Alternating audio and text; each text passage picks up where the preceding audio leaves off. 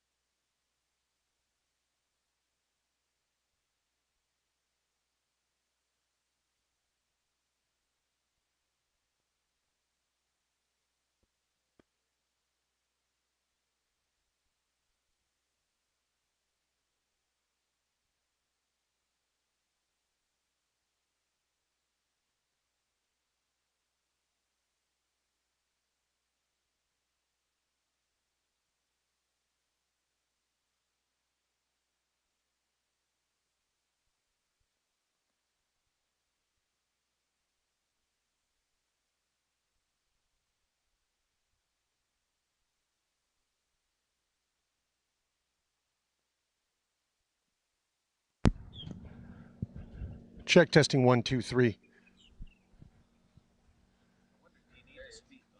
Here we are. 2022 West, stop number 5. We're here at the beautiful Swiss ski resort. Check testing 1 2 3.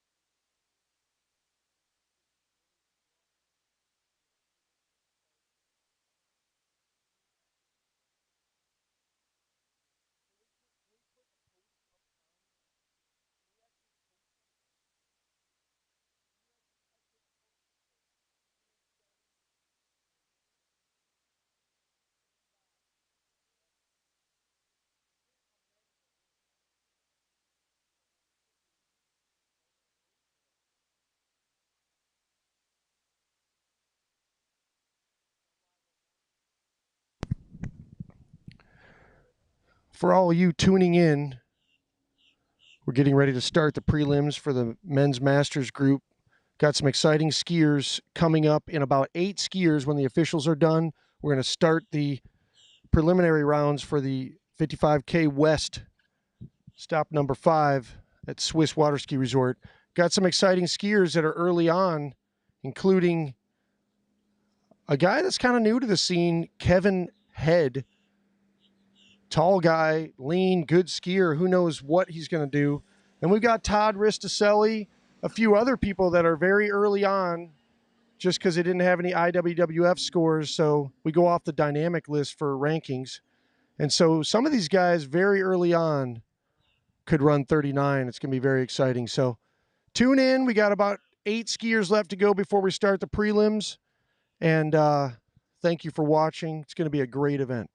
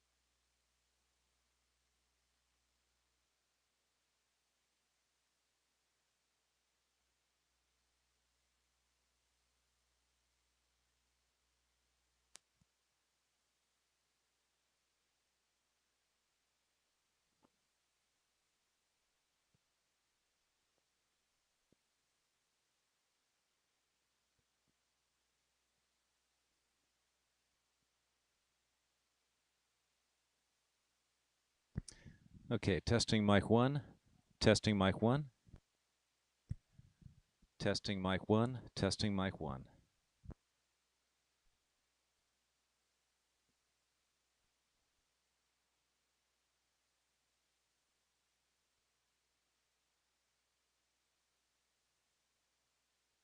Testing mic 1. Testing mic 2.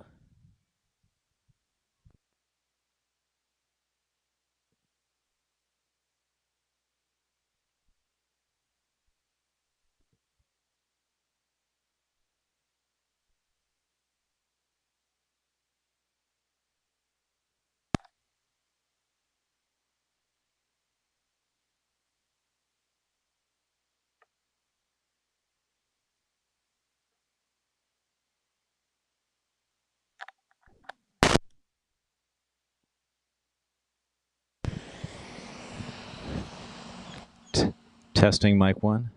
Testing mic 1.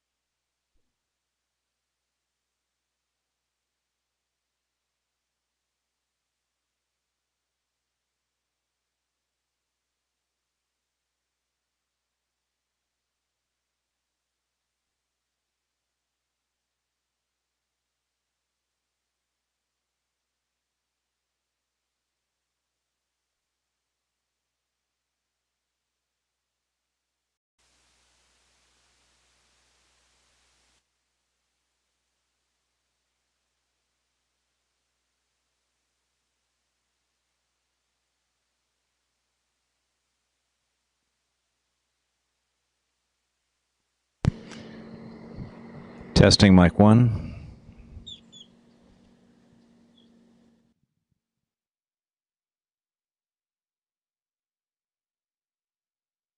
Mic 1.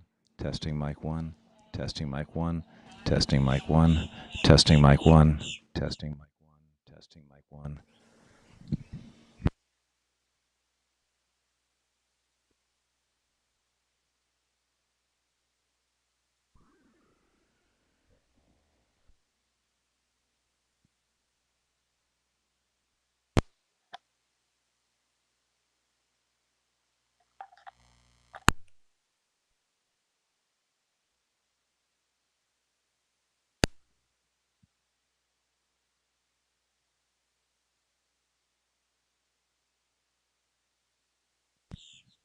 Testing mic 1. Testing mic 1. Testing mic 1. Testing mic 2.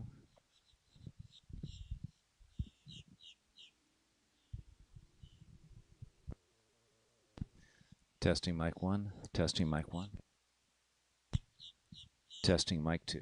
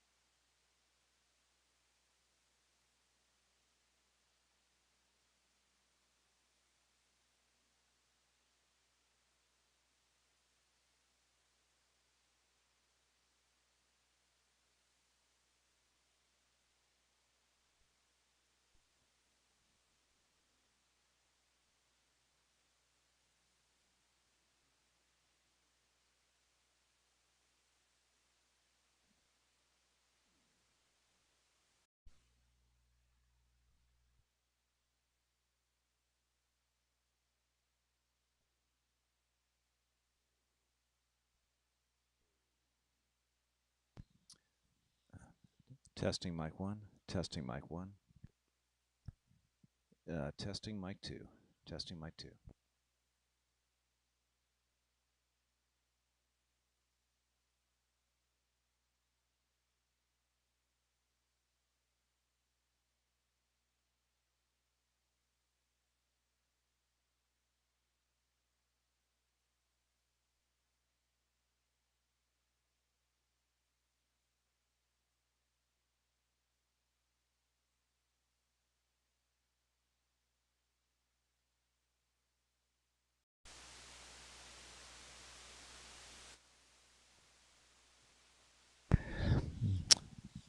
Testing mic 1, testing mic 1.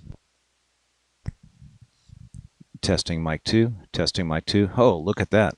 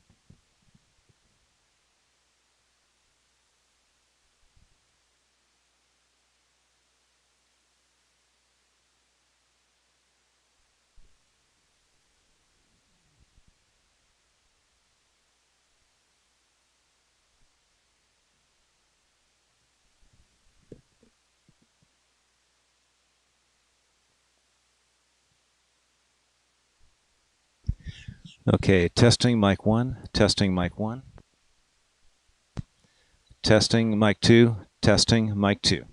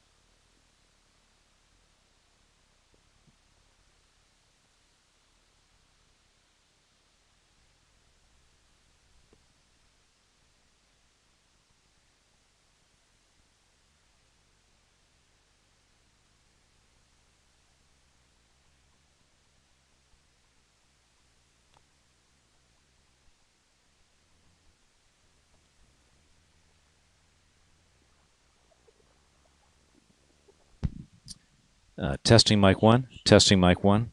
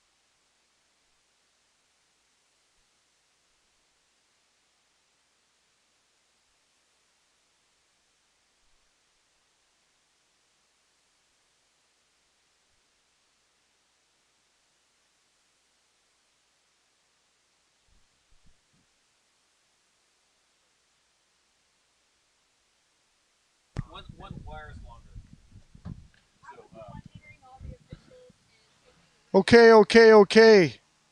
October 15th, 2022. West number 5. Getting ready to start the Men's Masters preliminary round number 1 to determine the seeding for the 32-man head-to-head cash prize event that will take place mostly tomorrow. We might get a couple pairings done at the end of the preliminary rounds today. There's going to be 2 rounds of prelims today and then right into the head-to-head. So you know how it is. You get a bunch of men's masters guys on the water, put the trophies, put the medals on the line, puts a little bit of cash on the line, put some pride and ego on the line, and it's going to be exciting. They'll put themselves out there to try to make it happen. So getting ready to start here pretty soon. We're going to start with a guy who I've actually never even heard of, but I watched him practice, and the guy is actually a great skier. His name is Kevin Head. I guess he's from British Columbia area. So people are coming from all around the world for this event. We have people like Robbie Kelly coming all the way from South Africa. We had in the run order, but unfortunately Jeremy Newby Ritchie was injured in the 35 plus World Championships and then had to pull from this. But that's from he's from London, England, and then we have a big group of Canadians coming. So it's a pretty international event, and we've got some great skiing. We also have some new faces, actually. When you look at like Noah Viki, I mean, this is a guy who is very well known for anybody that's coached with Chet throughout the last 10 years. And he's also somebody that is one heck of a skier that runs 39. Now, because he doesn't have any IWWF scores recently, he's actually 4th off the dock. Well, Noah, I mean, this guy can ski, and he may very well run 39, and it might even be a surprise if he doesn't run 39. So we got Noah coming early. Here's a new face, Eric Francois, who's I think he's a foreign skier. I'm not sure if he's from Canada or from Europe, but haven't seen that face before. He is the Pan Am judge, so that's he's a Pan Am level judge, so that's great. Then you got Todd Risticelli, who's 6th off the dock. I always say this about Todd. Everybody knows that Todd was the editor-in-chief of Water Ski Magazine for like over a decade. He did that very successfully. Of course, we all know what's happened with the whole print media. It's just not what it was in a different era. But he ran that magazine super well, and he's also one hell of a skier. Well, one thing about Todd that I always tell him is he probably had the greatest 34-mile-an-hour performance in the history of the sport in 2012 when he took on Andy Mapple under the lights at the Big Dog Final. That was a former format that they called the Big Dog. It no longer exists. Now we've got 55K West. So the 55K means 34 miles an hour, and West stands for World Elite Slalom Tour. And so, anyway, back in the day, Risticelli beats Mapple under the lights with a score of like 4 at 41 or something like that. It was unbelievable. And then the next day goes out and sets the men's masters record at Okehewee in the men's masters division for the AWSA U.S. Nationals. So what an awesome skier and a super good dude. Then we got Chris Clark coming up, 7th off the dock. Chris Clark is from the Midwest and he's been doing these men's masters cash prize events for, going back to like 03, 4, 5 in that range. He's been around forever. He actually won the Nationals a couple years ago at Okehewee. He's one heck of a skier and a great competitor. He's coming up. Terrence Fogarty, the inventor, who's got all kinds of great inventions under his belt. His son's a snow ski racer, and I know him. I know Terrence through that. They're a devoted snow ski race family, and Terrence is he's taken over H2O Pro Shop. Some of you may remember that from back in the day. Seth Stisher was running that forever, and then Terrence actually bought that, still runs it. He also has a Nautique dealership in I think it's New York where he lives. But yeah, so Terrence is going to be on the water shortly, running 8th. We got Jeff Kepsha, 9th. Here's a newcomer, Pete Shoemaker from Michigan. But here we got first Kevin Head on the water, coming off, looks like 28 off. First round, they're allowed to start at 28. Second round, it's 32 mandatory start. So Kevin Head from BC, tall guy, no problem with 28 off. I actually stood next to the guy yesterday, and he looked like he had a substantial reach advantage over all of us. Let's see if he can use it to his advantage this round. So I'd like to point out that the title sponsor for 55K West is Good Water Skis. And we all know that Good has been involved in sponsoring and helping, even at the grassroots level, some of the most influential and important events in water skiing, including the U.S. Nationals. I mean, who can even remember a Nationals that wasn't sponsored by Good? So they're also making, amazing water skis. Probably, I would say over 90% of this field is on a Good. And it could be different models. They make a lot of different models. And some of the highest performing men's master skiers are on Goods.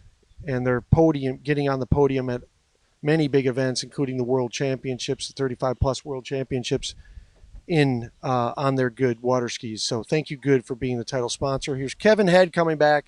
I think 32 off.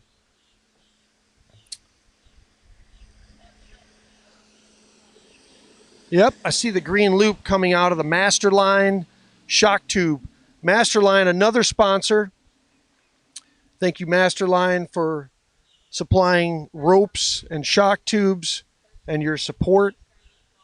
Masterline, they call it the Pro, the black rope. I call it the Poly Pro Max, but that rope is tried and true. No surprises. Skis great right out of the box. Literally the only rope I've ever used that doesn't need much of a break-in period at all. They're ready to go right out of the box. Masterline, I think they've towed every world championship in every discipline, has been with a Masterline. They make great ropes. Thank you again to Masterline and Russell Gay for supplying the ropes for the 55K West Tour and the shock tubes. Kevin Head coming back, 35 off the line. We got a little tailwind, nothing much. Pretty good one. Not bad at 2. Little leaning with the shoulder there, but he's in it. Nice turn on 5. Turn 6 out the gates. No problemo.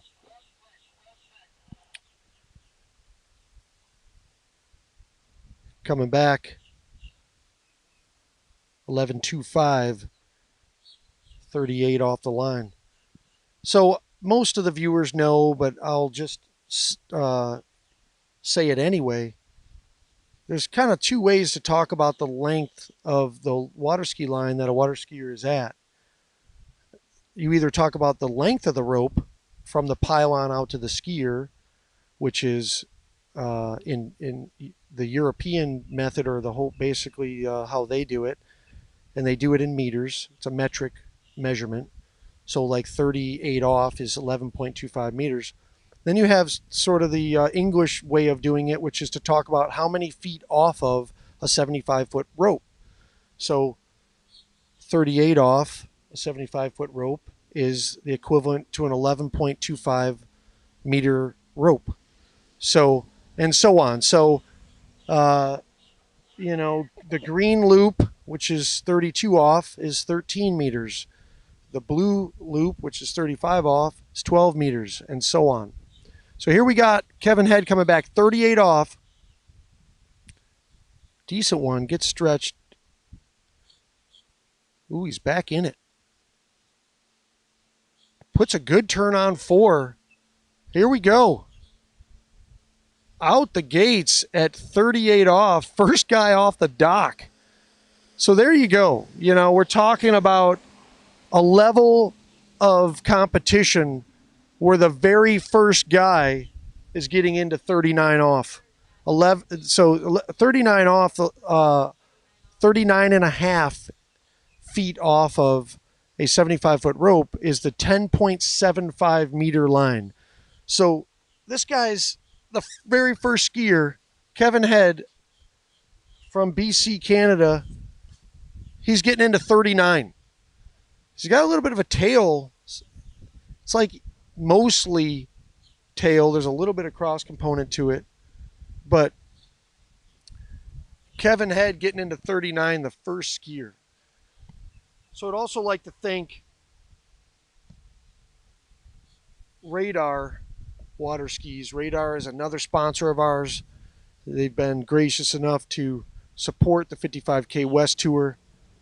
So thank you, Radar, for supporting 55K West. Here we go. Kevin Head, 39 off.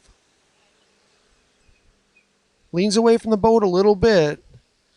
Used most of the gate there. Decent one. Big, strong, tall guy.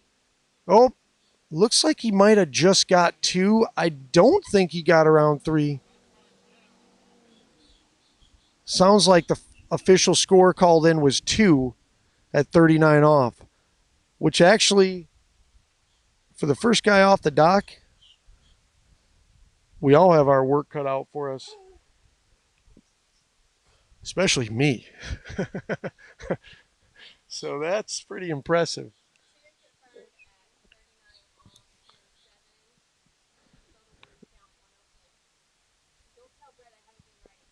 Kevin Head scores 2 at 39 off. First guy off the dock.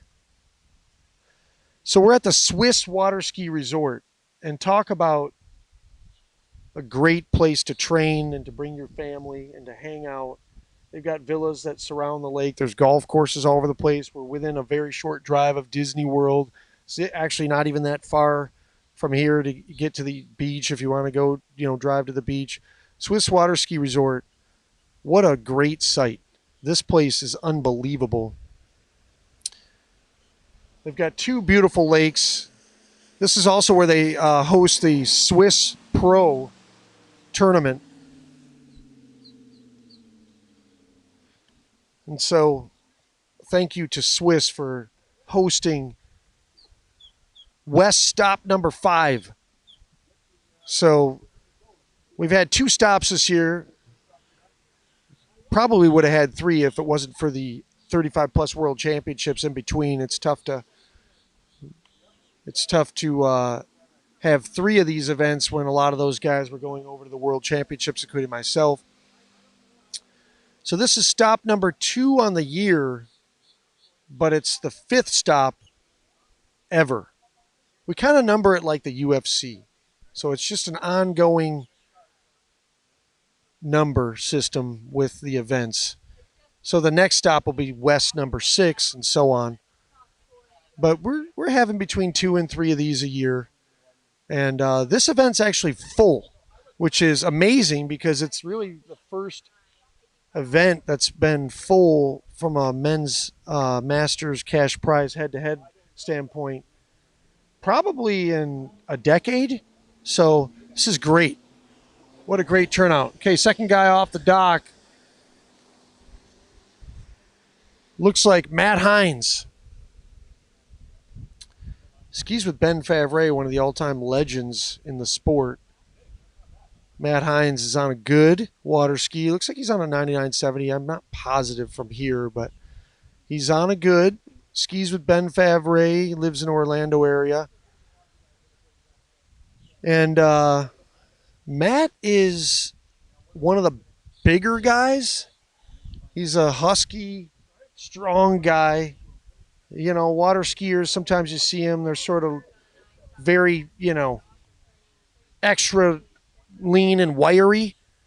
Matt's, he's more like a guy that he's super strong, but he's not a wire. So the great skiers come in all body types.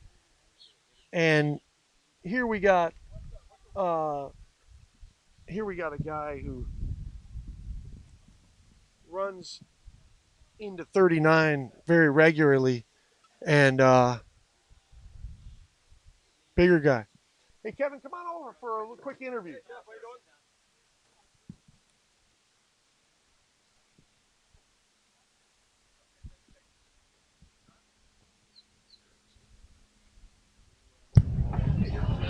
Great. So we got Matt Hines coming back. Soon as Matt skis, we'll get to Kevin. So Matt Hines coming back. I think he's at 32 off. We'll double check that. Pretty nice pull out. One of the things that Matt does, he skis with quite a bit of ski in the water, which is good. I mean, that's what makes the ski turn. When you get the shovel of the ski in the water in front of your front foot. That's what makes that ski turn. So there's Matt. That's a very nice pass. It looks like it was 32 off, and it was. So here we got a guy. This is Kevin Head. Kevin, tell us a little bit about yourself. Where are you from? What's your water ski background? What brought you to this event? Give us a little background. Well, I'm from Vancouver, Canada. Started water skiing maybe 13 or so years ago, 10 to 13 years ago. And yeah, I've been coming to Swiss for a few years, and they've been bugging me to get into tournaments. So I was here for this week, so I just signed up. So here you go. You didn't just come to a tournament. You came to a men's Masters cash prize head-to-head event. So basically, it's like what you've decided is your first fight's going to be in the UFC. That's basically what you decided.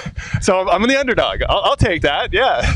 Well, I just saw you ski, and I'm not sure if you are the underdog. You might be more like a sleeper. You're like a dark horse. People, honestly, we don't know you because we've never seen you at any of these events. I assume this is your first, head-to-head tournament. Am I right? Absolutely, yeah. So none of us know where you come from, but I saw you ski, and we're all like saying, "Whoa, we got to pay attention to this guy." Oh, thanks a lot. 1 second. Here we go. We got Matt Hines coming back. 35 off tail. Nice pull out. Nice, strong, confident pull out. Very wet around 1. That was a good, confident turn. No problem at 2. Come on, Matt. Turns 5. Looking good. Around 6 and out the gates for Matt Hines. Coming back at 38 off. So, what ski are you on? I'm on a good 9970. Okay, what size? 68 and a half. Okay, so that's they come in 67, 67 and a half, and then a 68 and a half, right? Yeah. Okay, 67.75. Okay. And then they got the 68 and a half. And so look at you. You're on a good. You come here first guy off the dock gets into 39. I think you kind of sent a shot across the bow of everybody. Good. Yeah, hopefully. I mean, you send. I mean, everybody that was sort of chilling out, they now have a lightning bolt sent through them. Like, uh-oh. Hopefully. I bet you just sent like 3 people to the porta potty right after that. They're like, okay, I got to get cleared out. You're pumping me up too much. I got another round of skiing to go. Don't pump me up so much. Well, all right. Well, so we're gonna. It's a 32 head-to-head, 2 at 39. Very, very good start. you still have something to work for, because if you get, into the top 16, there's one bye. You get into the top 8 on your preliminary round, all of a sudden you get 2 byes. Okay. And one of the things that maybe you haven't known is that energy is a big thing when you have to ski up to 6 rounds to win this whole thing. Yeah. 2 rounds is enough for me. Well, how about 6? Yeah. So if you can get a bye here or there, that ends up factoring in big time. That's a big deal. Fingers so crossed. Here we go. We got Matt Hines coming back 38 off into the headwind. Pretty nice 2 ball. Oh, he doesn't get around 3. So Matt Hines 2 at 38. So we got Kevin Head here still in the lead with 2 at 39. Nice talking to you. Thank you for making the trip, being part of 55K West. And hope you have a great time. Thank you very much. Yeah. Okay.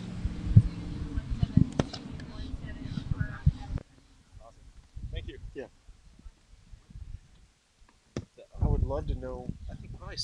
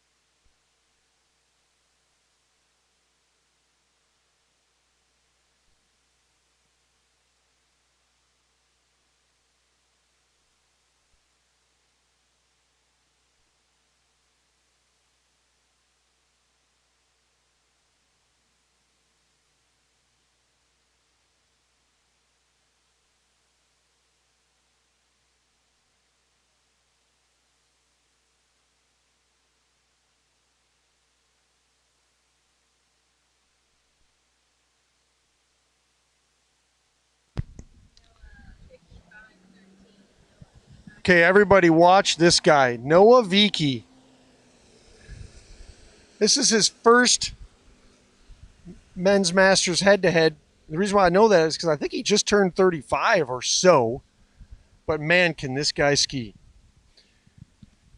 He is one of the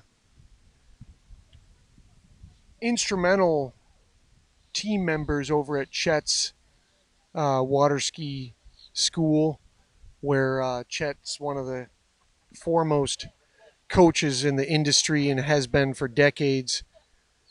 He's also got awesome technique. I mean, you watch Chet and he just looks like he's going 2 or 3 miles an hour slower than a lot of guys. Not everybody, but he's a great skier. And Noah's been with him on Chet's team, driving the boat, also coaching, part of their water ski school.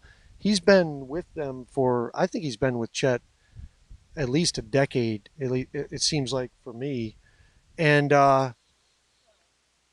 Noah is a really nice guy and one heck of a skier. And actually, I think there's probably a decent part of this field that don't realize how good Noah is, because they've never seen him in a 34-mile-an-hour event. He skied 36, and then he actually took a lot of time off of competing. So he hasn't been consistently in the competition circuit because he does a lot of coaching and he enjoys water skiing a ton and working on his craft, but he wasn't always competing. So here you go. You got a guy who a lot of people don't know, and all of a sudden he's a real threat to get through 39 and put a little lightning bolt into the field. Coming back, I guess, is his 35 off. We'll take a look when he's getting by us. Probably started at 32. Looking really good. I mean, Noah, that was butter. So here we go. Yeah, that was 35 off, coming back in the 38 off tailwind. Or as we talked about before, the 11.25 meter line.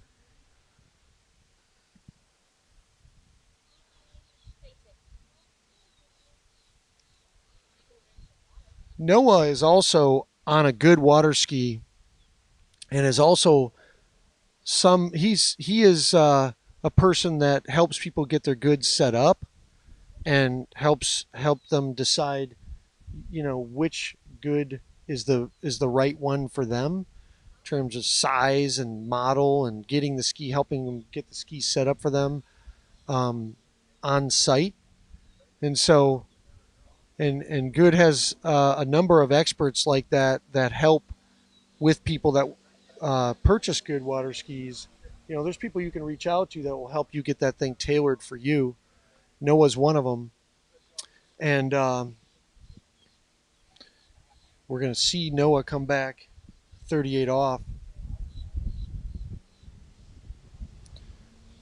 38 tail, Noah Vicky. Pulling out. Right foot forward skier. No problemo on that one ball. Looking good.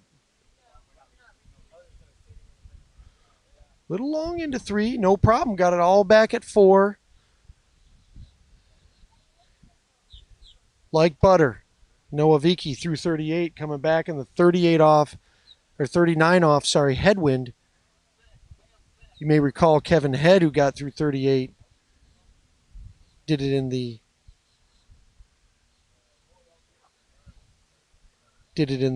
headwind, and he was taking the 39 tail. We've got Noah, who just took the 38 tail wind and taking the 39 off headwind. Skiing into there's not a ton of wind out here, but there's enough to just give it you a little bit of support at the buoy. Keep the line a little tighter.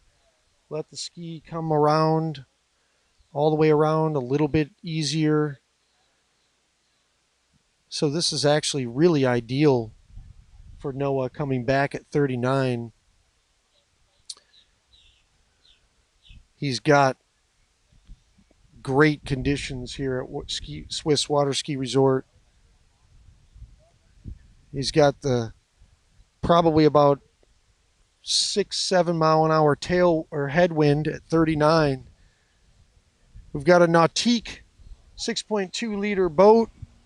He's got a great driver in Keith Albritton. We're using SurePath. We've got the ropes perfectly measured by our TC, David Skirvin. Everything is tight, and it is as legit as it gets. Here we go. Noah coming in. 39 off. Pretty confident pullout. Nice one. Look at that. Turns 2. Turns hard at 3. Look at this. Here we go. Noah. No problem. Runs 39 with a little hit out the gates. Are you kidding? The third guy off the dock runs 39. Uh-oh.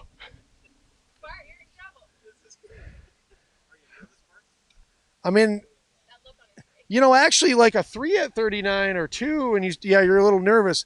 The guy smokes 39, and actually you're not nervous because it's more like, well, okay, I guess there's that. There's that, What a great round for Noah going so far. I mean, third guy off the dock, smokes 39. And what patience he showed at 5 and 6. I mean, he was a little down course going into 6, but no problem. Noah, I was just talking to him this morning, and he was walking to it's a little interesting tidbit for people watching. He didn't have shoes on. He was walking from pretty far away. And I was like, Noah, where's the shoes? I mean, I said, that's pretty organic of you. He was like, no, I never wear shoes. I actually play basketball in bare feet, he even said. So here we go. Noah pulling out, 41 off, 10.25 meter line. Nice. Oh, he gets 1, but still great round for Noah Vicky, 1 at 41. For those of you keeping score, that's a 109. It's a big score. So congratulations to Noah Vicky, third guy off the dock, runs 39. What a beast.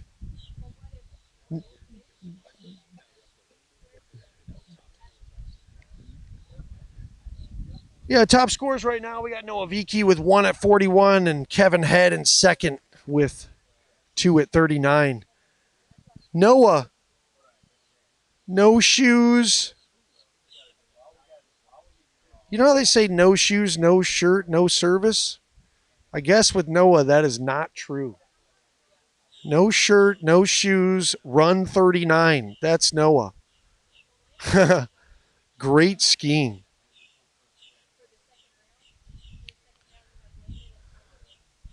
Any of you interested, you can see Noah at Chet Rayleigh's water ski school. Ski with Chet. You're gonna see Noah. Very helpful, very nice guy, super knowledgeable. I mean, Chet and Noah know as much as anybody about skiing, ski setup, water skiing in general. Good job, Noah. Here we are, 55K West, October 15th, 2022. Third guy off the dock runs 39. I guess I have, it's probably not a word, it's more like an utterance. Uh-oh. Uh-oh. Things are getting real. So thank you to Good Water Skis, our title sponsor. Probably 90+% of the skiers out here are going to be on a Good. There's a couple other brands out here, but Good Water Skis. There's a couple radars actually. I know Mike Columbine's on a radar. I know Casey Contos is on a radar. Thank you, Radar, for helping sponsor this event as well. And you take a look at the top scores today, and you take a look at the podium, and you can decide who's on what, and decide if you want to go out and buy the same ski they're on. So here we go. We've got Eric Francois. This is a guy we don't know much about coming out at, I'm assuming it's 28 off, tailwind.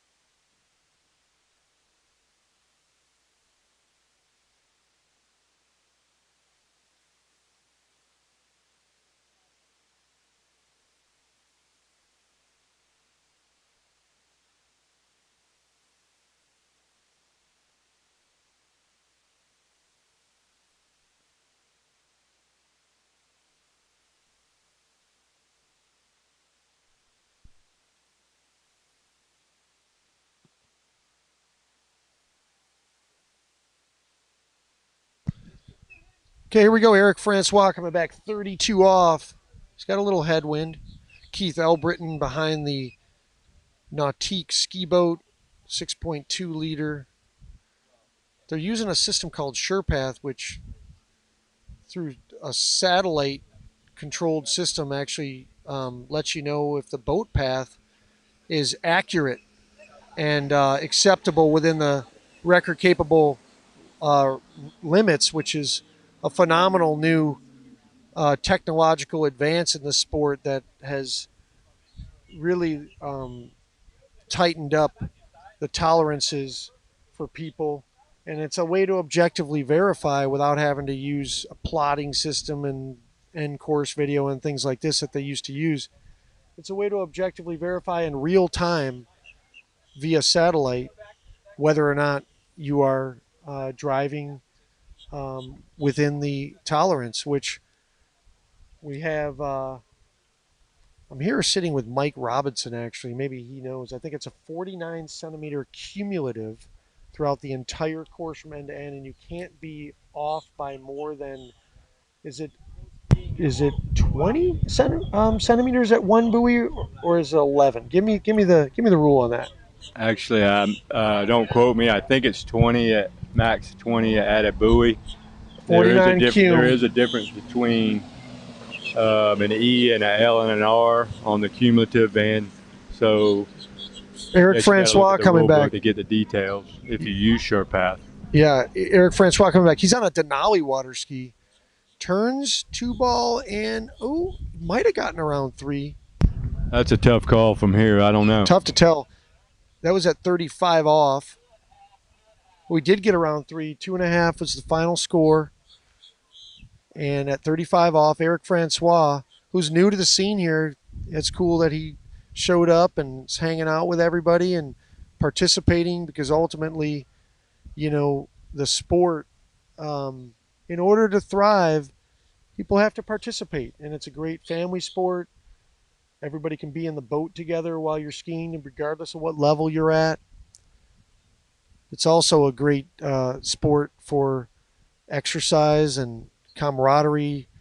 One thing about water skiing is, if you're doing tournament water skiing, it's sort of a long time between your turn, right? So you have a long time to hang out and talk to your friends. I think people get to know each other pretty well. So it's pretty funny this week. One of the newcomers, one of our men's 3 newcomers, TC Baker. That guy can ski, by the way. He skied very well the first round in our warm-up tournament, but he literally was asking, Mike, what do y'all do at these things? So in between rounds, it's just a lot of ski talk, hanging out, some judging, sometime, but at these type of events, Bart has set it up to where you're going to get on average here, you're going to get probably 4 sets minimum, guaranteed 3. Yeah, if you win 1 round of head-to-head, you're going to get 4 rounds of record. Everyone's going to make it in the head-to-head, because we've had a couple polls from people being injured. I won't even mention their names, but I hope they all get better quickly. So, when you're skiing at this level, especially at the men's masters age group, which is 35 and over, normally you're not getting hurt, but when you're skiing at this level, it does happen where you get a tweak here or there, and sometimes people can't perform at their highest level without risking further injury, and they're not doing it. So we had a couple polls. Everybody's going to be fine, and we have 32 people that are going to be in the head-to-head. So if you win 1 round, you're getting 3 rounds of record no matter what. Yep. So it's a really friendly format. We've got our field has got some great skiers, but we also the great thing about the head-to-head is you don't have to be a guy that runs 39 to be in the mix. I have a story about that over and over again. Yep. The great thing about the head-to-head is the underdog. We got Todd Risticelli on the water. I mean, Risto, this is a guy. He actually has a exercise physio business where he helps people digitally on over the internet or in person. He will help you. And Todd's got a business where he's a personal trainer. He's also the former editor of Water Ski Magazine. I mean, great guy, great skier. And like I said before, he is the guy, the David versus Goliath 2012 beating Andy Mapple under the lights. No joke. Wow. So phenomenal skier. He's in great form this week. I've been watching him this year. Run some 39s in a tournament. So I predict he will be in the final mix of things. It's a big prediction. And you know what's awesome about this for the viewers is we're at like the 4th, 5th person off the dock, and we got a guy who actually could be in the mix for winning this thing.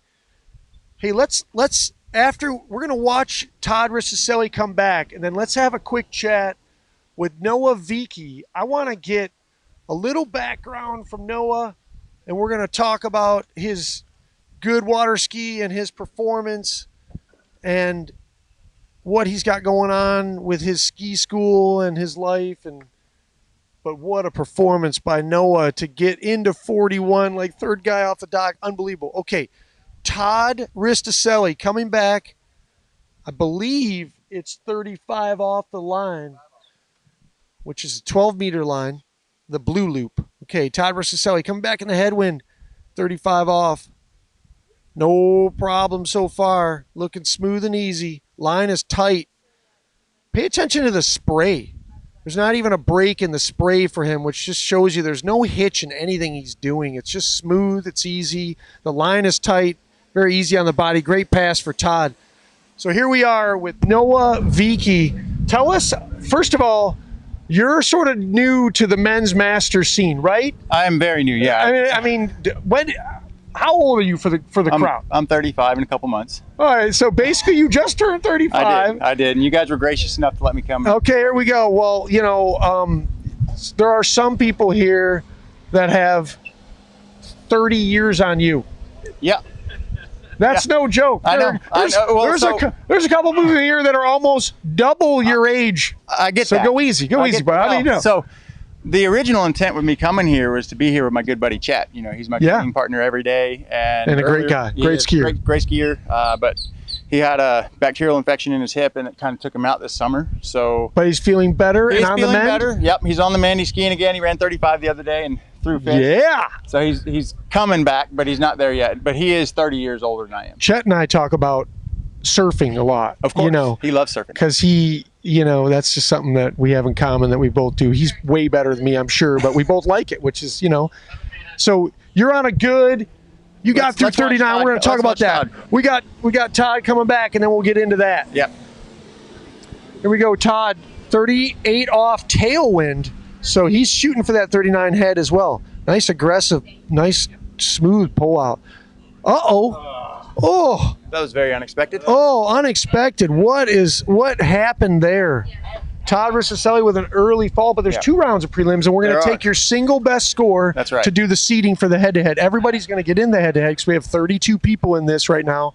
And so Risticelli, as we know, I mean, he could literally, even if that was his score, we know he can go out and get mid-41. Yep. He could go from a half at 38 off, get into the head-to-head, go through 6 rounds and win the whole thing. He could. I mean, literally. That's what makes head-to-head exciting. Yep, he's fit enough to do it, and he's we know shooter. His capabilities. I mean, he's got the men's masters record. Yep. You know, with whatever, I think it's 5 at 41. You know, great skier. So, tell us about your ski. What are you on? I'm on just a XTR carbon core. Okay. XTR carbon core. So the carbon core is you know, the late great legend Dave Good, one of his last gifts to the sport. It wasn't just carbon in the skis, because he was the first guy to really introduce carbon, right? Which honestly, probably, I always say this because I think it's true. I stand by this. No one in the history of the sport has had more impact on scores than Dave Good. I say that, and so. And I believe that. So, you know, people have opinions. There's Herb O'Brien. There's all these people out there that are great innovators and contributed a lot as well. But when Dave introduced carbon fiber to the sport, that was a game changer of epic proportions. It was, and everybody followed suit. They sure did, because it was a past difference. It was. Dave told me a great story. We were at Men's Masters Cash Prize head-to-head event in Spain, and he told me that when he came out with the 9100 and they introduced that at the Elite Worlds, that it literally was a pass difference. If you were on that ski, I don't care who you were a pass better than somebody not on that ski. Yeah. And so Dave Good has had a massive impact on innovation. Well, here's the last gift he gave us before he tragically passed away. God bless you, Dave. We miss you like crazy. But he gave us not just carbon in the layup, but he gave us carbon in the core. He did. And so you're on a carbon core. I am. XTR. Yep. Which is the what we all refer to probably as the nano shape. It's the nano shape ski, which is one of the best selling skis out there ever. And what a great ski. And that's one of the latest versions of it. It is fantastic. All right, we got Chris Clark coming in. 28 off. Chris Clark from Indiana. Chris Clark actually just a couple years ago won the Nationals. Unbelievable. He's coming 28 off, looking smooth, no problem.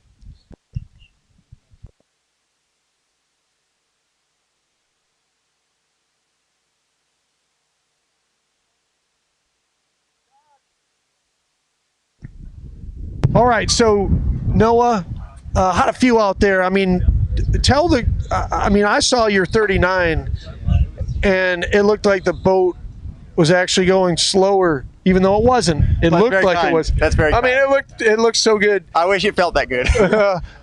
But you little fight at the end, right? Yeah, the start was really nice. Kind of biffed 4-ball a little bit, went to my back foot, and had to work 5 and 6. But you were patient with it, right? I don't know if I was patient with it more than I was just thinking, you're not missing this pass. And I just made it through the end, fortunately. Tailwind kind of caught me coming back at 41. So I was a little fast at 1, kind of stood it up. And that was so you come to your first cash prize Men's Masters head-to-head event, just fresh off of turning 35 years old. You literally are... you look like Robbie Lawler. I mean, literally, you're like a UFC fighter. You come here. I mean, you're just skiing unbelievably. So, thank you so much for being here. Pleasure. Thank you for having me. An amazing performance. And everybody, if you get a chance, go check out Noah and Chet at Chet's Water Ski School. They're in like Boynton Beach, Florida area. Yeah, Boca, Palm Beach. Boca, West Palm area. Palm Beach Training Center. Oh, Palm Beach Training. I knew that. I kept saying Chet Rayleigh's Water Ski School. Yeah. Palm Beach Training Center. Palm Beach Training Center, and I've trained there too. Chet's a great guy, great coach. He is. So are you. Thank you so much for being here. Thanks for having me. And yeah, great to have you here. And yeah, good luck the rest of the way here. Thank you. Thank you.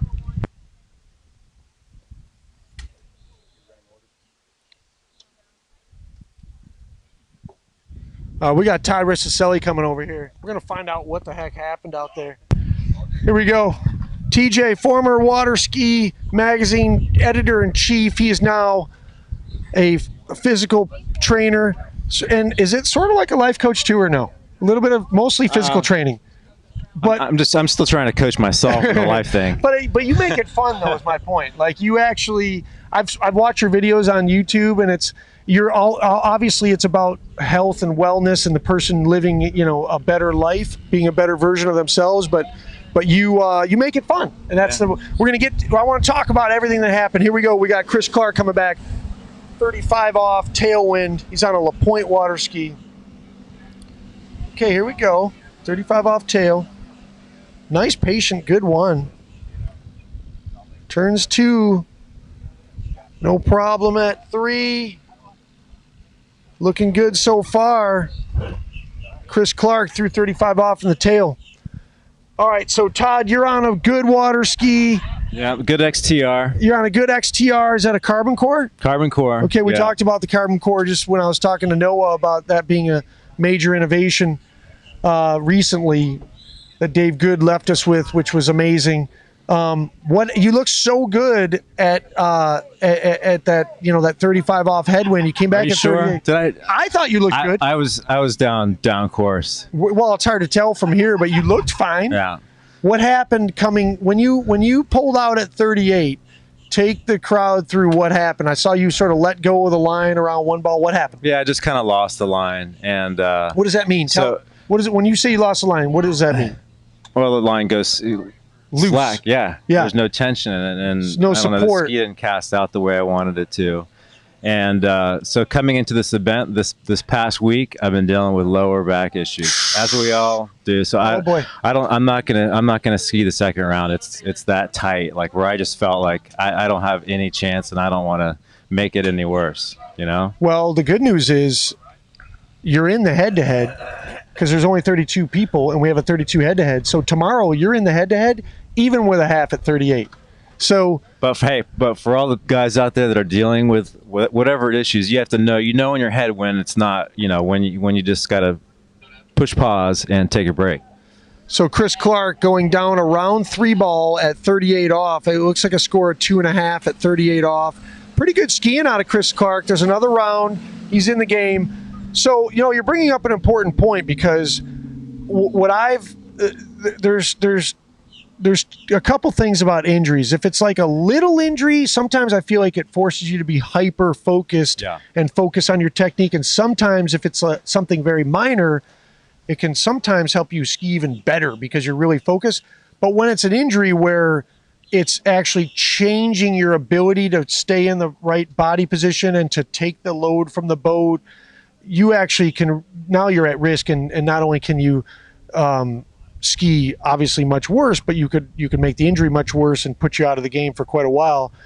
Is it the latter sort of where you're at on that one, where if you skied again, it feels like, this could take me out for a while. I don't want to keep pushing this. Yeah, and just the way it is, like I know in my head I have no shot of making the top 8. No shot of being, So you're in the head-to-head. Yeah. And now, wait a second. You are the ultimate David versus Goliath story. I told a number of times the story of you versus Mapple under the lights. Yeah. What I call the greatest 34-mile-an-hour performance ever. So we know you're capable, but you're in the head-to-head. So now you're going to be a person that's going to could be a shocker. We got Terrence Fogarty on the water. The guy with more inventions than anyone in the field. Pretty amazing. Terrence, super smart guy. He's a great dude, really interesting person to talk to. He's am I right? Is he responsible for Fogman bindings? Yes, he is. Yeah. I mean, been in the game for a long time. He's been in the game for a long time. So his son is a ski racer. And is a really good ski racer. And he actually, I know that Terrence invented a snow ski race sharpener. Oh, so it's like, I'm sorry, what? They have these different machines where you actually can put it on. One of the famous ones is called a Tri-1. And they're expensive and they're heavy. And so Terrence actually invented a version that he believes strongly is, better than the commercial one. And it's just amazing that, the stuff that this guy has done, in his life. Really interesting guy. Runs a Nautique dealership now, I think. And he actually took over H2O Pro Shop from Seth. So he's got that as part of his, repertoire now. Terrence Fogarty, super interesting dude. Coming back at 32 off. Take us through this pass. I mean, so much about water skiing. Give the crowd, a little flavor of what's going on here. All right, so 32 off. This is still, warm-up pass, feeling out the water. Terrence skied here on Thursday in the warm-up event. I think he had scores into mid-38, but he's just cruising, just trying to develop some rhythm. As a lefty, he's got a really strong 135 turn. No problem out the gates. Terrence looking good. I don't know how it happened, but I actually ride a skateboard, surfboard, right foot forward.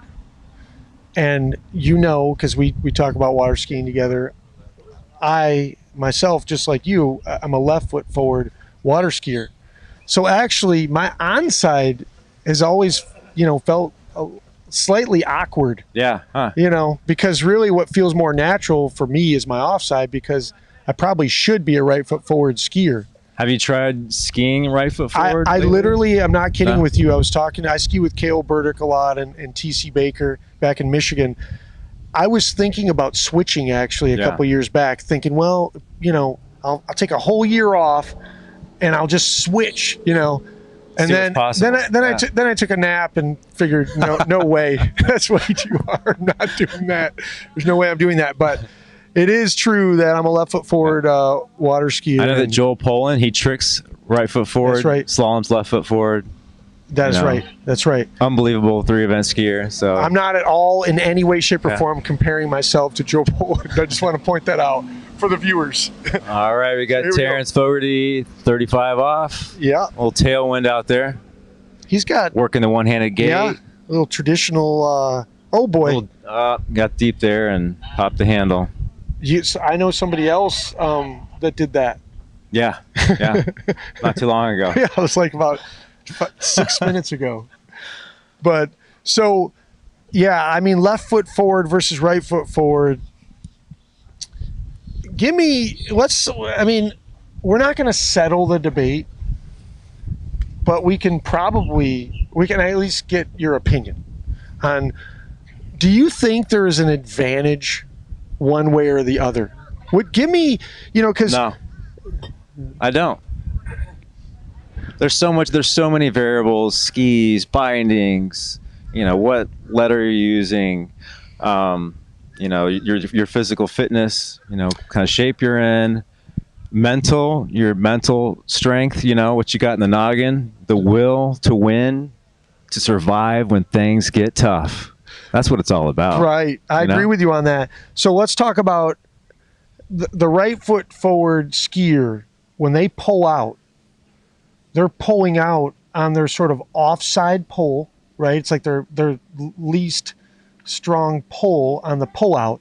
But then when they make that first turn in through the gates, some people call it the zero ball move. Yeah. That little carve is their onside turn. And so, some people have said, well, that they have an advantage on the zero ball move and they can create a little bit better carve at zero and maybe can set them up for a tighter line at one or whatever. But then you go to the lefty and that's their onside turn at one, whereas for the right foot forward skier it's their offside turn at one. So I mean, I've gone through like a little bit of some nuances on the difference, but what you're saying is that despite all those variables, they end up equaling themselves out where there is no advantage one way or the other. Is that? Yeah, that's what I'm saying. Yeah. Well, let's make it easy. So we have, there you have it. We haven't settled the debate, but at least Todd Rissacelli's opinion. So if he was ever called in as an expert and they said, is there an advantage one way or the other? We know your opinion. Yeah, it is. Yeah. There's no advantage. Yeah. So I'm gonna let you take this over. I'm gonna go hit some Advil. Thanks a lot for the interview. See you, Todd. All right, we got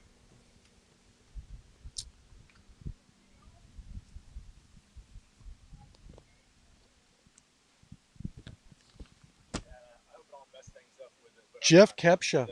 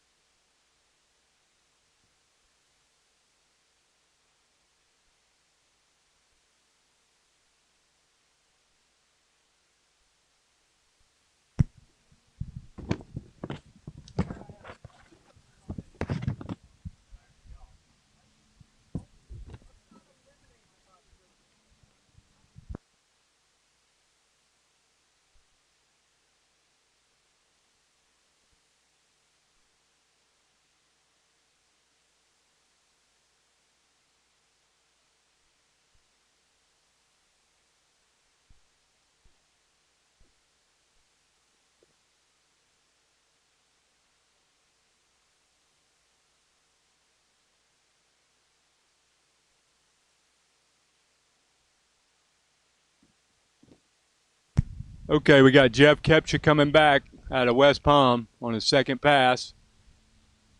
I think this is 32 off. The wind is blowing, so there's some strategy involved. You got your top guys who will take the 38 tail, which we are requiring a 32 off start in the second round. We got a pretty full slate today, so that'll bring some excitement to the event. So there's a lot of strap, but the first round you can start at 28 off, and I think we're going to have a lot of people doing that. Like you say, your big guns that can run the 38 tail easily and run 39. They'll take the 32 tail start. So our top score so far is 1 at 41, Noah Veek out of West Palm. As you just heard from Todd Risto his back is out, so that's not good for him or for the event. He was one of the top guys. But here we got Jeff Kepcha, tail 35. We got Keith Albritton out of Lake 38 behind the wheel. We're looking for feedback on the webcast. Oh, he goes down early. That's an unfortunate fall. The wind, the wind is only probably about a 10, 12 tail.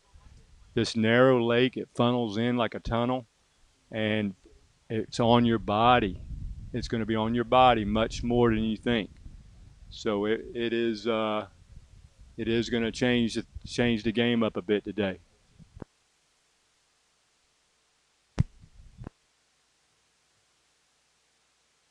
I will say this Swiss water ski resort. Now, if you want to come somewhere and ski and hang out, I mean, this place is like, I think our committee really wanted to do it here, and I mean, this venue is just spectacular. The viewing, you're in between two lakes that are like, you got a peninsula that's 20 feet wide.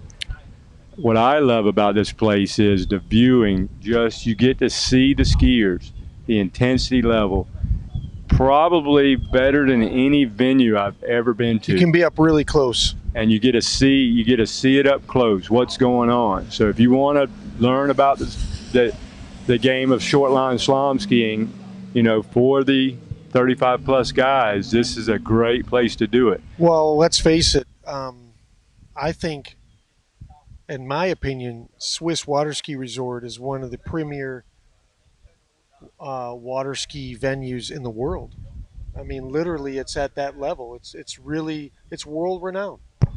No question. I mean, actually, I've been skiing tournaments for a very long time, and I was fortunate enough to recently get here because of just because what I've heard, and we skied an event here, I don't know, three or 4 years ago, and it served its purpose. The scores, it allowed us to ski to our fullest potential, and the scores are big here. Well, what's cool about Swiss too is there's all kinds of villas that surround the lake, with golf courses and all kinds of other recreational activities. It's a great place to bring a family. You can actually stay at the water ski site with your family and recreate, do all kinds of stuff. Probably about half our participants in the field today are staying on site with their family or with a group of skiers. But everybody is probably about half the skiers are staying on site. So it is, I mean, you're on it. Pete Shoemaker from Michigan. This is his first cash prize head-to-head men's masters event, and that's cool that he's participating. We've got a lot of first-timers. We had a first-timer who was the first guy off the dock from BC, Canada, Kevin Head. Got into 39. First time ever being in an event like this. Oh, my goodness. That guy is going to be a force. He's a threat, right? I remember when I was back in the day at these 34-mile-an-hour events and seeing one of these men's three skiers move up to move into this event. And I think of people like Jay Leach. I watched him at 35 years old move into this event, and I said, "Oh my, he's going to be a force," and he sure is a force. Well, Jay Leach, he's one of the legends at 34 miles an hour. He's won some big stuff, and what a skier. So Pete Shoemaker, first time in an event like this. That's cool that he's participating. He was also at the 35 plus World Championships. So we got Pete coming back. I think this is 13 meters. So the green 32 off loop coming back into the headwind.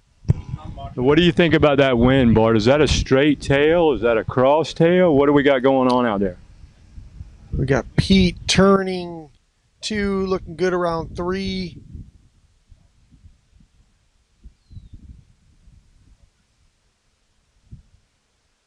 Around 6 and out the gates. I think it's like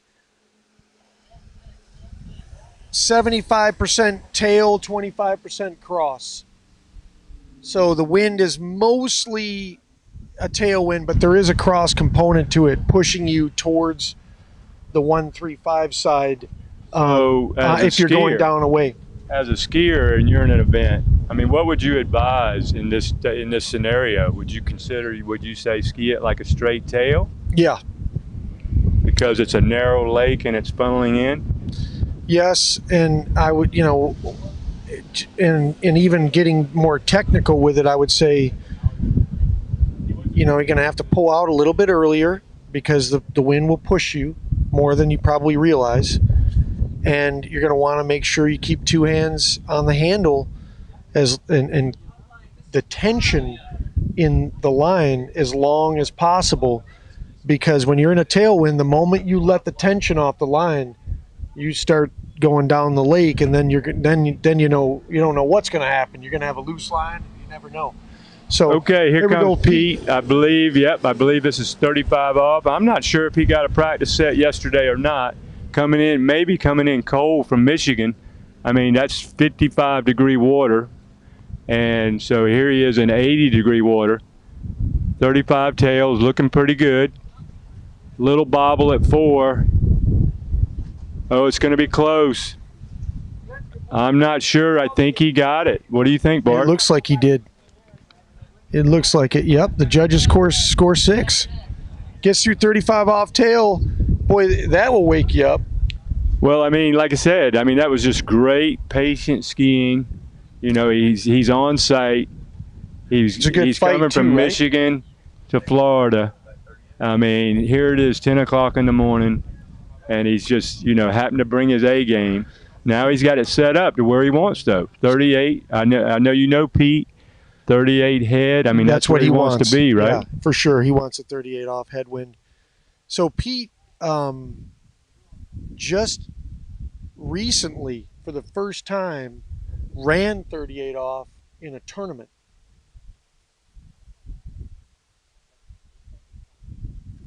So here we got Pete coming back. One of the things that Bart's probably talked about, and I just want to reiterate, is, to break into these events, we have so many people that are like, well, I'm not skiing good enough. I mean, you've got to come to these events and get in the mix and participate. You will learn so much. And I've watched it over and over. I've been skiing these events since '04, and I've watched it over and over. So you've got to get in the mix. Yeah, even if you're not at the level you think you need to be at, you'll get there a lot quicker if you're involved. Okay. Oh, Pete, a little hitch at 1. I don't know. Looks like he's going to have to settle. He's got a 2 at 38. Looks like I think he just had a little hitch at 1. He did have a hitch. 2 at 38 off for Pete Shoemaker. Still pretty good skiing, though.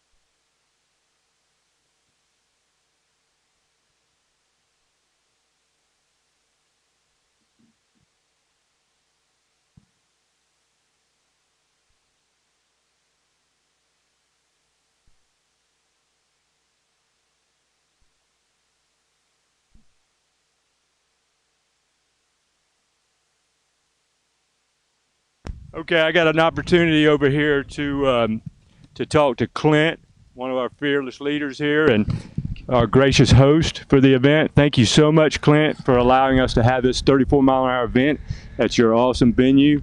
I mean, this is like as good as it gets as far as I'm concerned. October in Florida, I mean, this is about as good as it gets. Thank you very much. Well, yeah, Mike, you said it. October, Florida, it's pretty good.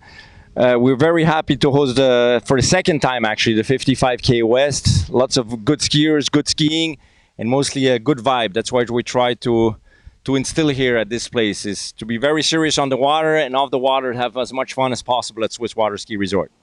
So let's take a quick break and see who we have on the water. This is David Mackey. He's, I believe, right down the road out of Central Florida, Orlando.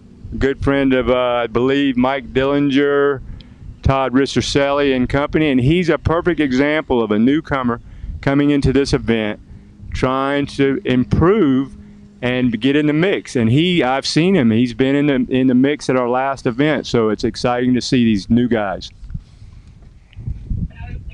Yeah, definitely, Dave. I think first time here, great first pass. He's an experienced skier. I'm sure he'll do good. So Clint, so how do you get to Swiss Water Ski Resort? What do you got as far as, you know, obviously you have your Swiss Water Ski Resort website. I mean, what do you need to do to come water ski vacation here, train here? What do you got to do? Yeah, fairly easy. So you go on our website, swisswaterskiresort.com. We offer skiing on 2 lakes, 2 man-made lakes, perfect man-made lakes. The lakes we're using today is Lake Caroline, is the lake of Swiss Pro Slalom. We also very fortunate. We have like 40 villas, 3-bedroom villas with swimming pool, jacuzzi, and everything that you can rent. And we're in the midst of a beautiful golf course, so it's ideal for, as you said, ski vacation. So you have a bit for everybody, for the whole family. You can contact us by phone, by website, and come here. It's simple, and you'll enjoy it.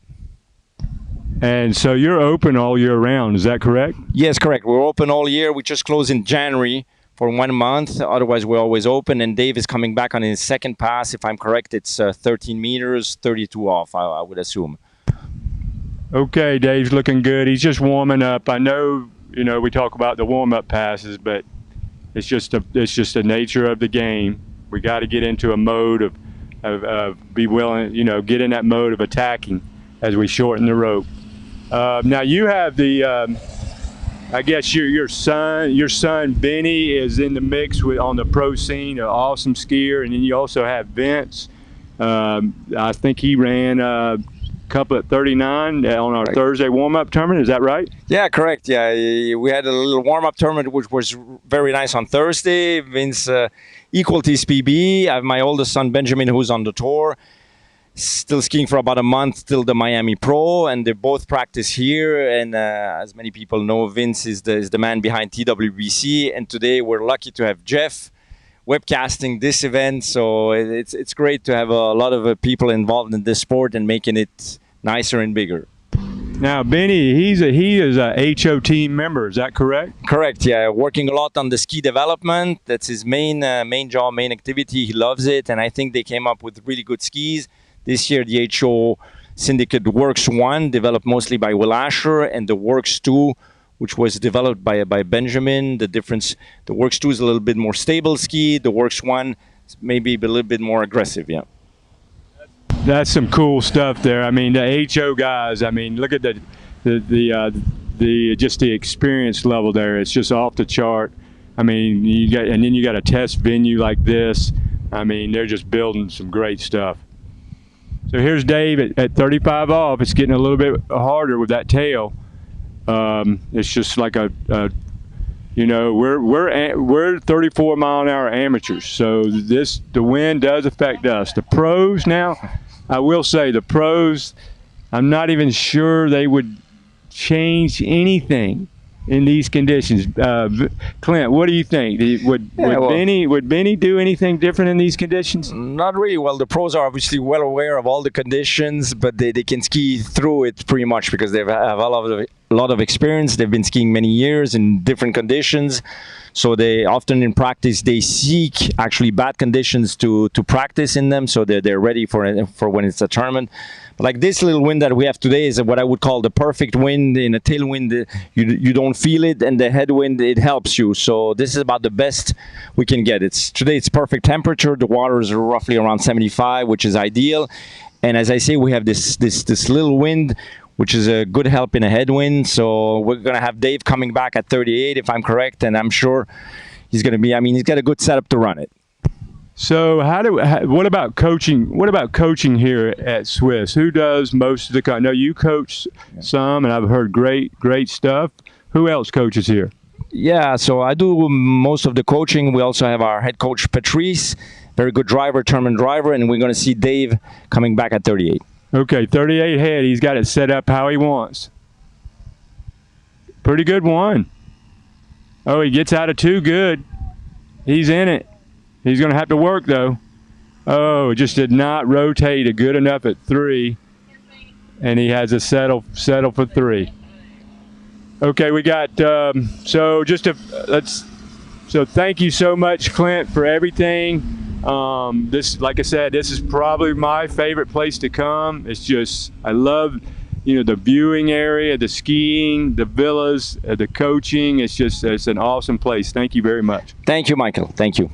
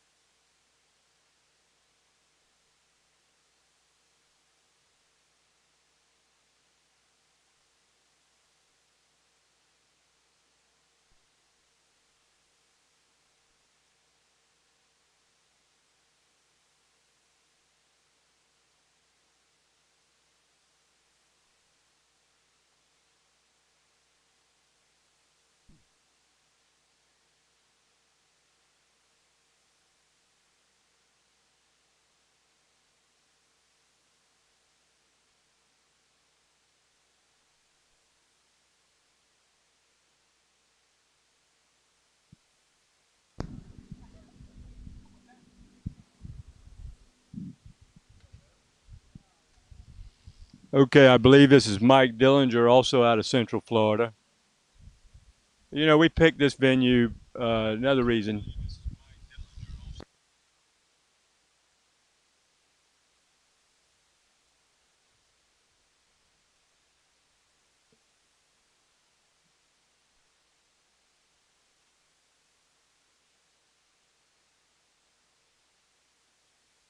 Okay, the way, I don't know if Bart mentioned, we do have a full set of rules. We're running L, and we have, abiding by world rules, and we use the IWWF world standings list for the running order, and so one of the new requirements for skiers. One of the new requirements for skiers is you do have to purchase that $25 license. I wish it wasn't that way.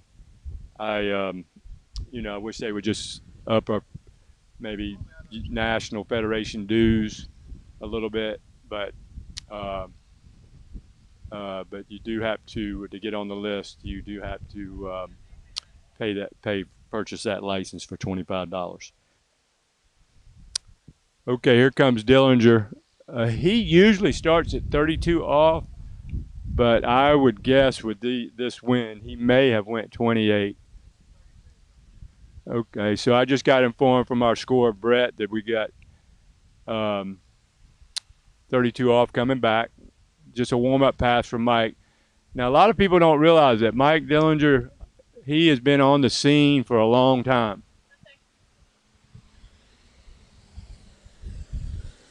He's one of those, by the way. I do know, great guy. He's just, you know, fun to hang around with.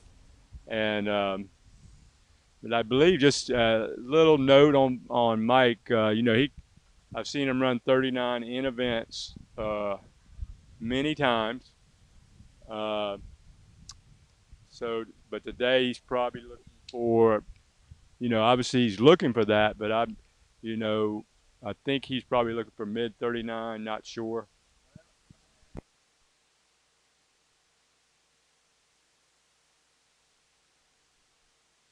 We got Keith Albritton behind the wheel out of Lake 38.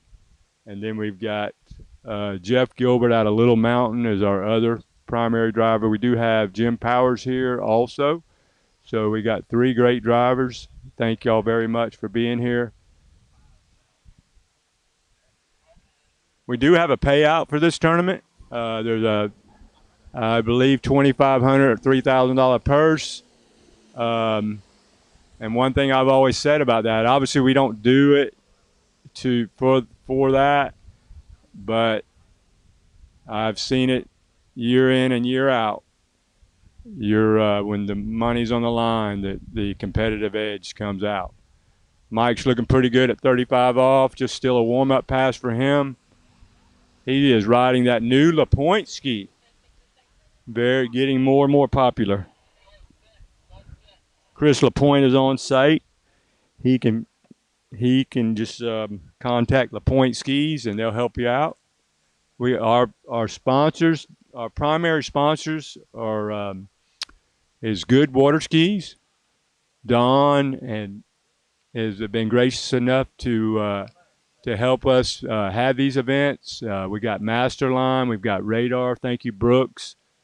So without these sponsors, we couldn't have these events.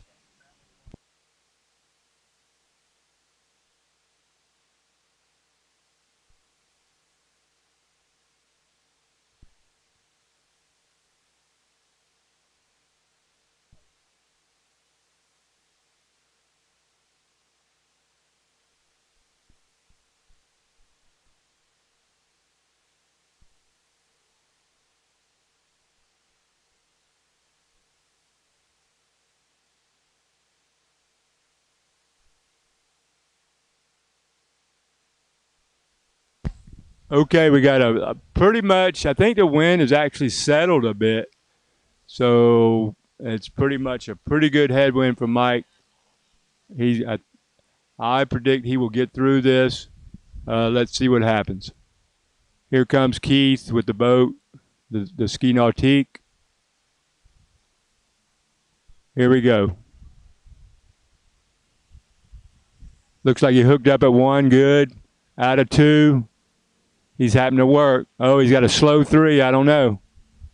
Looks like he's going to have to settle. Unofficially 4 right there. I don't know if he got back.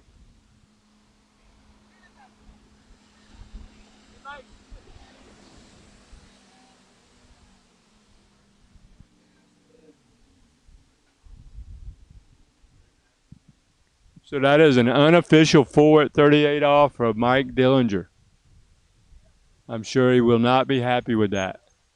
Our top score so far is 1 at 41, 1 at 10.25. Noah Veek, one of our new guys on the scene. We also got Kevin Head out of, I believe, British Columbia. Came here and I've watched him ski. He's going to be a great addition to the West event. He ran 2 at 39. I believe that is our second place score right now. So we got a 1 at 41, a 2 at 39.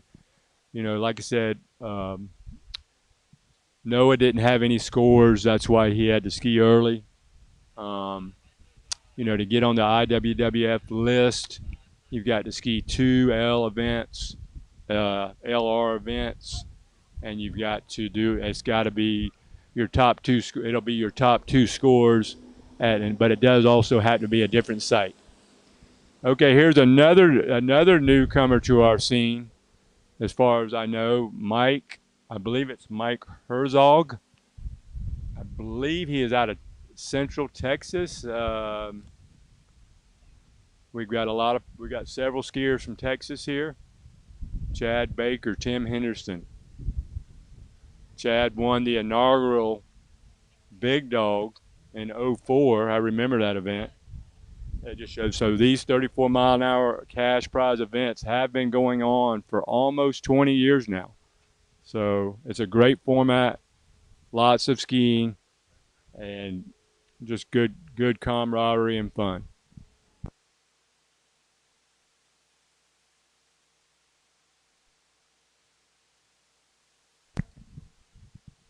It looks like we did have a scratch. Unfortunately, Tim Houston, a long-standing 34-mile-an-hour skier. Tim, phenomenal skier. I mean, I've been watching that guy run 38 and 39 for 25 years plus. But not sure the story there. But unfortunately, Tim did not make it. We've got so we got Mike Herzog on the water, 32 off.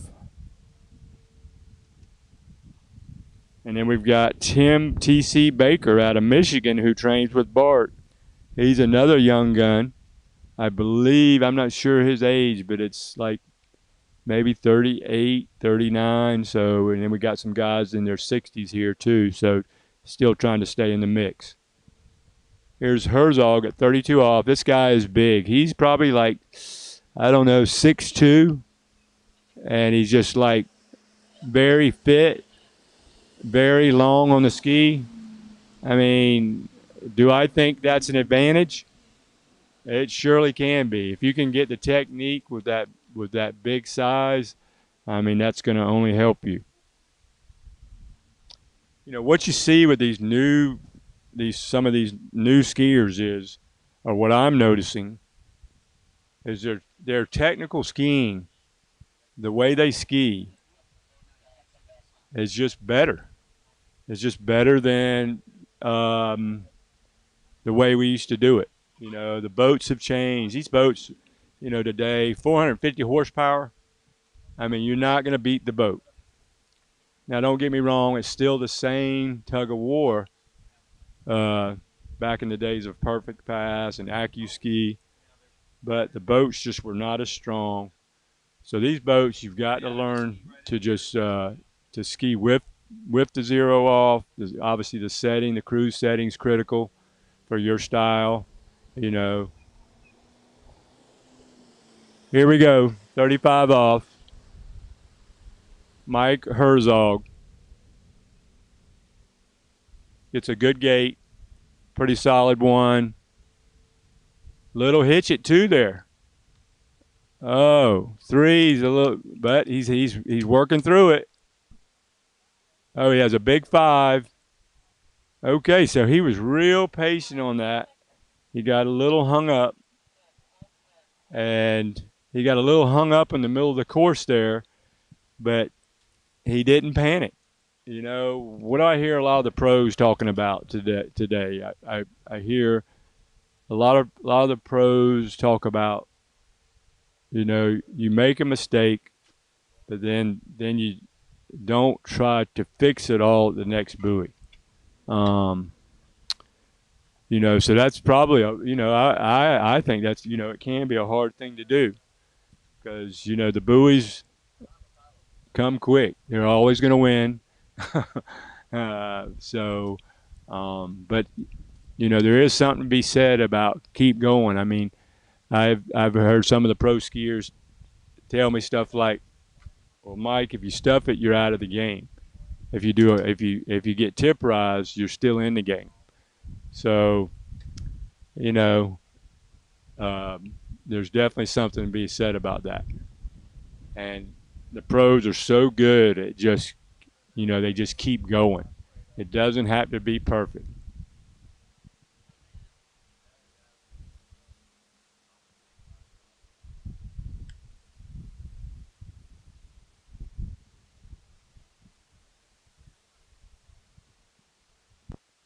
Okay, 38 off. Here we go. Got a perfect headwind. Got a big one. Little slow out of 2. He's going to have to work. Oh, he has to settle. I'm telling you, I just believe what I'm seeing here. Okay, I'm thinking this wind is more than it looks. You know, based on my judgment, my experience, you know, you just got a little bit. This, you know, you got these 40-foot pine trees all around this lake, but it's funneling in here a little bit, and it's just more. You know, it's definitely on the water. You're gonna feel it on your body big time. Fortunately, the water's good. Not too much issue with the water, but you are gonna feel that quartering tail cross, you know, off the dock. Okay, our upcoming skiers will be, our next skier is going to be TC Baker out of Michigan. TC ran 3.5 at 39 in our warm-up tournament on Thursday. First event, first 34-mile-an-hour event. He's a guy that can knock down 39. Would not be at all surprised if he knocks down 39, you know, right here today. You know, he's young. He's strong. He's been skiing well. He's on a Denali ski, and really skiing great on it right now. He's skiing phenomenal. So we got TC Baker, we've got Tim Henderson, Jeff Nate, Mike Columbine out of Canada, Graham Pfizer, Bart, Sam Ingram, Seth Stisher, Chad Baker, Mark Brandt, Robbie Alexander out of South America. Here we go, TC Baker.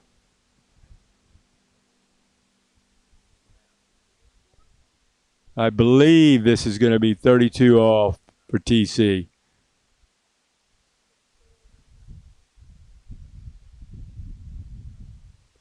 Okay, just a warm up for TC. Looking good, I believe it. Yeah, 13 meters. No problem there for TC warming up. So we have some Canadians here. We've got somebody from South Africa. Our good friend Jeremy Newby Ritchie from London was coming, but he did have an injury at the Worlds, I believe. I hadn't personally talked to Jeremy about that, but hopefully he's healing. I believe he got that in the runoff.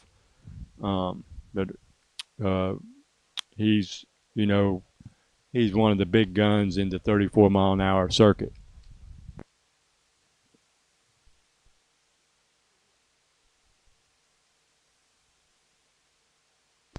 Okay, I got Mike Dillinger just down here off the water, fresh off the water. Probably not quite what he wanted. He was looking good. I mean, Mike, how was your set?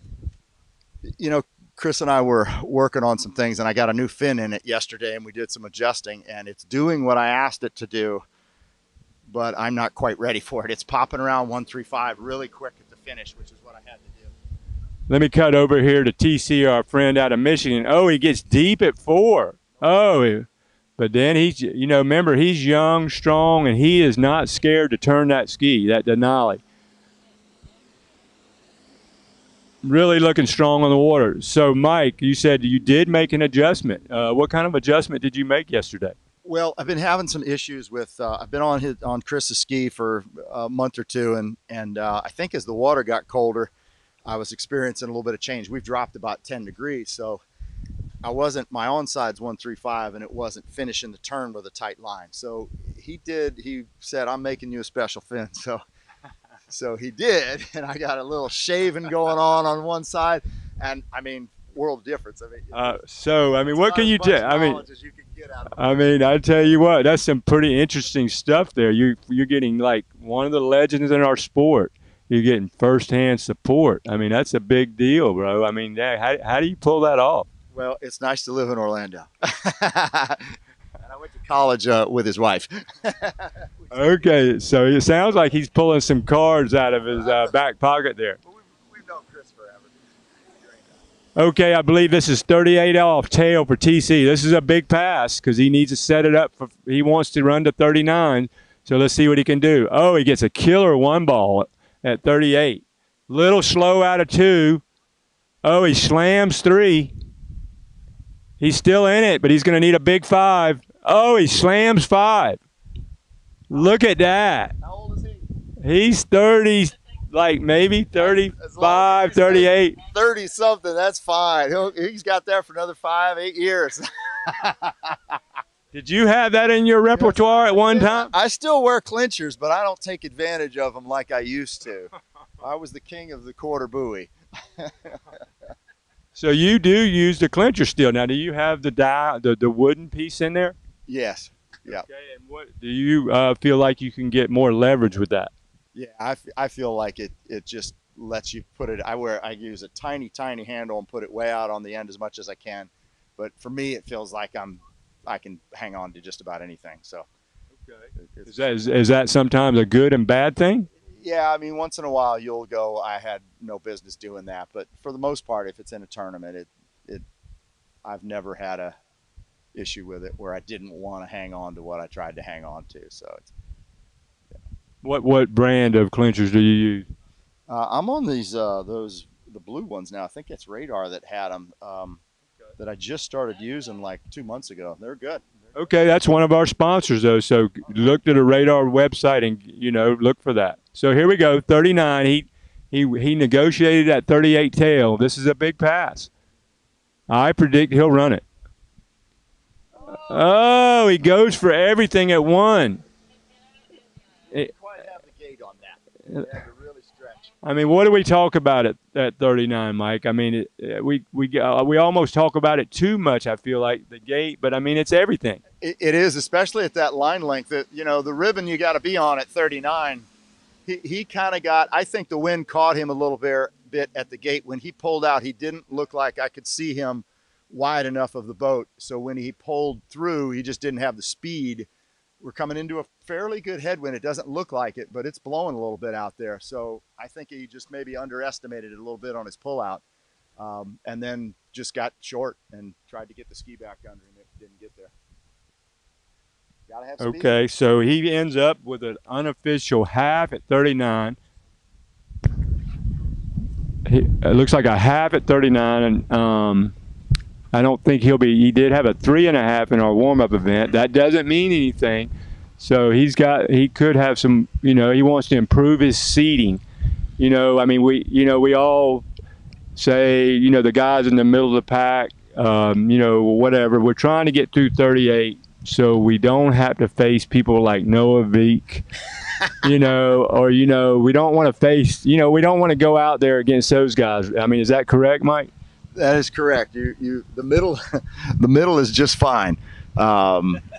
The top is just fine, but you don't want to be on the bottom. You get Noah and my guess is Darren or Todd. So I mean, that's not where you want to start your day. I mean, Todd. I've been watching Todd. I ski some with Todd, one of my good friends, and he did run 39 yesterday. So I mean, you really just don't want to go against those guys because you're going to need a gift. You're going to need a gift to win that head-to-head. Here comes Tim. Okay, we got Tim Henderson. I believe he's out of Central Texas. He's on actually he is on a new ski. I talked to him briefly, and I believe he is on a HO Omega. They've got a couple of new skis. I believe they're just now producing the so-called Works 01, Works 02, but I believe he's on the Omega. And he is capable of getting through 39. He ran 4 on Thursday, and Tim is one. He's an exciting skier to watch because he's not very tall, and to get that short, you will see him in the water, and he will pull out of it and get to the next one. He's a scrap. So we need, we're Jeff here. Jeff Swain is our webcast leader here at a Lake 38. Jeff, do we have so hopefully we can potentially zoom in on a couple of shots here, and we'll give you some stuff for because Tim, he will bring his A game out, and I suspect we could see some stuff in the water. Tim's a quarter buoy kind of guy.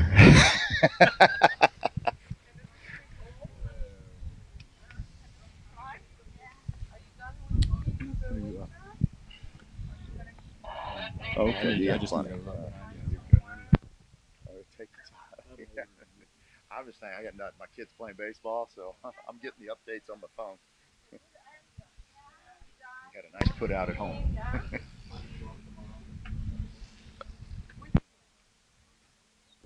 Okay, here's Tim. I believe I'm not sure if he went for the gusto. My gut feeling is this is 32 off.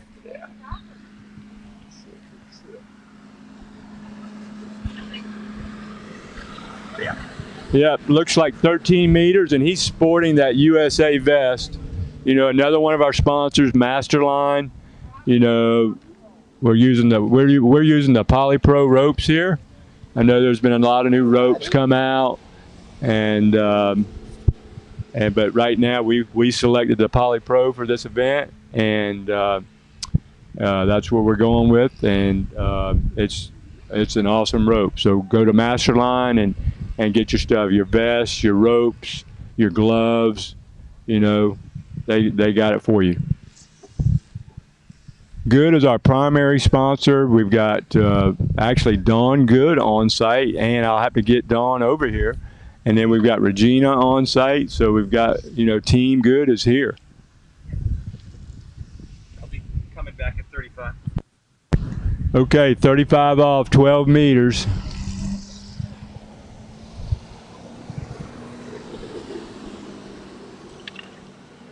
Tim has a great connection. I mean, a great style and connection. I mean, he's really connected to the rope. He gets out of one. Oh, what happened? Oh, I was just complimenting. I'm sorry. Tough break, Tim. You jinxed him. Good thing he's got a second round. I don't think I've seen him miss a 35, I'll bet, in 2-3 years of these things. So a little uncharacteristic, but he's got round 2. So I'm going to cut out and let Mike Dillinger take over for a bit, and you know, you just yep.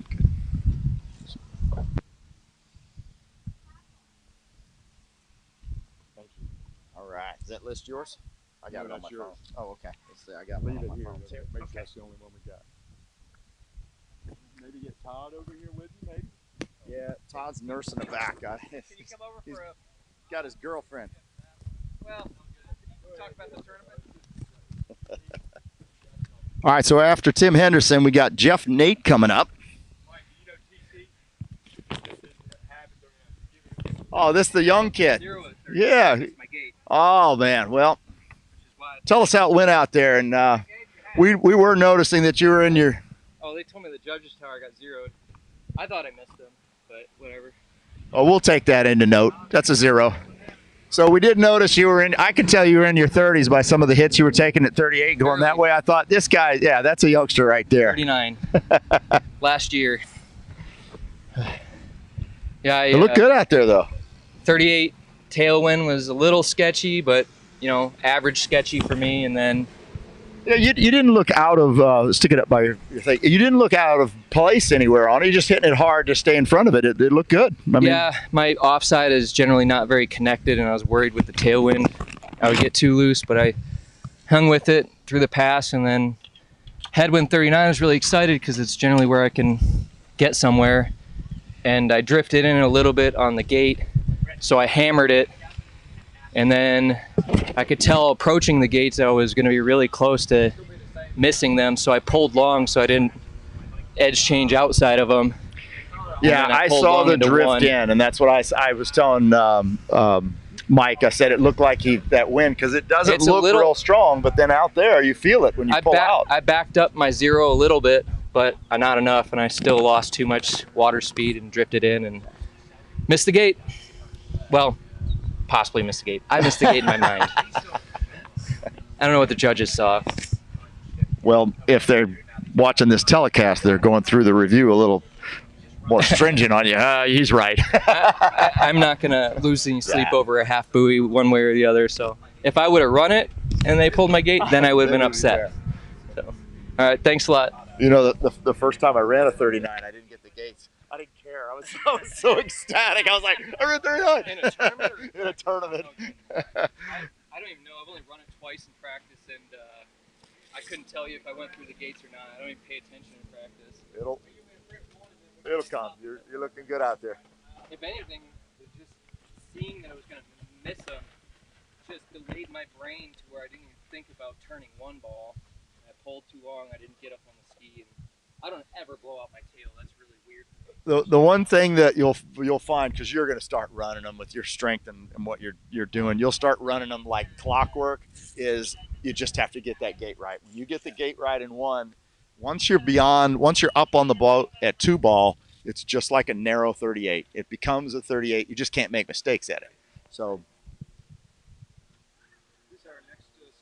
we got Jeff Nate. They might be doing this a little long wait, so maybe they're boat switching. Might be a switch of the crews or at least gas. Jeff Nate is not. Did he get hurt?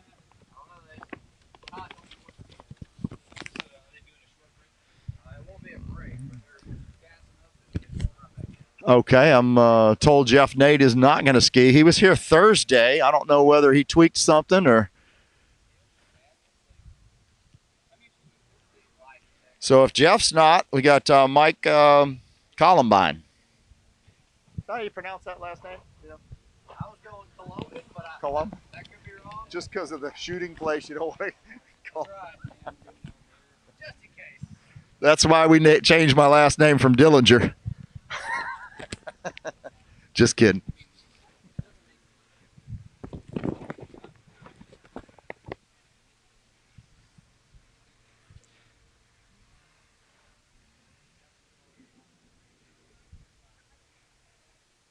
So the next few skiers, we got Mike Columbine or Columbin, however you pronounce that, and then Graham Fraser, and then Barton, Sam Ingram, Seth, Chad Baker, our reigning Men 5 national champion.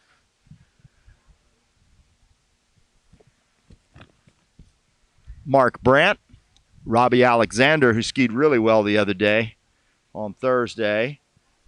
And Mike Robinson, Todd Kuykendall, Mark Manassi, Casey Contos, Joey Blakely, Mike Morgan, Todd Johnson, and Darren Montgomery. Pretty much every name that I just mentioned can run 39. So we got some exciting skiing coming. This is going to be good.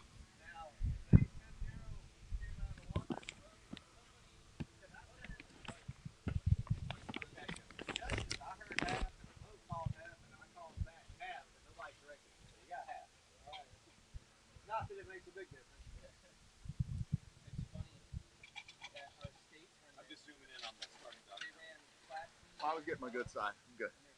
Put it right in there.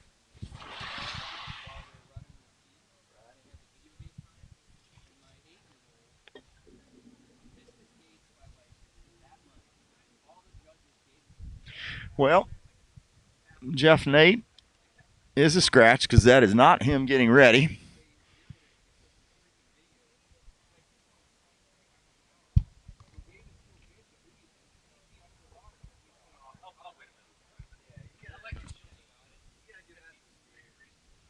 It's in my contract.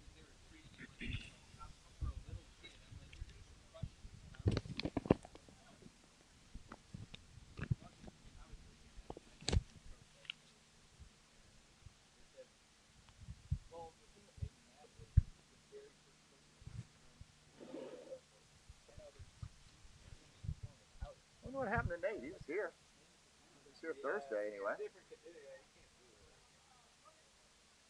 We've got 52 watching. We've got 7 thumbs up.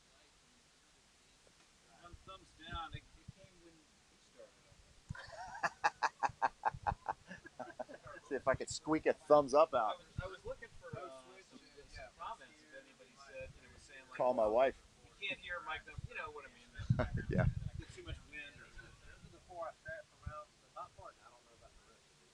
Yeah, I'm not going to scratch anybody until I know. Yeah. Todd, what happened to Nate or Jeff?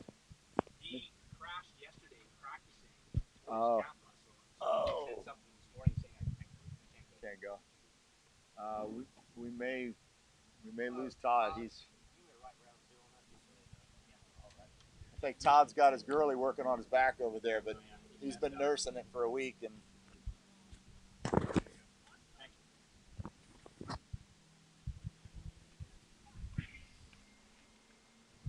hi, Jennifer.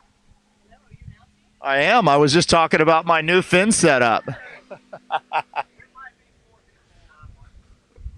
there's more than that. There's a bunch in the parking lot. I saw. Chris's fin worked for me, but I did not do it justice. We'll see. Second round.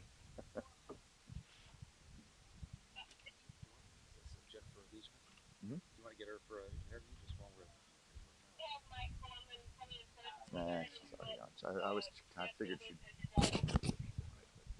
Oh, let's talk with Joey Blakely. This is a big dog right here. He's coming up soon. No, Joey's in game mode right now.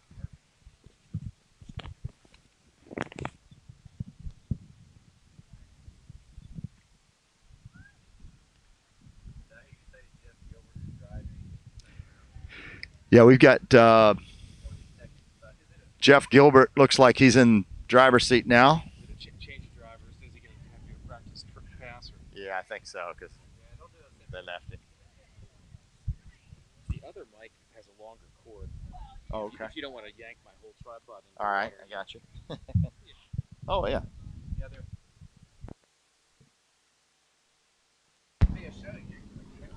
All right, so we got a new boat crew. They're going to run it up and down the lake one time so that the conditions are the same for everybody. Got Jeff Gilbert now driving. I'm not sure who your... Paul Armour is the boat judge.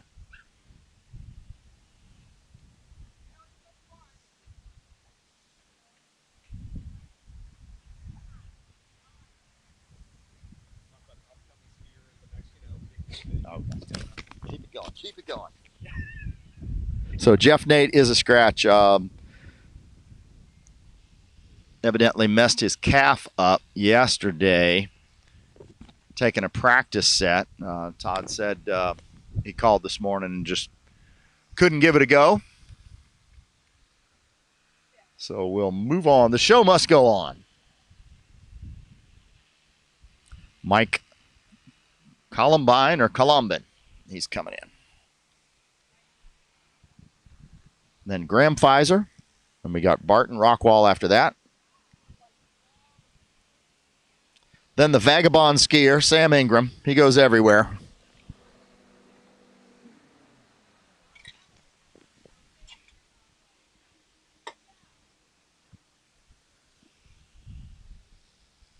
Swiss Fairways. You know, if you're looking for a place to go for a ski week, you couldn't do much better than out here. You got golf, you got skiing. It's always protected. Great drivers.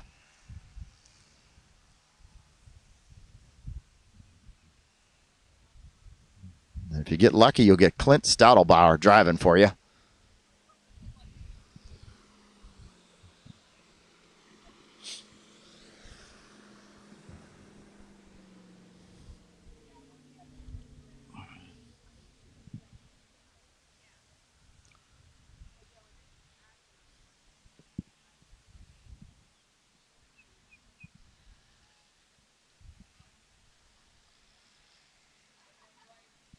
All right, we should be getting ready to go now. Mike Columbine it is.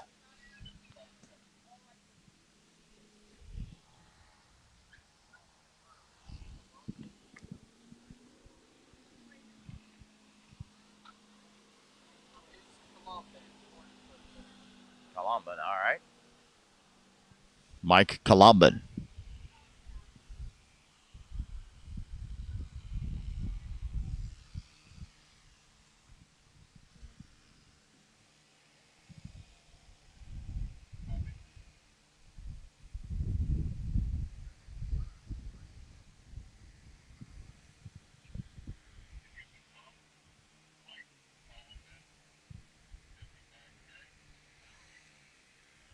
Mike's coming out at 28 off.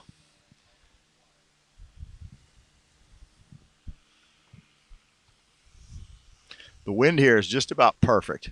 Takes any of the little nervousness out of it, gives you a little texture.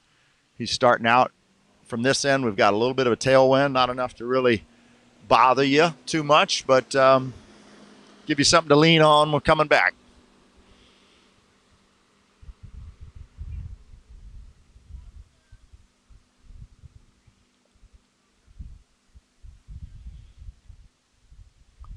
Looks really smooth here. Just a nice warm-up pass for him.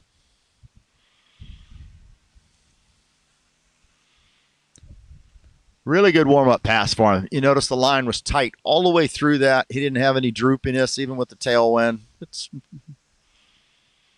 nice and comfortable out there.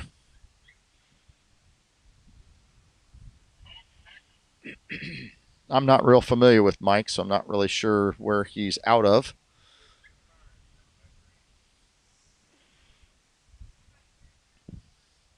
There's no bio, just a name.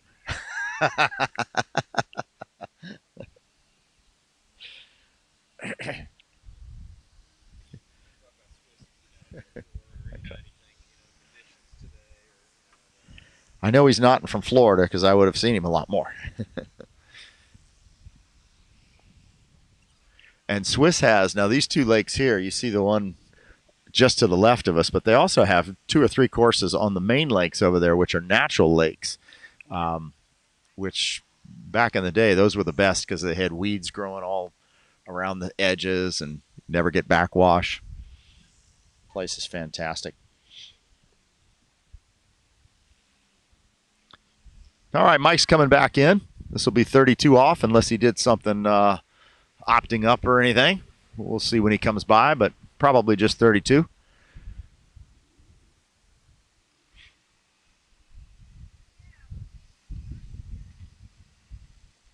Having no issues there, looking nice and smooth.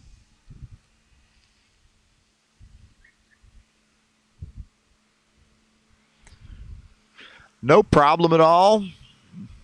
Out the gates. And he's just going straight up the line. That was 32.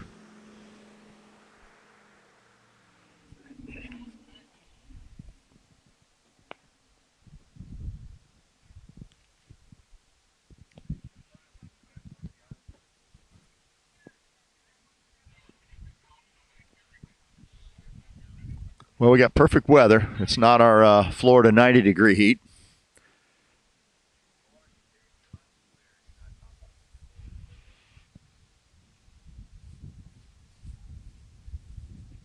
Mike's coming back in. He'll be coming back in at 35 with a little bit of a tailwind.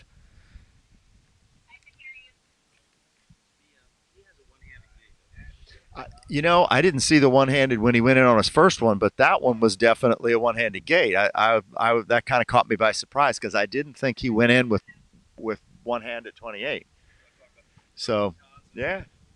Let's see what he does here. Maybe as he gets shorter, that's kind of where it got invented, or why people started to go to it, to try to make that turn in for the gate a little bit more like your 2-4 turn. Let's see what he does here.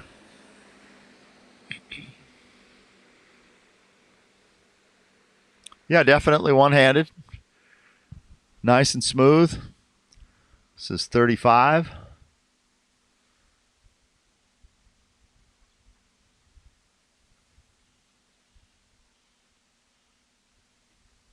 And no trouble at all there. Really nice, tight line. Looks good. You know, I ski with Todd Risterselli, who does one-handeds and two-handeds, and on any given day, you don't know what he's going to do. One feels better than the other. So I don't know. Does it give an advantage or not? I guess when you're feeling it, it does. But you know, I've seen him run 39s with two hands just as good as I've seen him run it with one. So I don't know. I've tried it. For me, I can't get the timing right. Years ago, Mike Ciderhound came out, and he was doing, and this was really wild, he would do a turn. We would do, and he had us doing this a couple days. You'd pull out to the right-hand side of the 55s and make a almost like a one-hander out there, a light one-hander, and then you would come across into your gate position, and you would make a full-on turn, and it wasn't a hang and bang turn, but it was a pretty aggressive turn. And boy, when you hit it right and you got the gates right, you just felt like you were miles early. But I don't see how you could ever get the timing right on it. For me, I couldn't do it unless maybe we put another couple of buoys out there to do it. But all right, so here he comes. This is 38. 35 looked pretty good. The wind is slided up a little bit. It's about perfect right now. Let's see how he goes. He's a hair slow out of 1, but that was a pretty good 2. Oh, just hook in and hang on, baby. All right, unofficial. That looks like 5. I thought he was back in it and was going to run that. He had a slow turn. I thought a little bit out of 1, like the wind maybe kind of got him a hair at the gate, and it wasn't quite where he wanted. But he turned 2 so well that he was right back in it. So good skiing there. Way to hang on. That was a really good tight 3 and 4 to get 5. I thought he off of 4. I thought he had it, but that's pretty good there. So 5 at 38. Next up, we got Graham Pfizer. Graham is a really good slalom skier and great overall skier too. He tricks and jumps as well. So another young buck coming up. It's good to see some of the 30-somethings get into the 55 West tournaments, and because it's a lot of fun. You get to hang around with some of the best skiers out there, so you learn a lot even just by sitting here watching, or picking their brain, or you came in after a set and it's like, hey, something's wrong, and somebody sees it and it's like, well, try this, here's what's going on. We skied Thursday and all these guys were out here, and I had Todd Kuykendall riding in the boat as a boat judge, and before I went out there I said, hey, something's happening on my 135. I'm not finishing over there, kind of see what you can see on it. And it was another pair of eyes watching you, and out here you got a lot of good eyes to see what you're doing. So if you guys are sitting on the sidelines at home thinking, I went to regionals and nationals and it's too much for a trip, go do it. You'll love it. It's a relaxed atmosphere. Just a ton of great guys that are willing to share the knowledge, and of course it's always going to be at a great site. And what do we get? Best drivers, best cameraman. Look at that guy. A lot of fun. All right, so here comes Barton. He's going to start, I heard 14.25, so he's starting at 28. And he works a lot at organizing these things, so many thanks to him. Works with our sponsors, Good, Radar, and Masterline, and Swiss.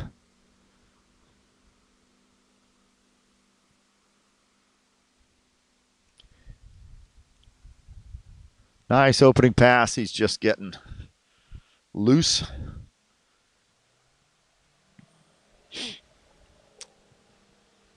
He was on the podium at the Senior World, so he had a great trip to France.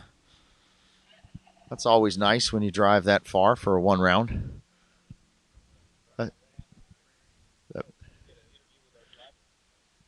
The best driver on the planet so far today. Keith Albritton from Lake 38. Keith, you were driving pretty good there, and then you screwed me over, and I didn't run 38. So I was really wondering what happened on your end of the rope to make me miss. I was trying to keep the line tight. It actually felt really good, and I had a good start at it, and just I kind of went inside the arc. I was so good off a 2 that I felt like I had a really nice tight line. I jumped the gun at 3 ball, and I realized I jumped the gun, so I had to ski into the rope a little bit, and I went, "Oh, you dummy!" So I'm making my making Chris LaPointe look bad. He did this fine fin for me, and yeah, I need to check. I'm not doing it justice yet. But I've only had about 6 passes on it, so you got to give me that.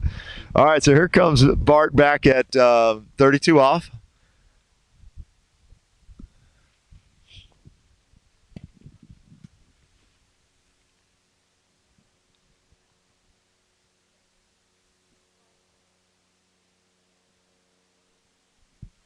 just another warm-up pass for him, so he's looking good here. So it's got to make you feel good when we call you out to come pull all the big guys. Actually it does. I mean, it's actually an honor, and I do want to say one thing. As long as you're skiing, I'm going to invest in duct tape. Well, you've been doing that for 20 years that I can remember, right? Back in the old Charleston days. Right? Yeah. Well, I was, when I was younger, I would crank a quarter buoy, and I had too many crashes on it, and I went to duct tape and hard shells because I was almost done, and Ben Favre and I were in his garage trying to make me something that would hold up. So we made a really stiff boot that was bolted so it doesn't go forward or backwards, and I went out and couldn't run 28 on it. Then I ran 28. Couldn't run 32. Then I ran 38. And I went right. And by the time I got off the water, I had run 38. And I looked at him and he goes, "You can ski again." So was it an old ankle injury from way back? Yeah, volleyball and skiing. Oh, okay. So skipping that. Necessarily skiing. Yeah, a lot of skiing, a lot of skip outs, Yeah. All right, here comes Barton at 35. I don't expect any issues with this. He's just getting it dialed in and feeling the conditions out.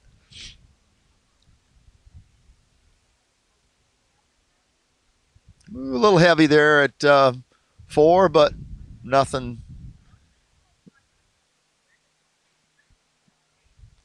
he couldn't finish out with. He didn't panic and just took a little straighter line over from 3 to 4. A little heavy at 3 there, but that was pretty good.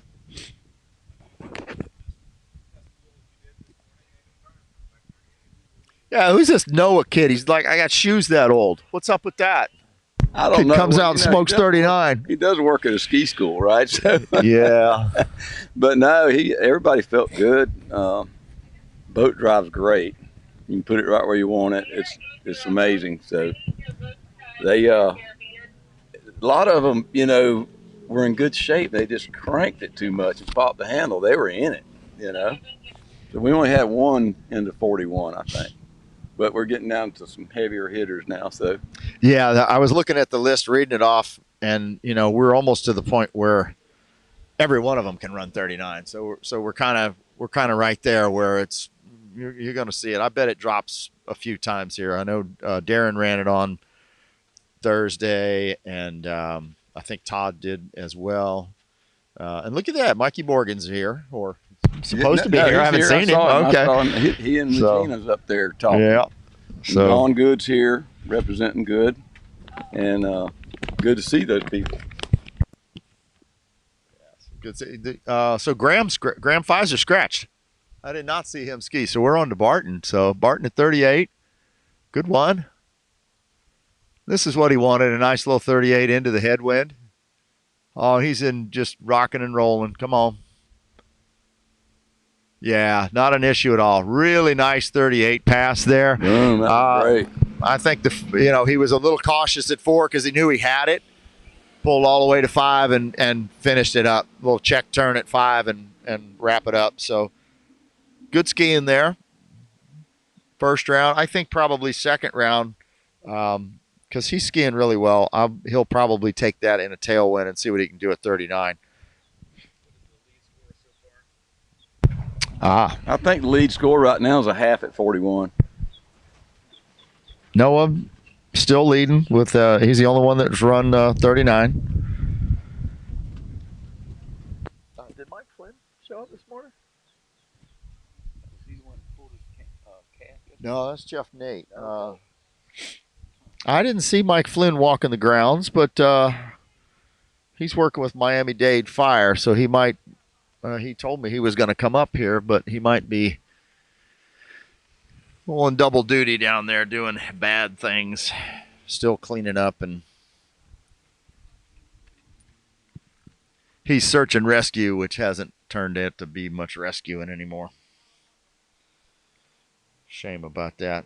All right, so here comes Barton, 39 and a half.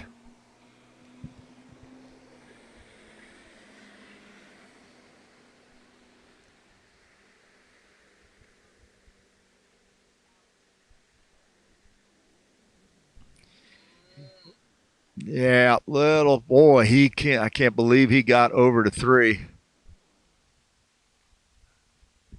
Not sure what happened at 2, whether he got around that or not. It looks like he had a little stumble pulling out for his gate pull, and it caused him to go a little. You see that right here as he started to pull out? He had a little stumble. I don't know whether he hit a little something there that caught him off guard, and I think it messed his pull up. He was a little bit narrow on his pull out, wasn't quite as wide as where I think he wanted to be, so it caused him to go into one ball a little bit straight at it. And having to pull just a little bit long, so that caused him to get that little on the tail at 1. But man, he put the hammer to it going to 2 ball and got a turn over there. So we'll see how the judges rule on that one. But good skiing. 38 looked really really solid.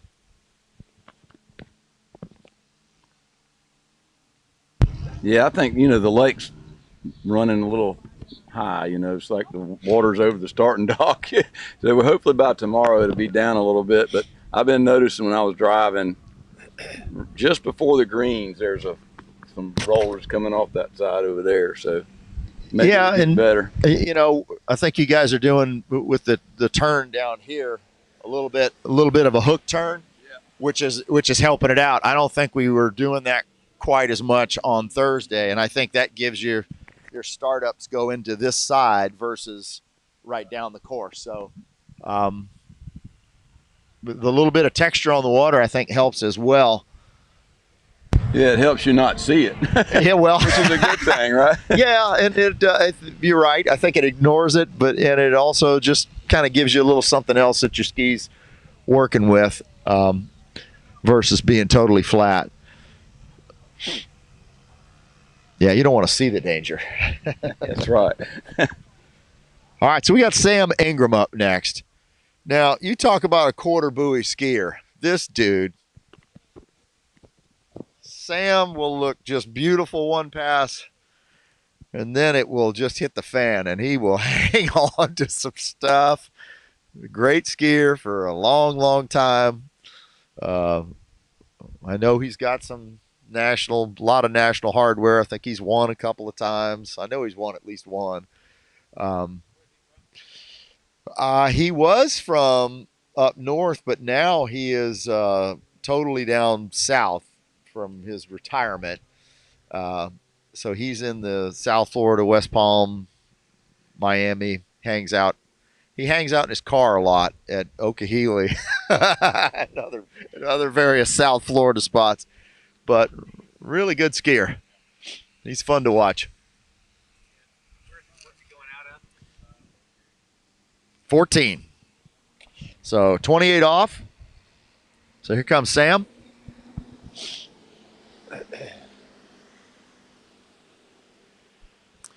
And he's fairly new on this Denali.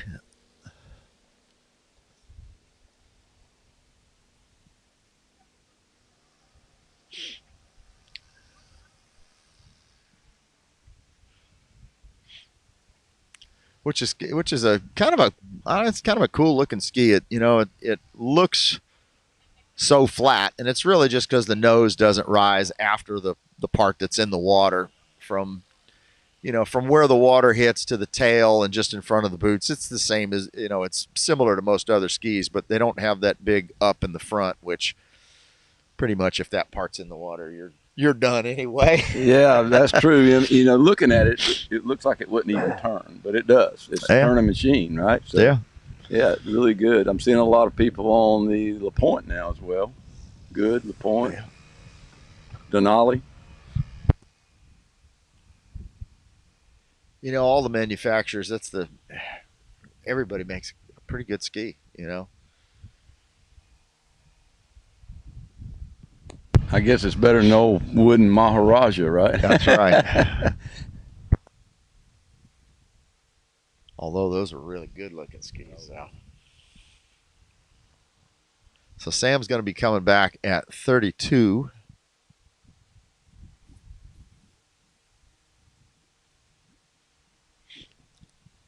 Keith, we got a couple of minutes. We could talk moonshine about what the latest batch is going to be. We probably shouldn't talk about that. Oh, Keith makes the best peach moonshine and other flavors. I liked the peach the best, I think. Peach, you had a blackberry thing too, didn't you? Sam just getting warmed up, keeping a nice tight line.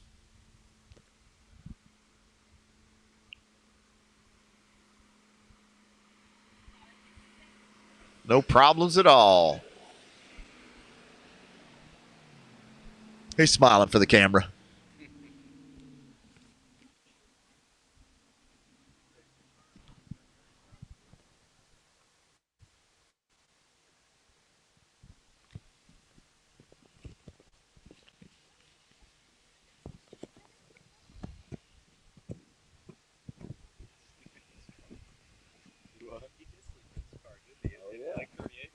Oh yeah, that thing's a camper.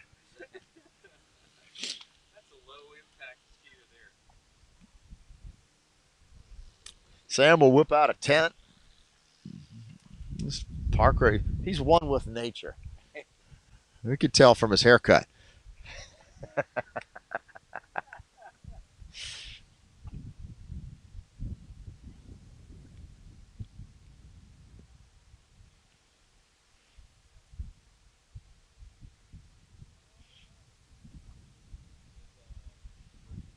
This will be 35. Or I'll do my European accent. The 12-meter line. There you go.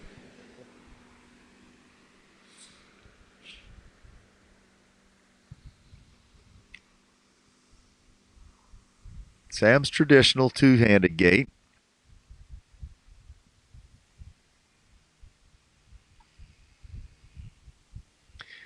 Nice, tight around the buoys. He's good. Little check turn at 5. And out the gates.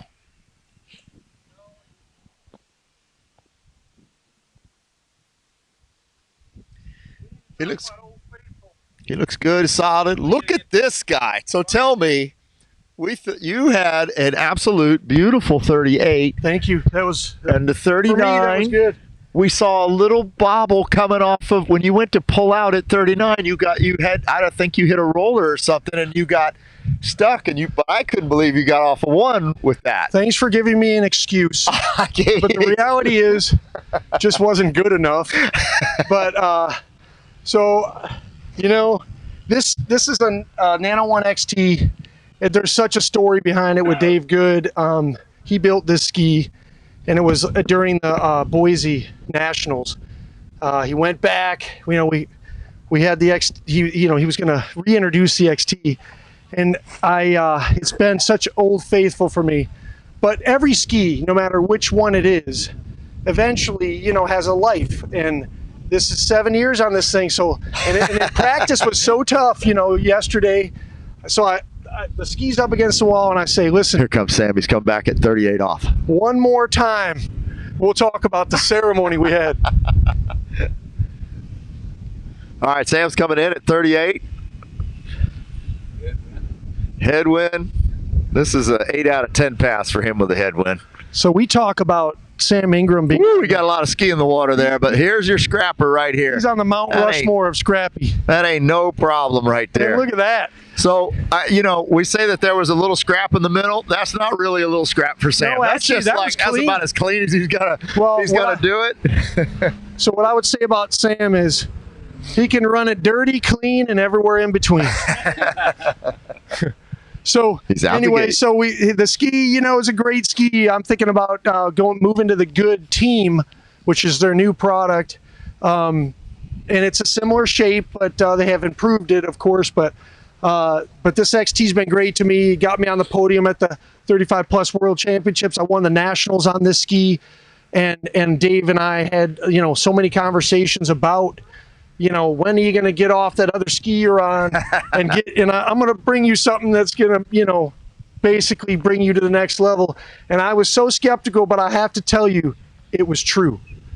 When I got on a Nano 1, I was better.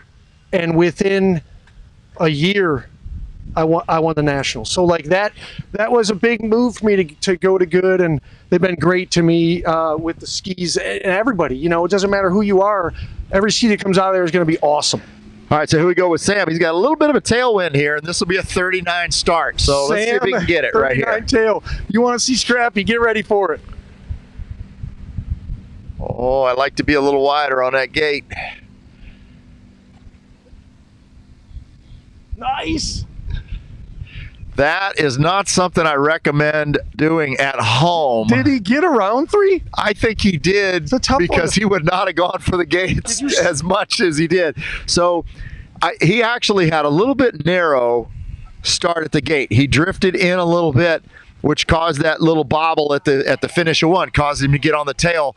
But I only got 2.5. So he got around it. I guess he didn't get back inside the gate line. His total workout regime is deadlifting like, I think it's like 430 pounds, like 4 times, and that's it.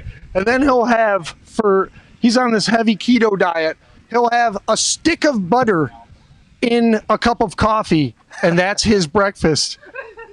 And this is all true what I'm telling you. Listen, and by the way, we told you he's a little weird. He will sleep in the Subaru. No, hold on, let me finish. And he's a rocket scientist. Literally. He worked for Northrop Grumman, and he actually told me, you know that stuff that they're sending over to Ukraine right now to help in this effort? He goes, those are all the systems that I was working on. Like, so this is a guy that is very interesting. You talk to him, and it's like, wait, you did what? How? What? That reminds me of my old roommate, Kevin Krieger. No. So if you're ever looking for Sam, just go to some random national park in the dead of winter, -40, and just knock on a Subaru Outback or whatever he has.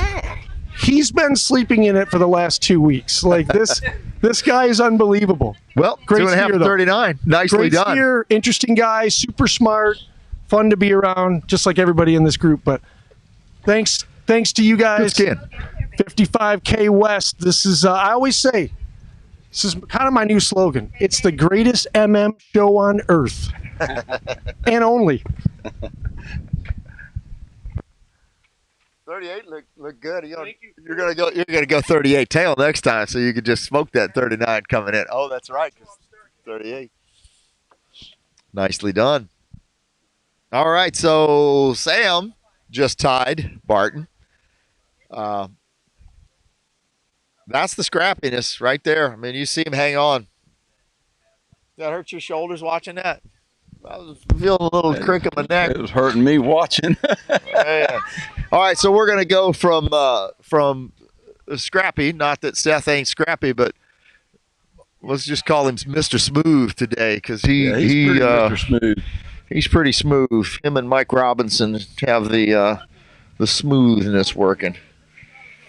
There's one thing about Seth, you ever watch him ski, his eyes are always level going into the buoy. His head's never pitched to the side. And that looks like his trademark, you know. I mean, he looks amazing. I don't think you get to see the whole world if you just leave your head in one position. No, I like to move it around. All right, so here we go. We got Seth coming in. He looks like he's starting at 32, so he wants that 38 with a slight tailwind. The wind's dropped down a little bit, so shouldn't be much of a disadvantage, and it'll be a great advantage popping in at 39 if he gets through that 38. Beautiful style. Like Keith said, head is upright.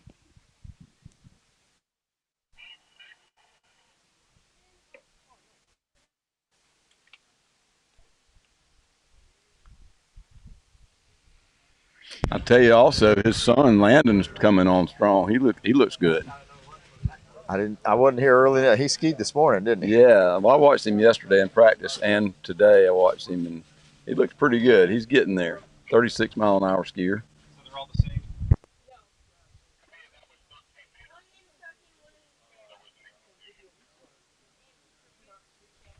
My wife is supposed to be giving me updates on my son playing baseball this morning. You can't get good help these days. Update, please. He did have a nice play at the plate this morning already. She did tell me that. He's a catcher. Where are they playing at? They're playing Horizon High School. He's on a Boone High School, but this is he plays on a travel team as well. They're playing at Horizon about 45 minutes from here. All right, so Seth's going to be coming back in at 35.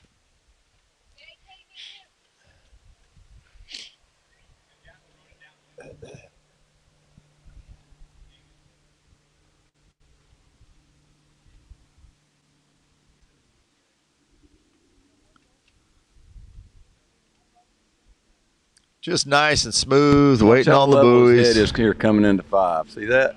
Yeah. Yeah. Keeps it upright. About as tight and smooth and easy as you can run it right there. Now he's going barefoot.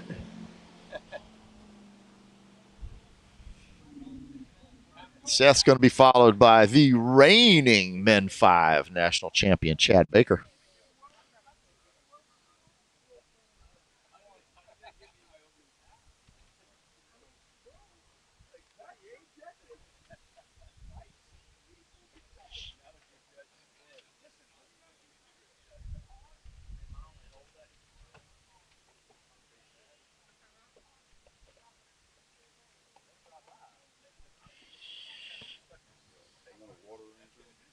Yeah, I'd love one.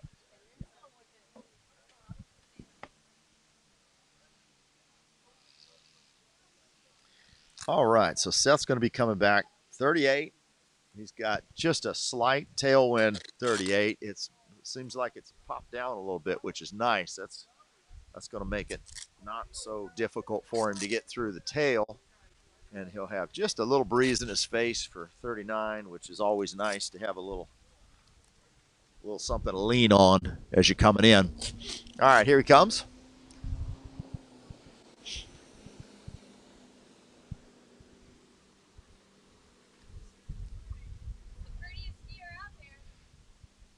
Yeah. Nope, little gather at 1. Come on, get on it. There you go. Back on it, looking good. And not too difficult at all. Great 2 and 3 ball. Had a little pull in at 1 ball there, but it wasn't anything that Seth can't handle. So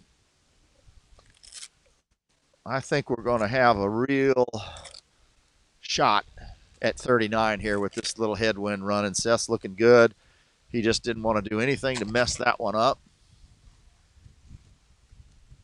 Now he's right where he wants to be with a slight headwind and 39.5.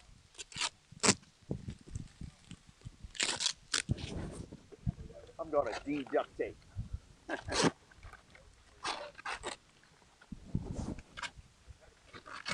D-tape. Liquid D is D-tape.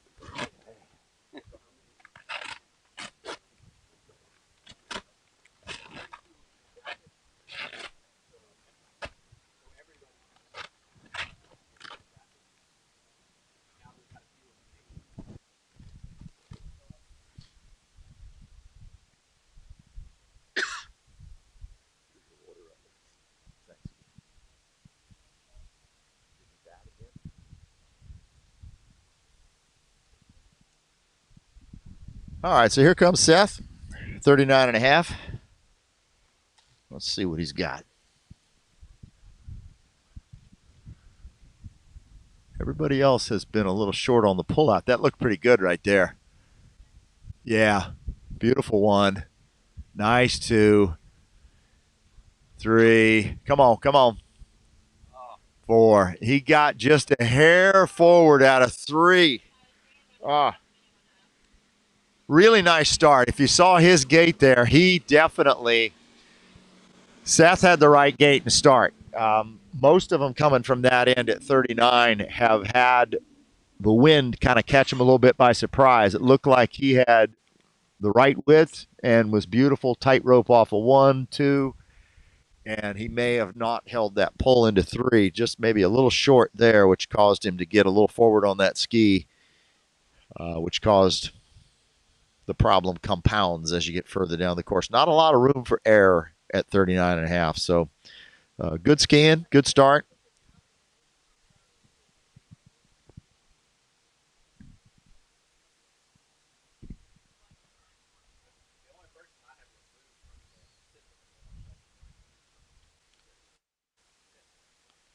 Next up, Chad Baker.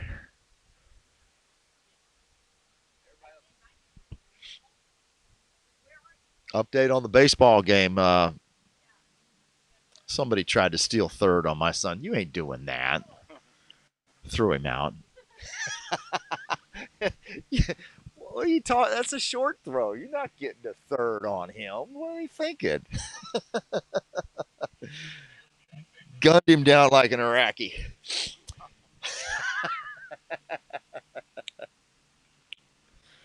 All right, next up, Chad Baker.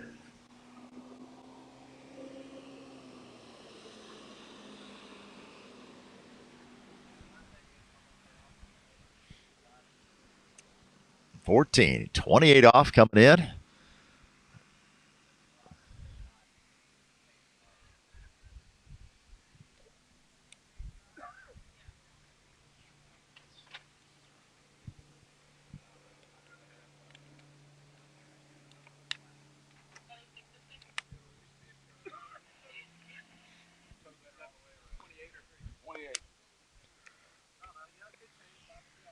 Nice little warm up for Chad.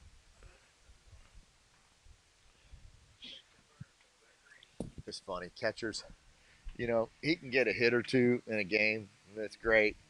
But, man, when they throw somebody out, it just gets them all excited. They just like he's had each game in the last week or so.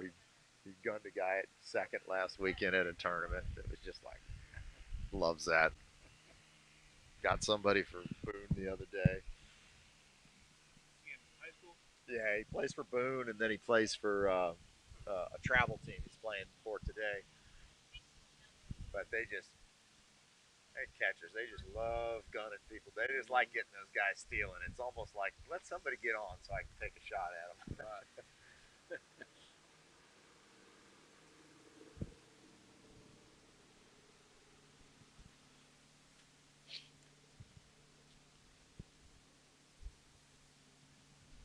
All right, Chad's coming back. 32 off, and he's followed by Mark Brandt, and then Robbie Alexander and Mike Robinson.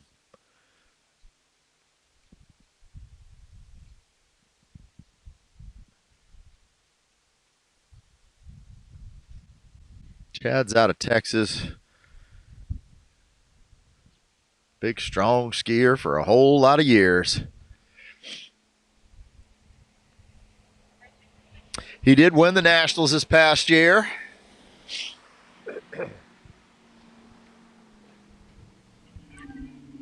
With Greg Badal taking second. Greg beat me in a runoff for second.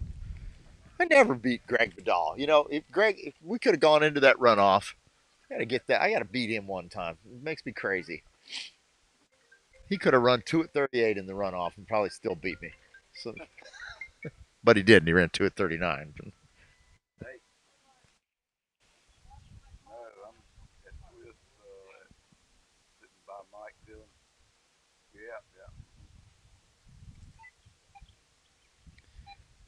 Chad will be coming back, 35 off. I think Monday I'm probably going to play. So.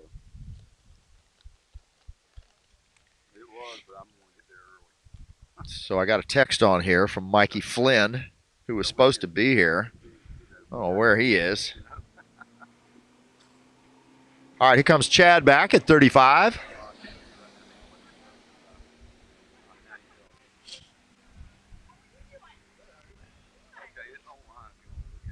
Chad's on a good ski. He's been on good forever. Oh, getting a little deep at 3, but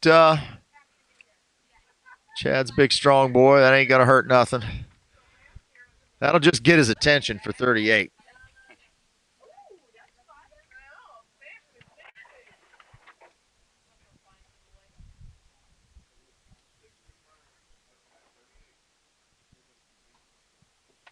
Mikey Flynn, why aren't you here at this tournament today?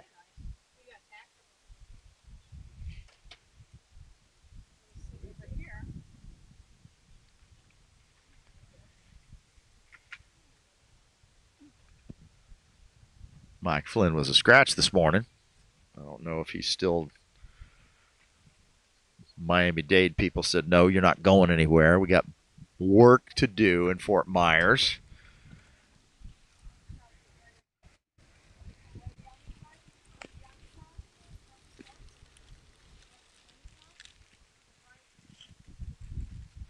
All right, so Chad set himself up for a headwind, 38.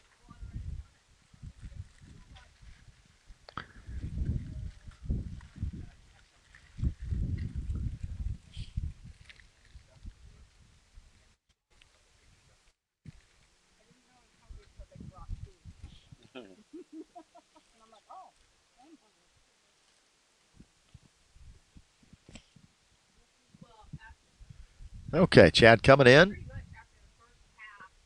38 off. He has the traditional two-handed gait.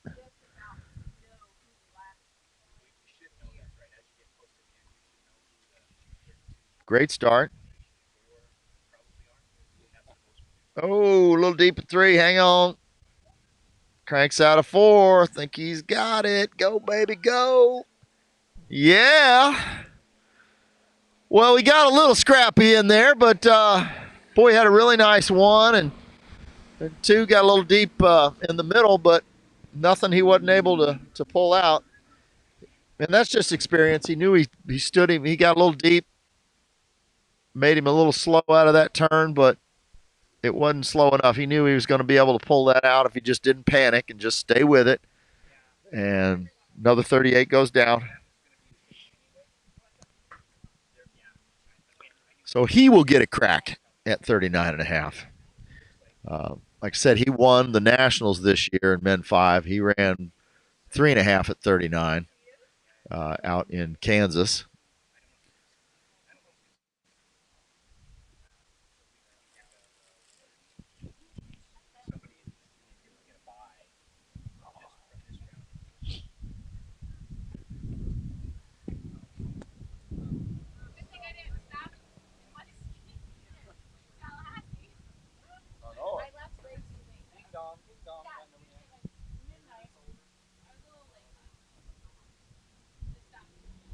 Okay, here comes Chad. He's coming back at 39.5.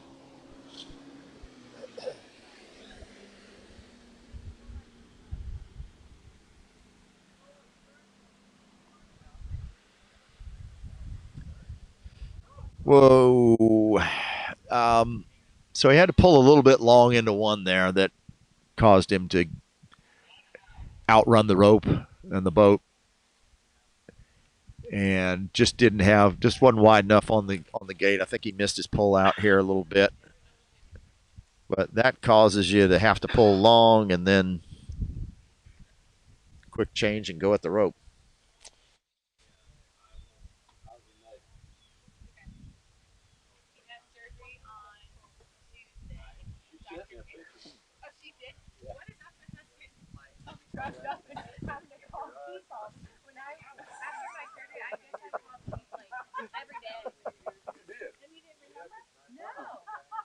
You got the first day.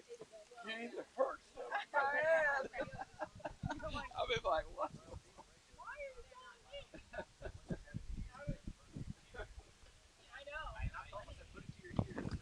All right, so after Chad, we're going to have Mark Brandt coming back.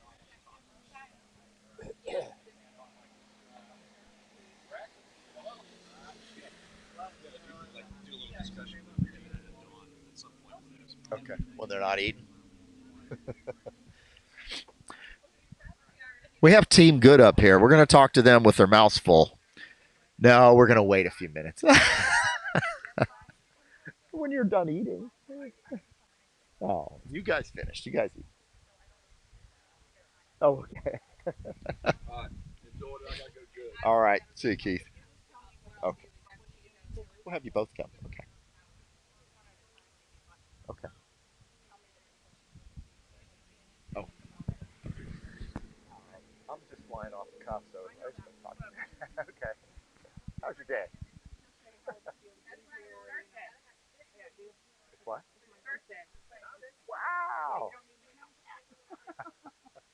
not going to ask you your age. I won't do that.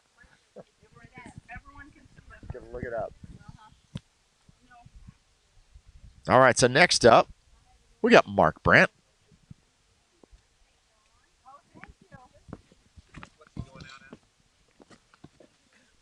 I have not heard that yet.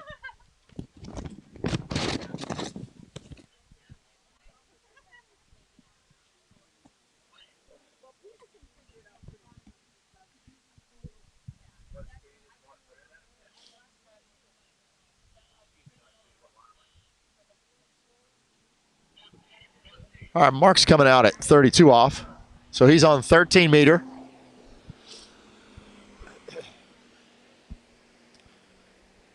Mark also won this year's Nationals, men's 6 division.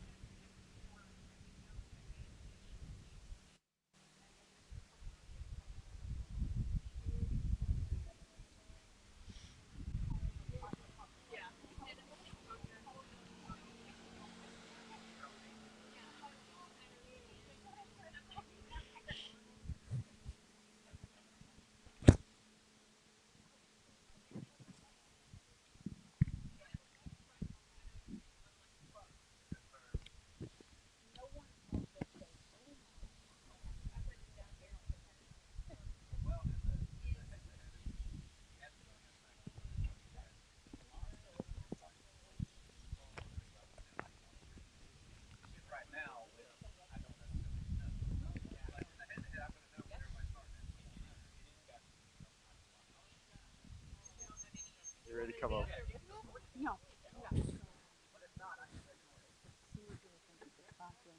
Blah, blah, blah. And how things going with the company, and then I can talk blah, blah, blah, blah. Okay. Perfecto. So you just tell me when you want. I'll just sit here and you can just. All right. Yeah, once you guys swing back, then we'll do it. And then There's a microphone, and there's a switch, and you just switch it. Okay. Okay. Look at me though. He's an assistant driver. He's a regular song. Okay, so Mark's coming back. This will be 35 off. So he started 32. He wants that 38 tailwind, so he's going to have a nice little headwind for his 39.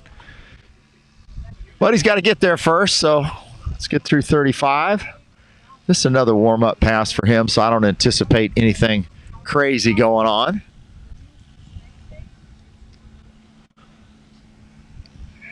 And easy enough. So we got Dawn Good here. Finished her lunch. And it's her birthday. Happy birthday. Thank you. So Dawn, of course, our title sponsor, Good Water Skis. Been doing the Nationals title sponsor forever. So Yes, I'm very proud of being able to support everything that the company has supported for, decades. And so it's always fun to come here and see all the people on Good Skis skiing so well, and it's just nice to see everybody. So tell me how things are going with Good, and what's our future? What do you got exciting? So I think that the question that everybody asks is, what is the future of the products? So we have a lot of things in our archives, so to speak, that Dave worked on, and we're going to be bringing some stuff to life. And so we have a very, very optimistic future. Tons of fun. I always like you get out of the water, and he would always, it's like, how would you feel? What are you doing there? I'm not known for running up and asking, how'd you feel? I had a Velcro issue where I busted out of it. This was in the beginnings of the Velcro days. Yes. Dave was the first one when I landed on shore. Mike, come here. That shouldn't happen. And it was all right. So here goes Mark at 38 off. But it was, and he fixed it. He figured out why I came out, and I'm like, oh, okay, all right, we got in. Yeah, he was known for that, hands-on, watching everybody. So it's fun to be here and seeing everybody. He always had the stuff with him. He's like, yeah, I got it over here in the truck. We'll fix that.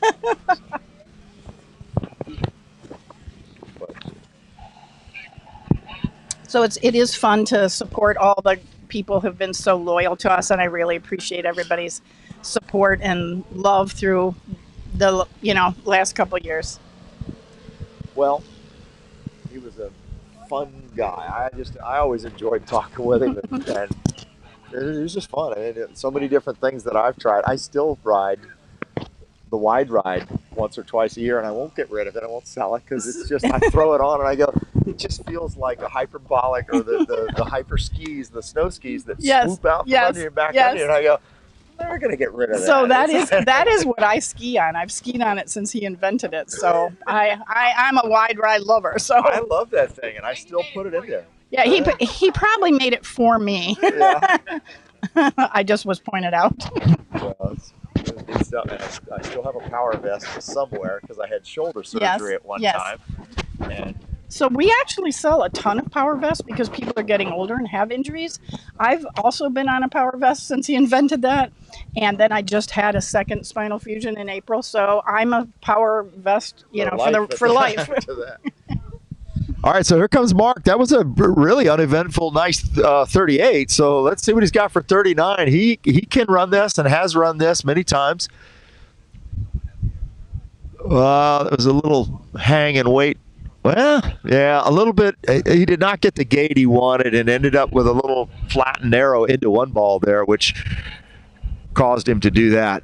So that brings you down course, and there's just not that much room for error at 39. You have to have the right gate and be tight at the buoy. It's like you're on a ribbon. I should have Regina come over here and tell us that 39 thing about it. Absolutely. I'm going to let her take about a billion more than I have. That's right. I'm going to let her take over, and it's good to see you. Thank you, and happy birthday. Oh, thank you. I appreciate that. Could sit right next to you. Stay. So the 39, did you see as he came in at one there, that where he got the gate, it didn't look like he was quite as wide, and then a little flat at one ball. Explain to him why that's so difficult to recover. Well, and that end's a little tricky too, just always having Swiss Pro here. That's always the direction I take my 39 as well. And it's just a little bit tricky because of actually how the lake comes out. So you never truly want to commit to your gate on that end because of how that shoreline's coming out. So he's actually was more in trouble before he even got to one ball because he just never really got up on the boat enough to truly commit into the turn. And that's why he ended up looking like he was skiing flat. He was just already being pulled down the course by the boat. And then it was just try to recover the whole time at that point. But he can figure it out next round. There you go. That's what first round's for. Yeah. Or he's just doing a Hail Mary next round to make the bracket. Just hanging back. So what's going on with you? I have not seen you at a ton of tournaments where you've been. I've watched you on TV, or do we still call it TV? When it's okay. Ski TV. Okay, Ski TV. But I'm watching. I'm like, okay, she's pretty much the healthy back. So you're rocking and rolling. Yeah. I mean, it's been a process. I don't think I'm fully back to being 100% of me before my injury, but I'm enough to where my confidence is starting to come back. It's kind of, that was the weird part of this injury, was the head and the whole state of your mental side of it. But I had a great surgeon. I was up with the Andrews Sports Medicine in Birmingham, and then the protocol that they did for the rehab was phenomenal. And I was back in 4 months, which was amazing. And I think with that and getting back in the same season I was injured helped this season. I got off my knee brace, and now I'm ready to get down 41. I want to see it again. Me too. We got Robbie Alexander coming out. Was that 14 or 13 meter? 14. So he came out at 28. And he skied really well on Thursday. So I anticipate this is going to be another battle to run 39. Well, it always is at these events. The 39 off is kind of your must-run pass. If you get midway, you're going to make tomorrow, and then you got to figure out the game plan for tomorrow because it's going to be something at 41. Yep, and everybody down the list at this point, a lot of 41 skiers. So. We're at a great site. Swiss is known for big scores, and I mean, you see it when they have the Swiss Pro early in May before the season's even started. you're running deep 41s for the guys and deep 39s for, mid 41s for the women to win. So it's a great sight. These guys are going to ski really well here the next 2 days. You know what I've noticed in the last, I don't know, 8 to 10 years is that there is no, we used to think, oh, it's like February or March it starts. Everybody skis all year round, and it's like they start out the first tournament of the year, whether they go to Moomba or somewhere else, they're already running 39s all over the place. It's like there is no downtime anymore. Yeah, it is true. I mean, if you're down here in Orlando, for the next 3-4 weeks, you still got record events going on. Yeah. So there isn't, that's kind of part of it. And I think that's why you're seeing those scores early in the season, deep into scores that we used to see mid-season or at nationals. They're already ready. Robbie coming back, looking nice and smooth. He's a big, tall skier, so some days I wish I had that extra 6 inches of height. You wish. you wish. You're in another world. I wish that every day. I'm just gonna say. You can humiliate. It's not a some days. It's an everyday occurrence that I wish I had a few more inches. Well, we can't have everything. No, I figured it out. I've got a game plan for not being able to have any extra height. To have the good looks and modesty that I do is, it's enough in this world.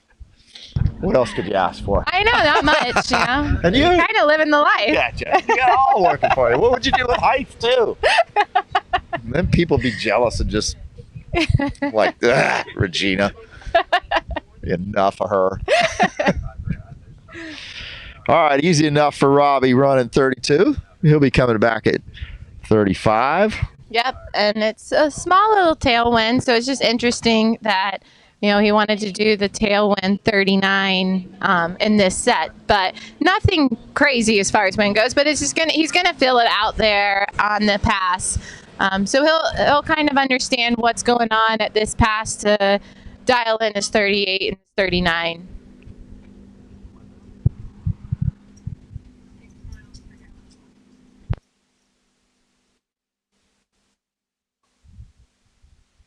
For a second, he opted out.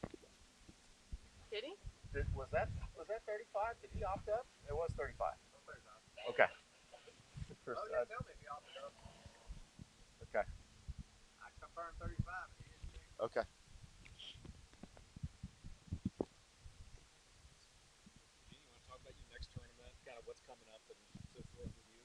Okay. So what you got coming up, Regina? Well, got a couple little weekends off here. We've been back to back over the last couple of weeks. Started with Mastercraft Pro, and then it was Malibu Open, which is always one of my special events because I help organize that. And then we had the Grand Prix last weekend here. So getting a little downtime, trying to regroup. And then our last tournament of the season is going to be the Miami Pro. So it's November 3rd and 4th. And I'm excited for that one, and it's a cool little location where they ski down at the Miami Ski Club. They've got so many little finger lakes all piled up next to each other, so it's a pretty cool site if you're ever down there and needing to ski. That was where they ran the old Rocky and Tommy show. Rocky Pasqua.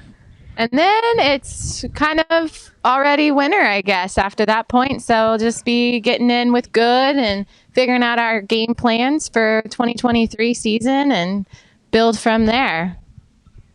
All right, Robbie's coming back in, 38 off.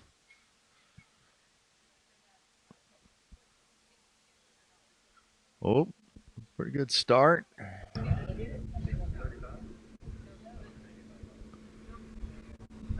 Little hitch at 2 and 4, but nothing that he couldn't handle. Yeah, just a little bit. It's more because I think he's coming off the handle too soon, especially in that headwind.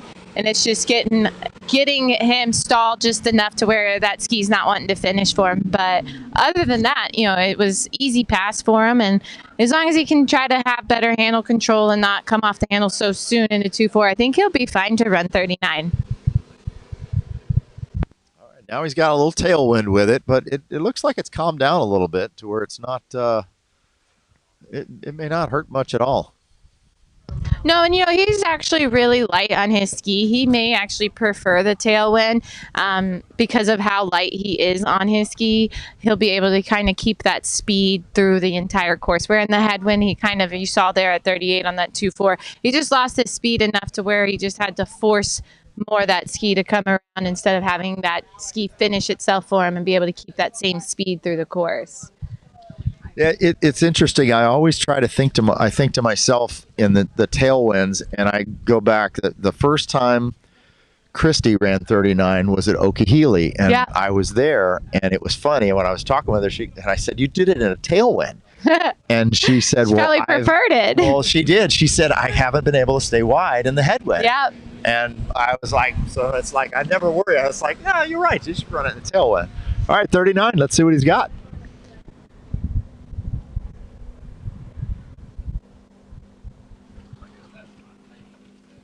Oh, it didn't look like a bad one, and no, but just still getting a little sucked into that too because of how early he's coming off the line.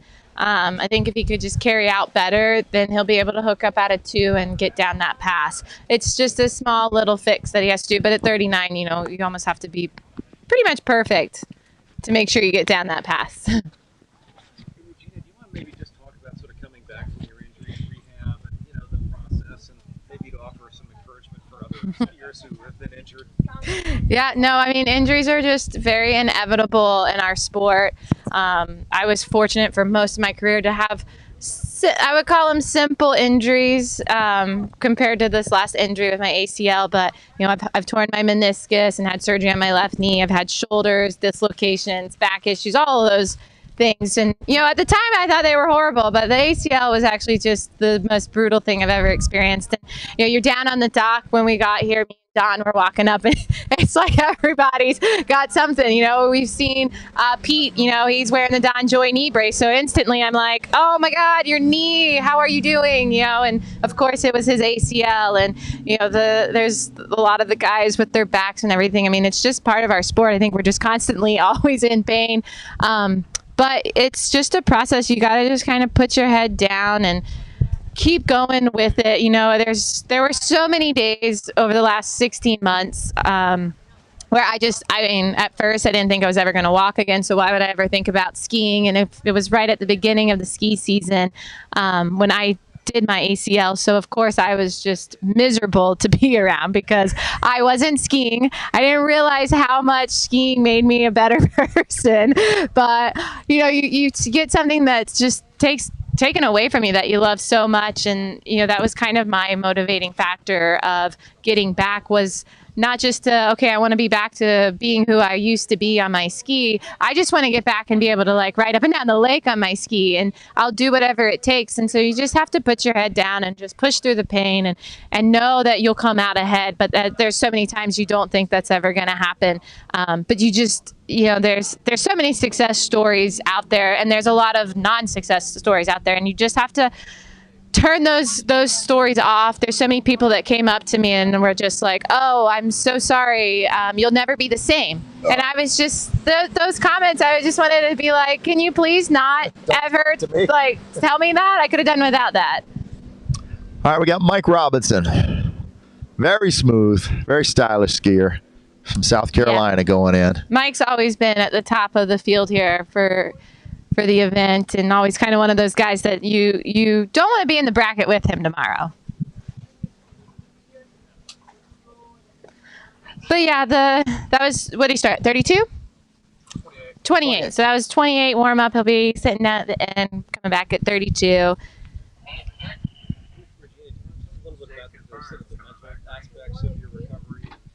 Yeah. The mental part is very tough. And that's actually the part that got me the worst. My surgeon, Dr. Kane, was very aware of it. And the first bit, I was always kind of in his office a lot. We had to make, 4 or 5 trips back up to Birmingham to see him. And I didn't realize what he was doing at the time, but he was always asking certain questions. And he would even touch base with me throughout my time frame as far as the first critical stages, I guess, of the first 6-8 months. And I didn't realize he was always mentally trying to keep me up and ahead of everything. But it was actually this season, kind of in this transition. It was a little bit, I guess I would say, in June, I just kind of got into this little bit of a funk of, I'm back skiing, I'm in my knee brace, everything's fine. I skied great at Masters, I ran 39 off, I won Masters, all these great things, and everybody's coming up to you, so excited for you, and saying how you're back. And mentally, I'm like, well, thank you, but, it's gut wrenching, because at the same time, I'm like, I'm not back, I hurt, I'm in pain, I'm wearing a knee brace, I'm not jumping, I'm not triggering, I'm not doing anything that I used to do, but, and it's just tailspins you. And, you always have this seed in your head of what's going to happen if it happens again.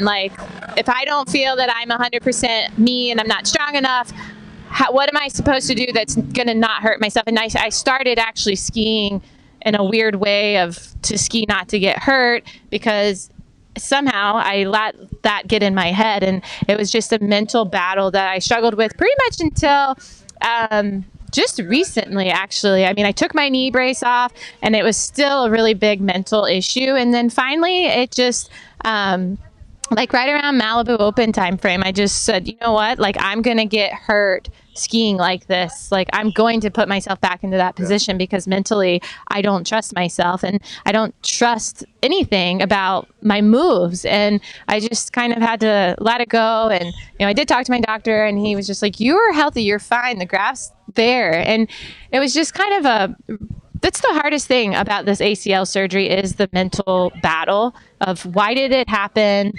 I was healthy, I was strong, I was fit, I was in my best shape, and it happened. Why is it going to not happen again? And no matter what you do, that's an injury that takes a certain number of months to do it, which makes you dwell on it longer. 16 months and I'm still feeling good. All right, we got Mike coming back. This is 35 off. We didn't even talk about his 32. It looked just like good. His 28. Looked the same as his 28. This one will look the same. But watch his style. He when he's skiing well, every buoy looks the same. Yeah, Turns and it's look true. The same. He's very light on his ski. He's one of our good skiers. He's riding the good team. And, year after year, he keeps getting better. He does a great job of riding the line, which is what I really like to see. His rope control, that whole pass, was consistently the same and always on a tight line. And it looked just like the former, too.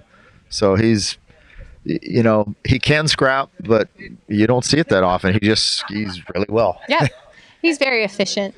He's saving that when he has to. Now he'll have energy in case he gets into a bind. So now he's got a little 38 headwind here. And that shouldn't be a problem either. That 35 looks super smooth, very easy. I don't think we're going to see any problems, and I do think we're going to get down 39 here. What is our top score so far?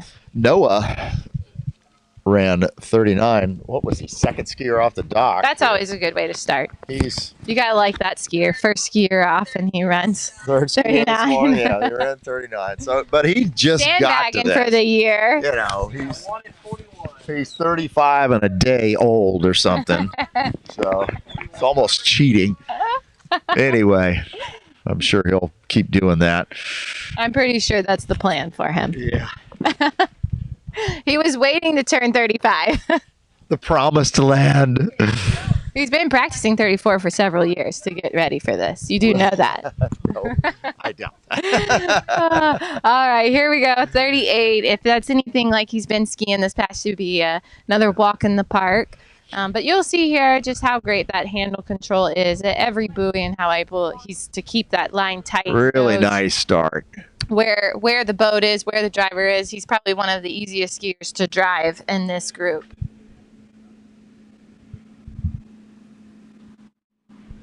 That's about as clean as you can run it.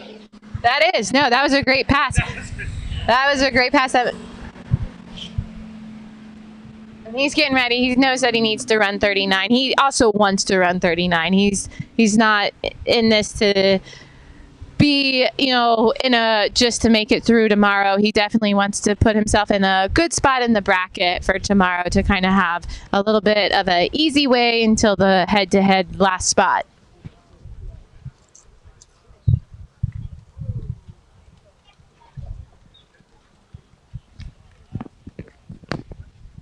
And he's on the new good team ski, and that looks really good for him. I like how consistently that ski moves underneath him the whole time and every pass. And I mean, your ski's working really good for you when you're 38, looks like you're 28. You're kind of on the right direction there. So hopefully this 39 will look like all that too.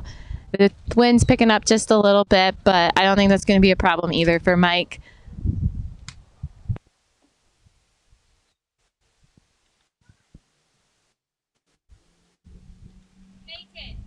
All right, here we go. A lot of our skiers over the last couple of times have been stuck at that 2-ball. So he's just got to get a good gate, get a good start here, and see what he can make happen. Oh. Trying to run the whole one at one ball. That was definitely a problem there. He's not going to be happy with that. Like I said, Mike's kind of the guy that comes out on the dock and is expecting to get deep down 39, and now he's going to have to see where that puts him to know what he needs to do second round to make sure he gets into that tomorrow's brackets. Well, the good news is my son just hit a double, so that's pretty cool. On other news. Yeah, just a late breaking news,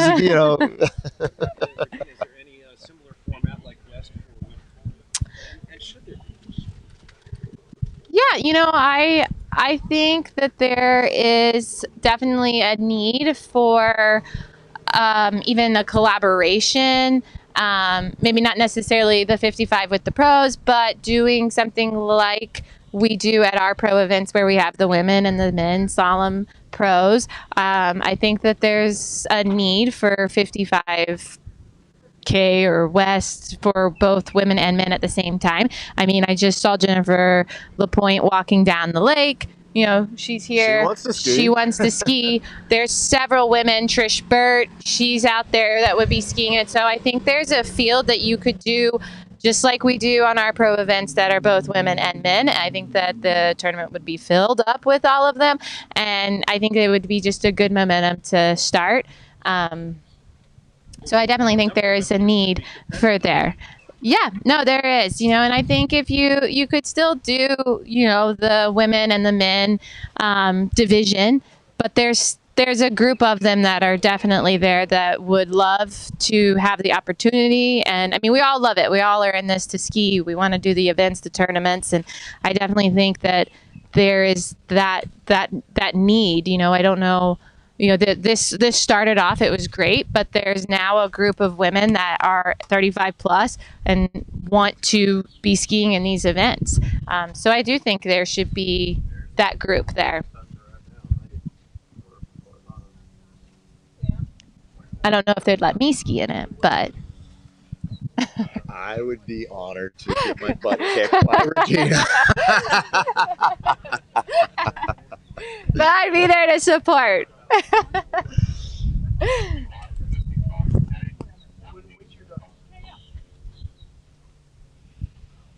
All right, so next up's Todd Kuykendall. Oh, that's another good skier. Todd is he's fun fire. to watch. He's super smooth until he's not, and then it gets nasty. And you never know when not's going to happen with him. I've seen him have so many great events through the whole career with the 55 plus and the West. It's just been really cool to watch because a lot of the times, we would have the y'all's events at the same time of our pro events, and just really cool to watch that sheer determination that, oh my gosh, I got to get 6 buoys no matter what. And that was his opening pass, probably 32. I didn't hear any grunting yet, but it will happen here when he starts to get short and has to get that extra little. It's like that a is tennis. true. I forgot that he does that. He who does. was the girl, Sellies, or the tennis player that used to do that on every shot? Anywho, he will do some grunting as we get to the short line. David's right here. But yeah, I think there should definitely be, a group that have the West women, West men. I think that should definitely happen. Next year, 2023, you should introduce it. All right, you heard it here. It's coming. Cash prize at Lake 38. There's equal prize money. See? I think we already are starting this. The first one is at Lake 38, I'm pretty sure. So, Keith? Keith's in. I can tell Keith's already in. Well, Keith's my ski partner. He may mix up a special batch of moonshine for the honor. He will make me a special batch of moonshine every time I come. I asked him what he brought when I dropped the first pass. I'm like, what do you got? I didn't bring anything, Mark. He drank it all. Went down. What is this, 32 or 35? It looks 30. All right, so 32 for Todd. Another warm-up pass. Just filling out the lake and the driving and getting ready to understand what to do to get out of that 1 and 2 ball that people are kind of getting stuck at. What's that? I'm like 15th in the next one, so I'm good through Darren. I'll still have an hour after. I think I'm 15th on the second round. Okay. Yeah.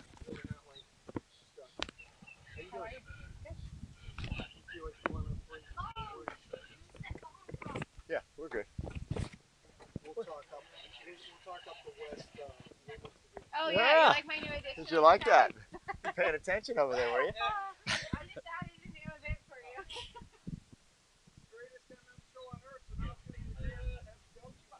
Yeah, see?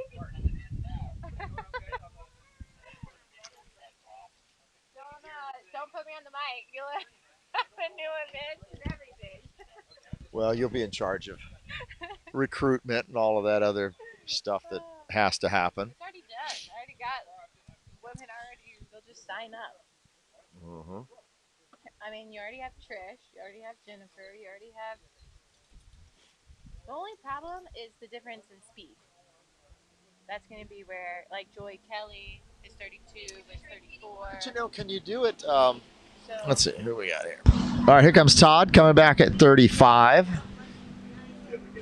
If you look online, our scores-wise at 32, can you do 32 against 34? Is it almost the same? I mean, as far as what the scores are online, I would think. Yeah. Why do you care? You're really just there to see. All right, Regina, you're in charge for about 3 or 4 minutes. I got to go talk to Kayla P. Fix my fin. You have a running order? Okay. Regina, you can maybe move over to the other seat here. Okay. It's like on Johnny Carson, you have to move over. Got it. You're a new host, huh? Oh, boy. Host. Okay. So what was that, 35? Yeah, okay. Okay, so Todd just ran 35. He's going to be coming back at 38. This is going to be another must-run pass for him. But everything's been looking really smooth out there. Getting pulled in a little bit to 1, which is kind of not characteristic for him. But I'm sure he's in his head trying to understand what he's doing to fix that, because it's going to be crucial for him to fix. Not so much at this next pass coming up, but definitely once he gets down 39. Otherwise, he's going to be right in that bubble with everybody else around 1 and 2. So we'll see what he does. He's down at that far end. He's going to come back with a slight headwind at the 38 off on his good ski, and he'll have to make sure he gets through this pass, which shouldn't be a problem for him.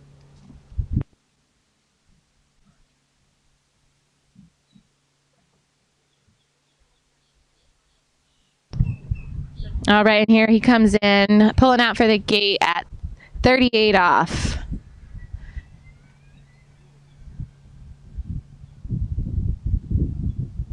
And I'm pretty sure I'm hearing the grunting already.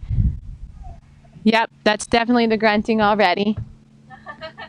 We're there. We are there. That is definitely the pass. So must run pass there, which he did.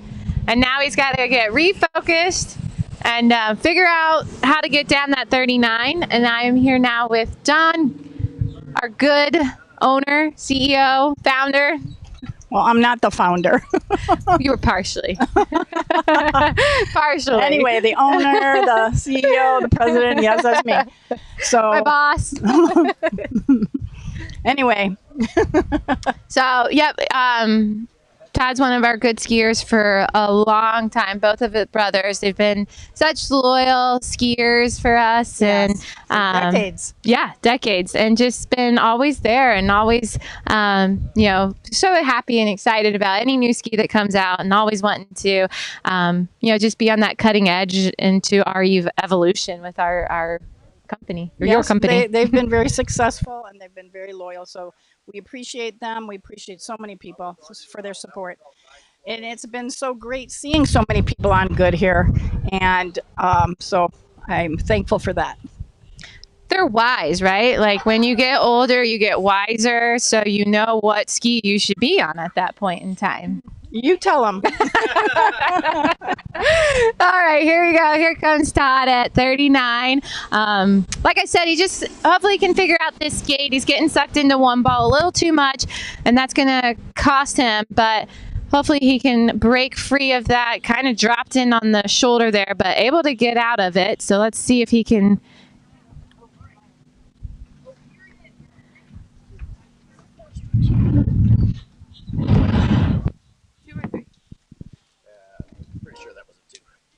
What'd they give him?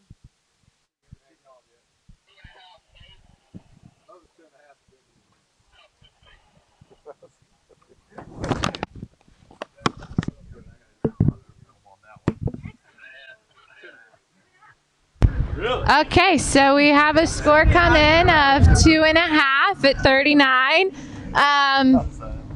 So that was 2.5, 39 for Todd. And it's okay. It's an okay score. Good warm up, good round one, but he's going to have to fix that gate. You could see there really on this end at 39 how it cost him and how he had to end up just dropping in so hard just to try to get enough speed to get outside that one ball, which caught him for the rest of the course. He was pretty much done at that point.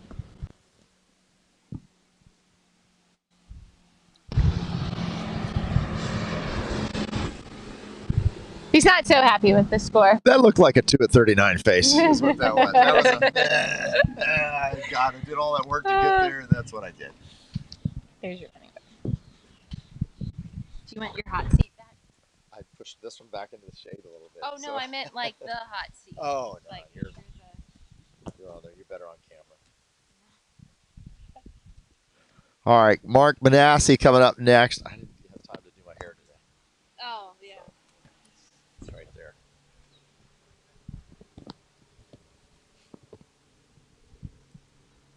So did you move your fin? I heard you saying something you were going to move your fin. Chris and I have been working on fixing that. I've had an issue on the 135 side, which is my on side, where it just wasn't finishing quick enough over there, and I felt like I was turning the 2.4, and it's like when you're turning your offside good, you don't want to screw with it too much. It's like, don't do it. So he goes, hey, he texted me last week, and he goes, I'm making a fin for you. So I was intrigued. He wouldn't tell me what it was, but he made a fin, and then he filed the back edge on it. So, and we moved the wing closer to the top. So it's got a little more drag for me, and it releases on the 135 a little bit quicker, and it hasn't really affected the 2.4 side. There you go. I'm like, okay, but I did not trust it in the first round. I've only had the fin since yesterday, so I didn't quite trust it. So, all right, here comes Mark Manassi. Yep. Now, Mark is on a good as well. He's one of our team good skiers for a long time, and he's one of our younger guys in the group as well. Correct? Yeah, he's mid 40s at this point. I think he's 43, 45, something like 43, 44 on there. Are those the shorts, Dawn? Is that good style there where you have the pocket? Because you'll notice on Mark always has the pocket out. It's out. Okay, Yeah, because he always does. it works with about a 1/4 degree less wing angle when you do that. Well, you know, I always wondered if he was trying to like put the Franklin, you know, the $100 bill in case you have to put a protest, but it's already flown out his pocket at this point in time. He probably says that. So any 100 you find, oh yeah, that was mine. That was It came out of my pocket. Smart. You see, Smart. Yeah. Skiers are superstitious. To say the least. Because that will change the entire thing. If we just don't have I mean, I'd say that I'm not superstitious, but man, I'll put on a new bathing suit. If I ski horrible, it's never coming out again. So Thursday. But I'm not superstitious. Thursday I get here and I live in Orlando, but I forgot my boardies. And I'm sitting there. So I borrowed a pair from Jeff Kepcha. You know, and of course, when they offer the first ones up right away, you know it's not their favorite. Yeah, So I was like, yeah. I liked it. But they were crappy. So I'll never wear them again. But anyway. All right, At least Mark's he offered coming him to. back. That's still a good friend. It is. You know, shirt off his back, literally, something like that. All right, Mark's coming back. 32.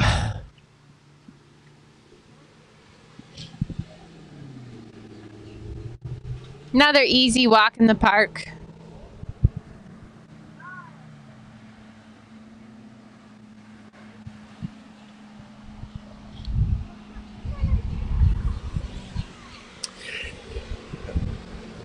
That may have been 35. Did he start? He started 32, didn't he? Yeah, that looked a little tighter than a 32. That was a 35 off pass, so he's going to be coming back in at 38. So he's doing the new direction here that we haven't seen with that 39, which I agree with. I think he should be trying that 39 in that headwind and making it to where he gets down that 39, which I know that's his ultimate goal, as is the rest of this path here. I think the rest of them are all going to go 32 starts just to give him the 39 head. Yep.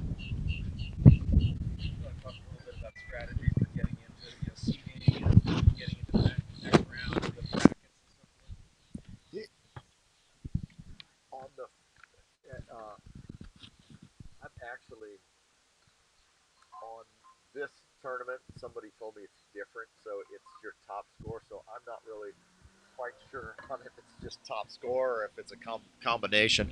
All right, this is 38 with Mark Manassi.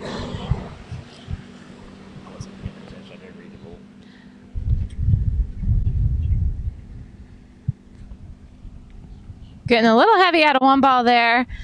So he's going to be kind of fighting this pass a little bit more uncharacteristic than what he would normally be wanting. But nonetheless, 6-6. So, but a little bit heavier than what I have normally seen him skiing. So I'm sure he's thinking, what do I need to fix here? Because I can't be skiing 39 not heavy. Well, you know, what's funny is that you said something there that always seems to be the case, and it's why can't we? He started heavy. How do you get out of that? You know, by the time, like we knew he did it at 1. How do you get out of it by 3 balls? That's your swing. That's what you got. Your swing is that's all you're going to get. Because what you got. And, you know, it always is funny to me in skiing, you know, it's like our natural instinct and our natural response in skiing is to do the exact opposite that's going to work on the ski. You know, I mean, it's just your natural instinct. On land, it will work. On skiing, whatever your brain tells you to do, you just might as well say, let me do the exact opposite. And that would work. But it's, you know, when you start heavy, that's just your momentum. You see it in every skier. There's not one of us out there that's going to be able to change that pendulum that's been created. You just have to get through it and get it redirected on your next pass, because that's the only time you're going to be able to change it. But you can see he's done it 1,000 times because he knew it when he came off of 1. He knew I just kind of, I just kind of screwed it up. It's going to be a little bit harder than normal. Roy Rogers show. But yeah, so here he is, 39. He knows, maybe hopefully he's gotten that one out of the way, and we'll get a better start here. We'll all to come out right here as far as a little slow out of 1, but not going to make it happen today. So we're getting kind of all bombed out here at 2 ball. Just all of them seem a little bit not committed to getting up on the gate and being able to trust the swings that they're feeling from the boat. Another 2 at 39 face. Not extremely happy. Not happy. No, 2 at 39 is not a happy face. Like, you know, he's not going to go home and beat, but not happy. No, they're getting tough here. I mean, these guys, you kind of expect a little bit more from them. They expect more out of themselves as well. So, you know, just kind of sometimes once something gets, you know, out there, it's hard to break that bubble as well. It's really weird, you know, and in tournaments you can have a couple guys at the beginning. I mean, I know we had Noah, who's also a good skier. He went out very early and set the pace at 1 at 41, but then it was just, after that, nobody really parred up to that. And kind of once you get a couple skiers that should be running deep 39 and they just get stuck at 1 and 2, it's like everybody does. Like, you can't get out of that funk that you've like set that whole round into. Because it was like at Grand Prix last weekend, you know, we were just killing it. The scores were amazing for girls and guys. You know, deep 39s run by women, and Freddie Winter and Will Asher running 41. It's like, that was just what happened. That momentum got created. And so we just have to have one of these guys change that momentum, and hopefully that next round. This is the guy, scores. Casey Contos. That's who you're going with? Youngster. He is right now. He's going to come out at 32, and I'm making the prediction. Oh, well, it needs to be changed because 2 at 39 is not going to make for a happy cocktail hour tonight. Yep. 32 off start.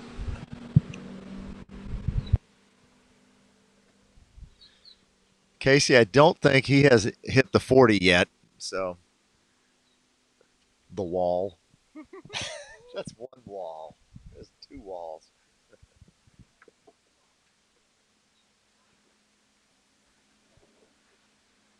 Chet just asked me.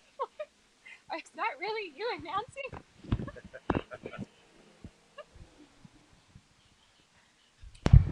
All right, so Casey just warmed up, little 32. Yep, it's good to see. I like them all. Hopefully the rest of them will start at that 32 off, kind of give them that 39 headwind and get them just more in a momentum of to get it done. Get out here and get it done. I don't want to see any more 2 at 39s. Right. So Chet isn't here this week, but his protege is leading everybody here. I know. Go Chet. Coaching Noah, teaching him how it's done. Chet's had a little bit of a struggle with his hip and everything. Otherwise, I'm sure he'd be here. And I know he's watching. So hello to Chet. He's one of our like legendaries in the entire skiing world and wakeboard. He's got a trick named after himself. So just an all-time great in the sport and all 3 events. You know, I mean, that's the crazy part. You know, we know Chet as Chet Raley, like the guru, right? Like, you got a problem, whether it be your ski, your style, or mental. Like, Chet's your guru. You go to Chet. I need help. I need fixed, and he does. He comes through every time. He's a clutch man on that. So very big part with, you know, good, and has so much relationship with Dave and Don. So great guy, and been so amazing for me to have known him my whole life in skiing. You know, since I was like 7 years old, I think my parents had me going over and skiing with Chet. All right, so here comes Casey, 35. And here he's one of our younger guys on this, you said. Yeah. So Noah's the youngest, though, correct? Yes, I think Noah's 35 in a day. 35 in a day. He just qualified. Well, that was an easy pass for Casey. That seems like he's dialed in. He looks into a better swing and rhythm than the last couple guys that we've seen. So hopefully this will work out and he can break that barrier of that 1 and 2 at 39. Since you did call that. I did call it. I'll tell you who's next to be starting to run 39s. Oh, yeah, Joey Blakely. Yep, he's our next one. That was who I was going to pick that was going to break the barrier. But I'm biased because I am an alumni with Joey. We went to school together at the University of Louisiana Monroe. And we were just talking earlier before when we were down at the starting dock how Collegiate Nationals is going on. And, you know, I've always, like, we were just literally talking about this. I was like, you know, of all my skiing highlights and career, I've been so blessed. I've had, you know, all of it from the juniors to the college to the pro level. And when people ask me, like, what's your favorite favorite time? I'm like, honestly, it's college water skiing. My collegiate years were the best ever. And, you know, Joey and I and my sister were on a team together. We had a crazy team. I mean, I think we had like 5 of the 6 world record holders. The current world record holders were all on the ULM team. So, but just such a great experience. So that's why I'm really biased for Joey. With Jennifer Leachman. Oh, there you go. LaPointe Leachman back then. Who's already Jennifer on the dock LaPointe. over here. See, she would be skiing if she could over here. Uh-huh. You guys banned us. 38. Ooh, a little hiccup there. 3 ball, so going to stall, but he'll pull it out. Just getting stalled over on that 135. He's going to pull. Oh my gosh. Not what he was expecting. All right, well. So that's 5 at 38. Definitely not the change of tempo we were expecting. Maybe he opted up. Is that what I got it wrong? No. No, he didn't opt up. My prediction is gone down. Yeah, but that's okay. He's got 2 rounds. That's the nice thing about a 2-round tournament, you know.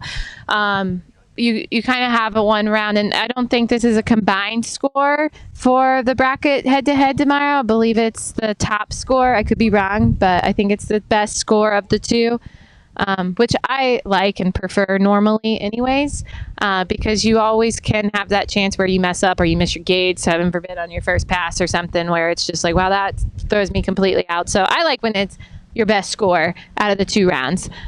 It kind of gives you that chance too in case something does go wrong. So, you know, that's what Casey's going to have to do. It's like a football move, you know. That wasn't the right move. That wasn't the right play. You got to go back and just regroup and get that score for the next round. So next up is Joey Blakely. Joey and I ski together a lot. He's lives about 4 doors down from me. Oh, I didn't know that. So, yeah, we ski all the time. Nice. He's going to be a big game changer, I think, for this West event.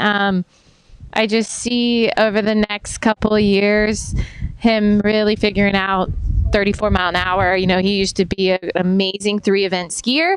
I don't know if he does 3 events really anymore. I don't think so. I think he'll still trick once in a while, but he hasn't been over the jump. Although we keep talking to him I mean, I wouldn't be against him going over the ramp, right? Like, I'm the worst person to talk to about this, right?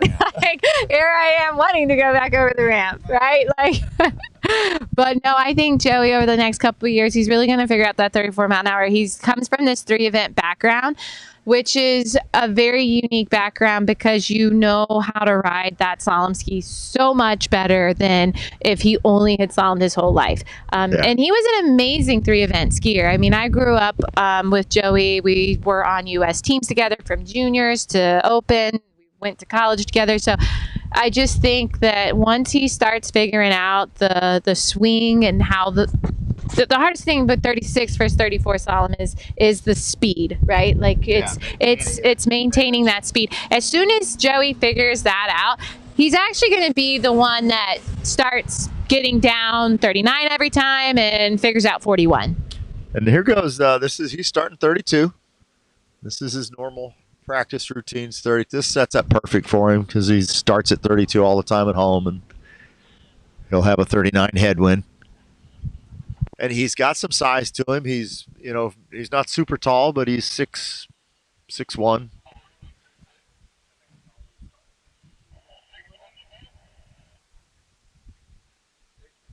And he's a good driver. Oh, that is the best. When you have a ski partner that can also drive you, you really can't get a better situation. I actually have him and I have Todd Ristricelli, and it is. So you're spoiled. I am spoiled because I know, and if they screw up, they tell you it's like, no, that was me. You know, that is nice because most of the time you're just like, what am I going to do? I got to change something. Yeah, and I like to change stuff because it could never be me. It's always it's never the Indian. It's always the arrow.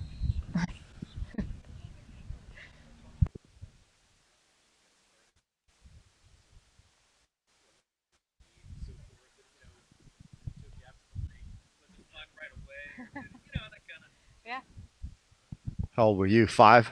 4? 2? Where did you grow up?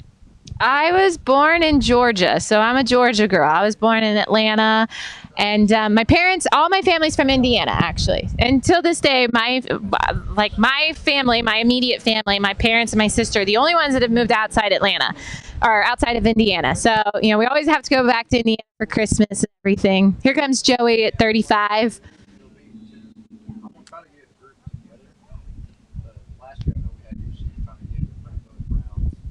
Ooh, aggressive one ball. Well, we've been working. He's a righty, so I know we love to hammer one. We have been trying to work on him. Righties love to hammer one ball. Aggressive on his offside turns, because that has been a little bit of his Achilles. Was that he'll be a little, 2-4-6-y instead of evening it out. Better to have a 1-3-5 side than a 2-4. There's more of them. Yeah, so I was born in Georgia. My parents had moved from Indiana. My dad was the skier in the family. He convinced my mom to start skiing before they had my sister and I, and made her go over the ramp and everything. Back in the days, like no helmet, blue jean shorts and everything. So I don't even know how my parents ended up married together after that, but they did, and they had my sister and I. And my sister's older. She's 3.5 years older than I am, and so she was already skiing, and I'm 2 years old. I'm just always along for the ride. They just put me in the car seat and I just get in the boat, whatever, everything's fine. But finally I'm like, okay, like everybody else is skiing, why am I not skiing? And my parents wouldn't pull me. They thought I was too young. So somehow at 2 years old I convinced my parents' friends to let me go ski when they were like babysitting me, and my parents weren't even there. So my parents missed my first time skiing because their friends took me because I wanted to ski and they wouldn't pull me. So that's kind of the attitude they've had their whole life with me. But all right, here's Joey. This is our 38. What's really interesting is he pulling out double-handed and then switching his grip. Yeah, he does a over the top, 2 hands on top on his pull out, and then goes to grab it a little conventional as he goes through. And you're not the smoothest one there, but no, that's good enough to get it done. And he'll hang on to just about anything going out the gate. Well, yeah, especially for 38. He's not going to miss 38. Yeah, so that, that wasn't and Joey's he's one of the smoothest. Youngest one, so he can hang on to the pits. And he won't feel, although he's been nursing it back a little bit the last 2 weeks. Well, so he might be now after that one. But we'll see. I'm gonna get back to the story. So yeah, while he's waiting to come back at 39.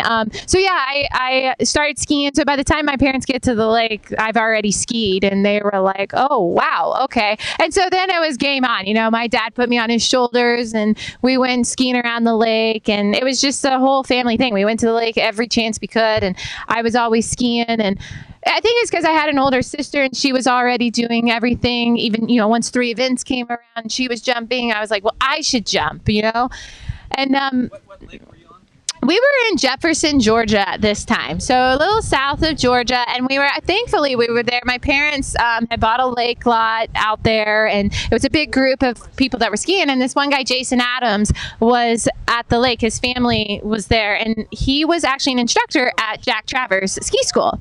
And so here comes, we'll get back to the story in a minute, but let's watch Joey come back at 39 with this crazy pullout that he does. Let's see if he can get down this rope a bit here.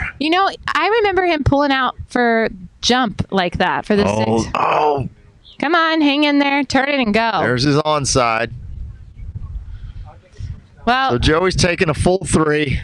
Well, that's a good thing because we've been stuck at half and 2, so 3 is going to be a big deal. I think that's the highest score since Noah. Not happy. His 3 at 39 face is like a 2 at 39 face. Yeah.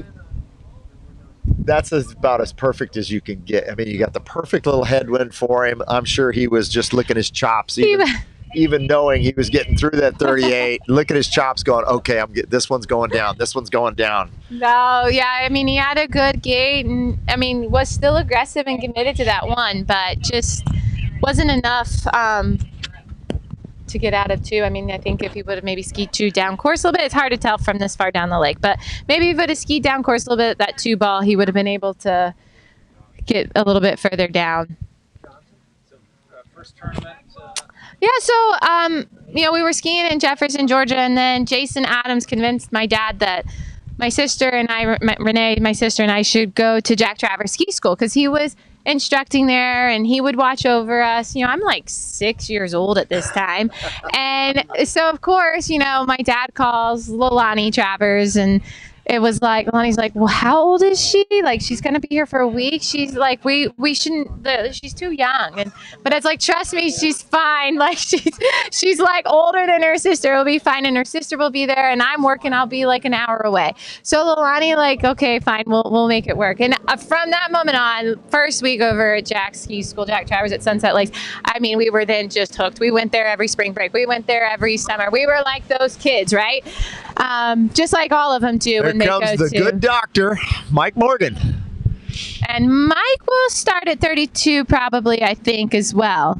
He's been skiing up. He has a little bit of his practice up in Santa Rosa Beach. He has a couple practices, a little bit of everywhere, Tampa, but he's opened up one recently in Santa Rosa Beach. So it's been fun to have him up in the Panhandle to ski with some days out of the week. He's a little bit of everywhere. He's the medical marijuana doctor, right? Yeah, no, definitely not. Definitely not that Dr. Mike. Mike Morgan. Yep. So we got Mike Morgan, very successful career. Gosh, the only reason that do you know the story of why he's actually a doctor? Do you know how this even became? Why his story? You want to hear all my story, but do you know his story why he's a doctor? I don't think I've ever asked him. Okay. I don't know. I believe he was in England, and I think they go the opposite direction with cars driving. He got hit. He got I remember that. nailed. He was on Carl was telling me about that. Yes, he was at an event. He was at Worlds, I believe, and he went to cross the road, and the cars, he looked, but the cars were going the opposite way, so he just got creamed and was in the hospital in England for a long time. And so that's when he just started pulling out the books, and I mean, he's super smart, so everything he read, he retained and became a doctor. Yes, of course, he came from a family of doctors as well, but I think that was his tipping point for changing his career and making sure he went into the doctor path. Yeah, so that's why we get to call him Dr. Mike Morgan. Crazy. Kids don't try this. No, just go to the books. That is crazy. I never really thought. I knew he got hit over there. All right, so here we come, Mike Morgan, 35 off. He's also one of our good skiers. He's been on the good team for years and years. I know him and Dave worked a lot together over the years since like the 9100 time frame. And you look at the arm throw. He's Loves the it. easiest skier to see when you're down the lake and you like who's out on the water. He is so simple. He's got that 135 side where his arm goes way up in the air. He does, yeah. But I mean, I think that's all part of people's balance as well. I'm not really too ever worried. Yeah, like I'll call you out on it, but it's not necessarily something that I would ever try to fix for him either, just because I think it's always part of somebody's balance, and you never want to change their balance, right? Like your balance and my balance, our stance is going to be completely different. It's just that's how he can balance himself when he lets go at that turn to come back and hook up and be strong, in a strong position. So yeah, I mean, he's totally known for that, but at the same time, that's what works for him, and that's what's, I mean, he's won, how many events has he won in his whole career? If you don't even have the arm in the photo, the rest of the body's in perfect shape. position. Yeah, It's right where it is. But it's and just even though his arm is coming back and is super high, even at the highest point of his arm reach, his shoulders are even. Yeah. So it's literally just a balancing point for him at that point. But that's just because I sit here and analyze anytime somebody's on the water. I got to start doing something that looks cool. Yeah, exactly. All right. 38 off. This should be 38. Ooh, deep two ball. Gonna stay in it. This shouldn't be, he should be running this pass, so. Yep, and there we go. 38. At the gate. All right, so I know Mike, he's been, skiing with me a little bit up in the Panhandle and then back down here, just kind of depending where he is with work. But he's been skiing really good, so I'm excited to see if he can get good bit ways down this pass. I think if he can work on his gait and get the key elements into keeping that outbound pressure going out, then I think we could see him get pretty far down it. I know his goal is to run it. I know he's going to like that this headwind's picked up for him, and I think it's going to be, I think we could see a turning point. I want to see another 39 run. Especially with a good, somebody that's on a good. We are running out of people. Is he? We got two more. Todd Johnson and Darren next, which are one of them's going to run 39.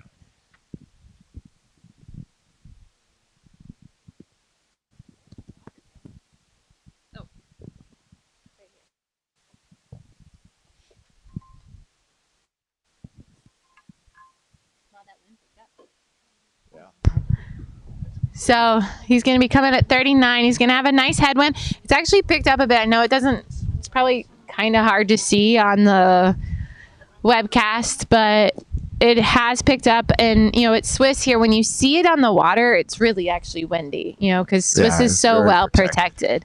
So he's going to have a gust. Hopefully he can adjust, and hopefully he sees that gust coming as he pulls out here. Nice one. If he can just keep this going, he can be in this. He just needs to stay. Oh, I was going to tell him to stay patient, and he didn't listen. That was a great start. He should have been further down than 3. He's going to be probably not so happy with himself for doing that. So he just came off the handle a little early into 3. It looked like he had a good 2. Oh, he was in great shape. That was just Mike being mental. No, I think he also knew it. I mean, how many times have we all been skiing and we're like, yes, we're in the pass, and then we're sinking in the water. So I think that actually did happen, because that's been the best gate and 1 and 2 that I've seen for the last, since Noah, actually. So that was definitely in that pass, and I know he's going to be kicking himself because that was the start that he could have had to run that, because, I mean, he's going to run that. If he keeps that going, he'll run that over the next day or 2. That's the best 1 and 2 we've seen in since Noah. An hour, yeah. 2 hours ago. It's going. But no, I think he's going to be, I mean, he's happy. That's a great score. 3 at 39 is a great score. So he's going to be happy with that. But then, like all of us skiers are, we're not happy because we expected more, and he knows he could have done more on that. But he'll save that. He's in a good little spot as well for, getting in tomorrow, because definitely, you want to have a great score, build the confidence up, but you also need to make sure you get into tomorrow. And you guys take 16? Yeah, I think the total is, I want to say it's 32. Yeah, but tomorrow. This afternoon, yeah, I think there's 16 into tomorrow. So I think so 16 bracket.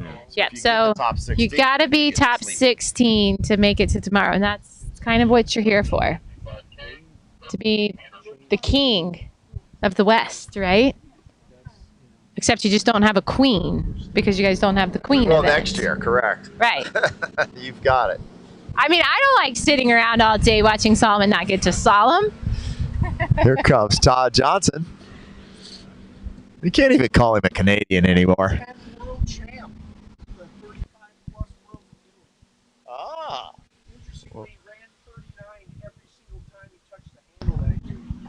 So, how about that for a nice kudos right there. there. Barton was just telling us. 2010 ran 39 off every round in 2010 that he skied in the tournament. So I think we're going to see somebody run 39 again here today. So that will be great. But yeah, 2010, that's a pretty big stat.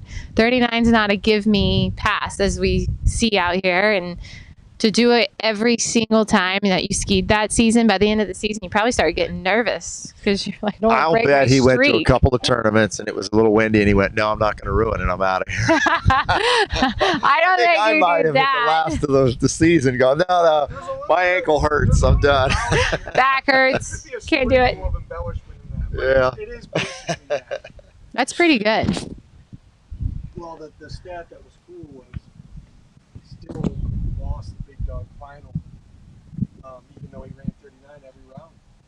Yeah, that's not ever a fun stat that you want to repeat. When you run 39 every year that season and still lose, that's just one of those stats that's gut-wrenching. You know, that's like last weekend when Freddie Winter runs 41 off all 3 rounds and still gets second place.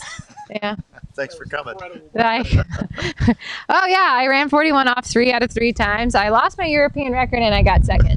Great weekend. All right, here comes Todd. He's coming back at 35.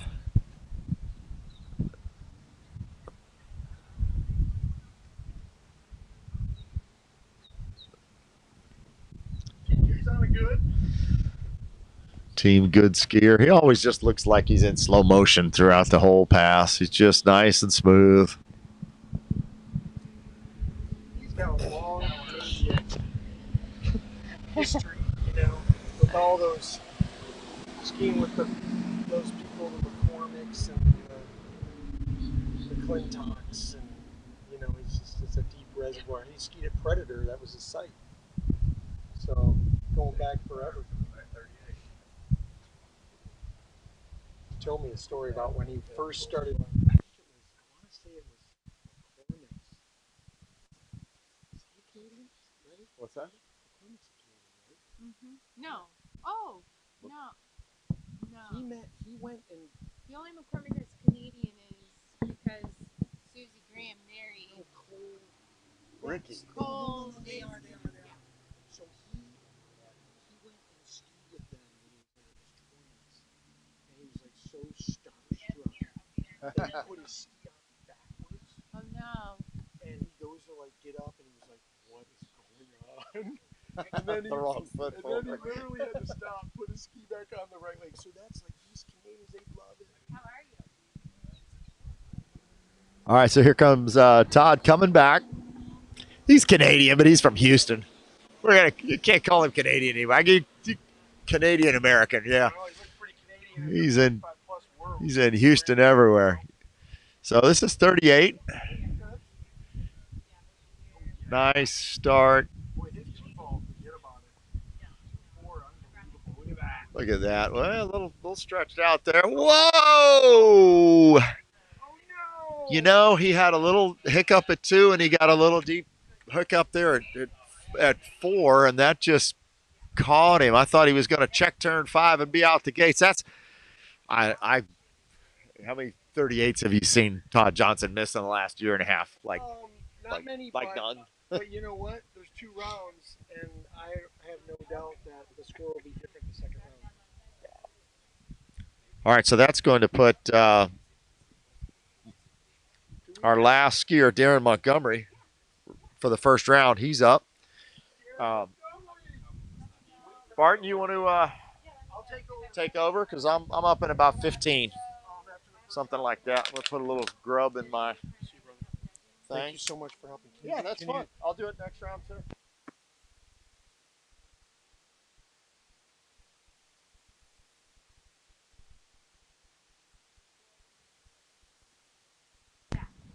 Okay, boat's coming back after Todd Johnson went down surprisingly early for him.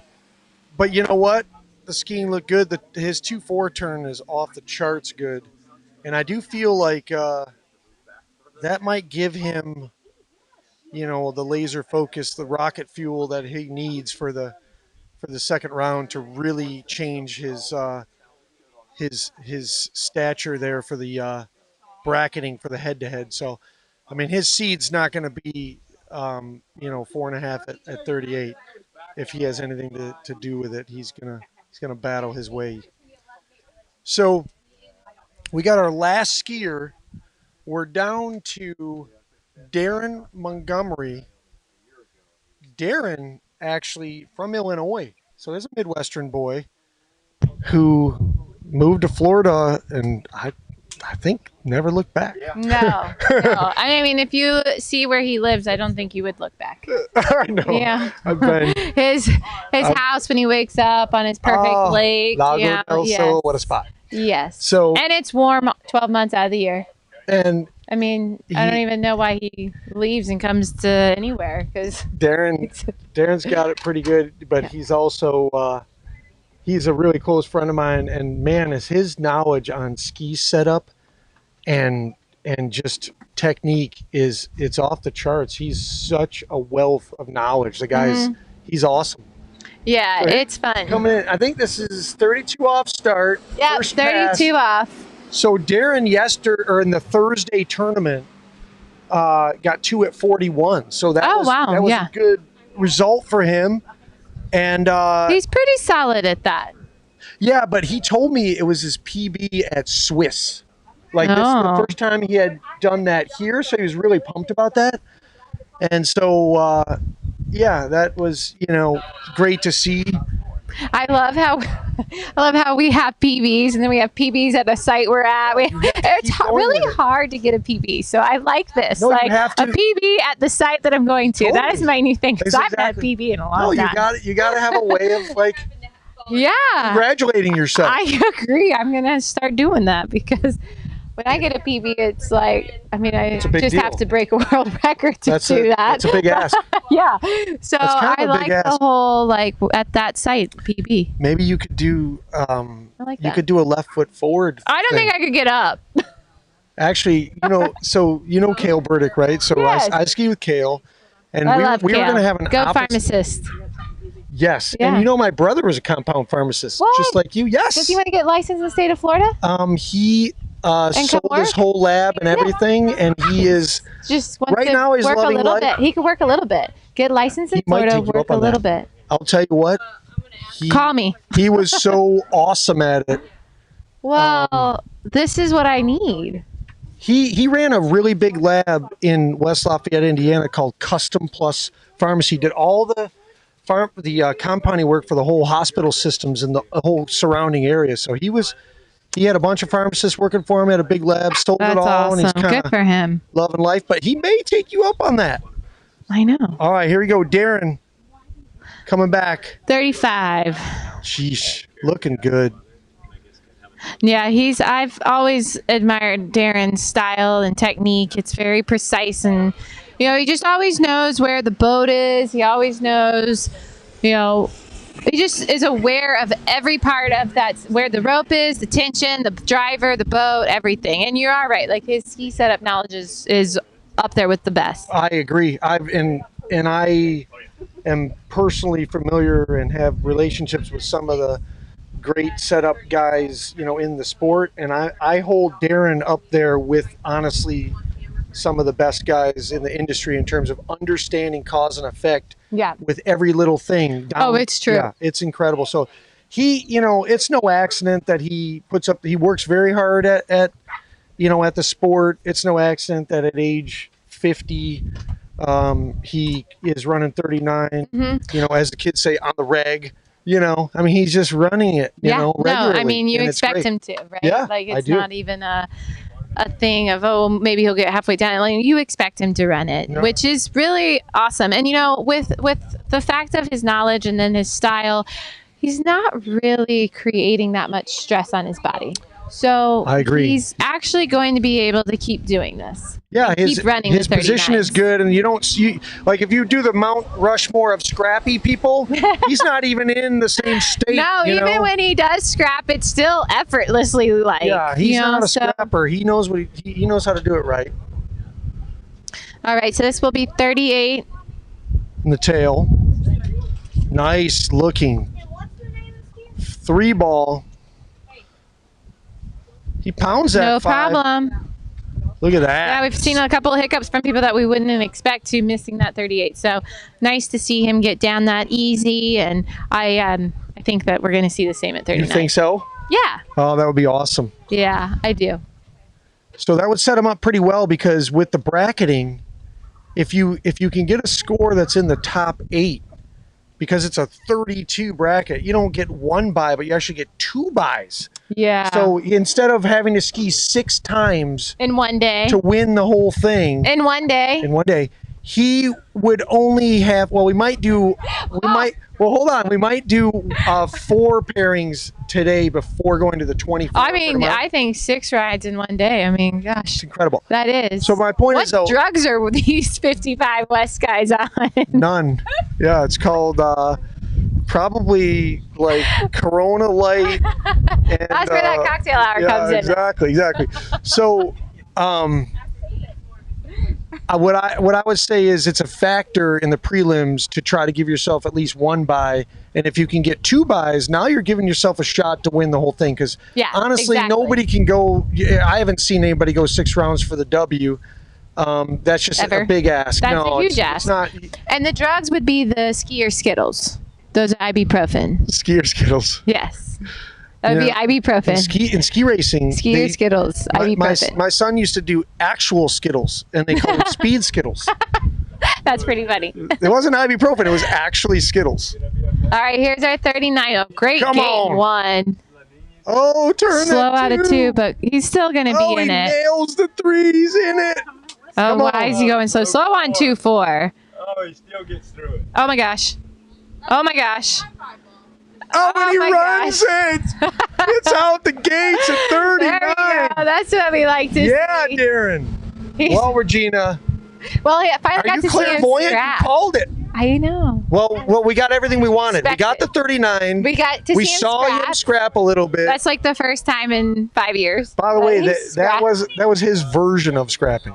It's true. That's different than bouncing your body off the water. Oh, I know. I'm a scrapper. Don't worry. I'm a scrapper. We actually have just, He would have been fine, though, if he wouldn't have been so slow on 2-4. 2-4 got him in trouble. The 2-4 wasn't coming around. No, it was very well, slow, stalled out, and then in the headwind. His 135 was insanely good, though, right? Yeah. That's what got him in it. For a righty? Well, not quite sure. I have to say, he maybe needs to switch back to a good. I mean, he would be running 41. That 2-4. That 2-4. That would have been an easy 39. He would have had more energy for going into 41. I don't know. If you, everybody's got different opinions. He likes. I know his equipment. everybody agrees with us. Well, he likes his equipment, but no, it is. I mean, you got to be happy with what you're happy on. And Mike Robinson says he's been competing for 40 years, and he says to me, you gotta love your ski. You do. You have to. You have to. Because you're asking a lot of it. I do. You in particular. When I see what you put a ski through, running 39 under those conditions, and what we're doing, it's at a little bit of a lower level, but like what we're putting. I don't even like the fact that I've left my ski in my car for this 41. long. Here we go. All right. He's got to get out of 1 to take the lead away from Noah, and that's probably going to happen here.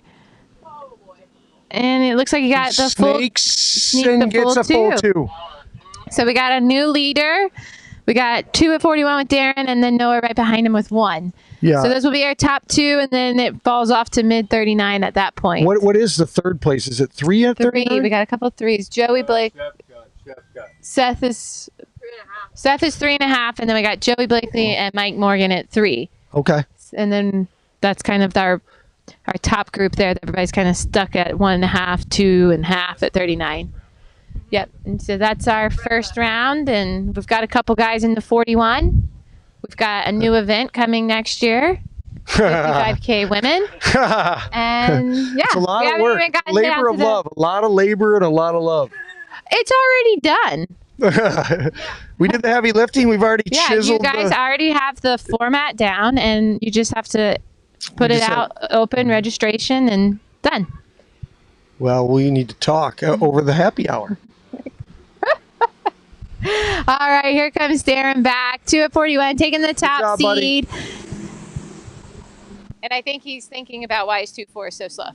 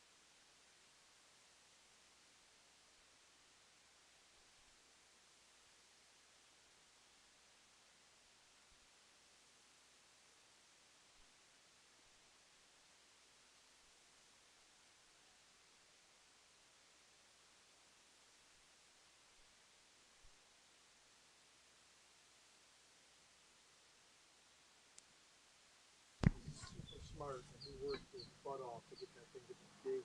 Yeah. He had that thing opening right away.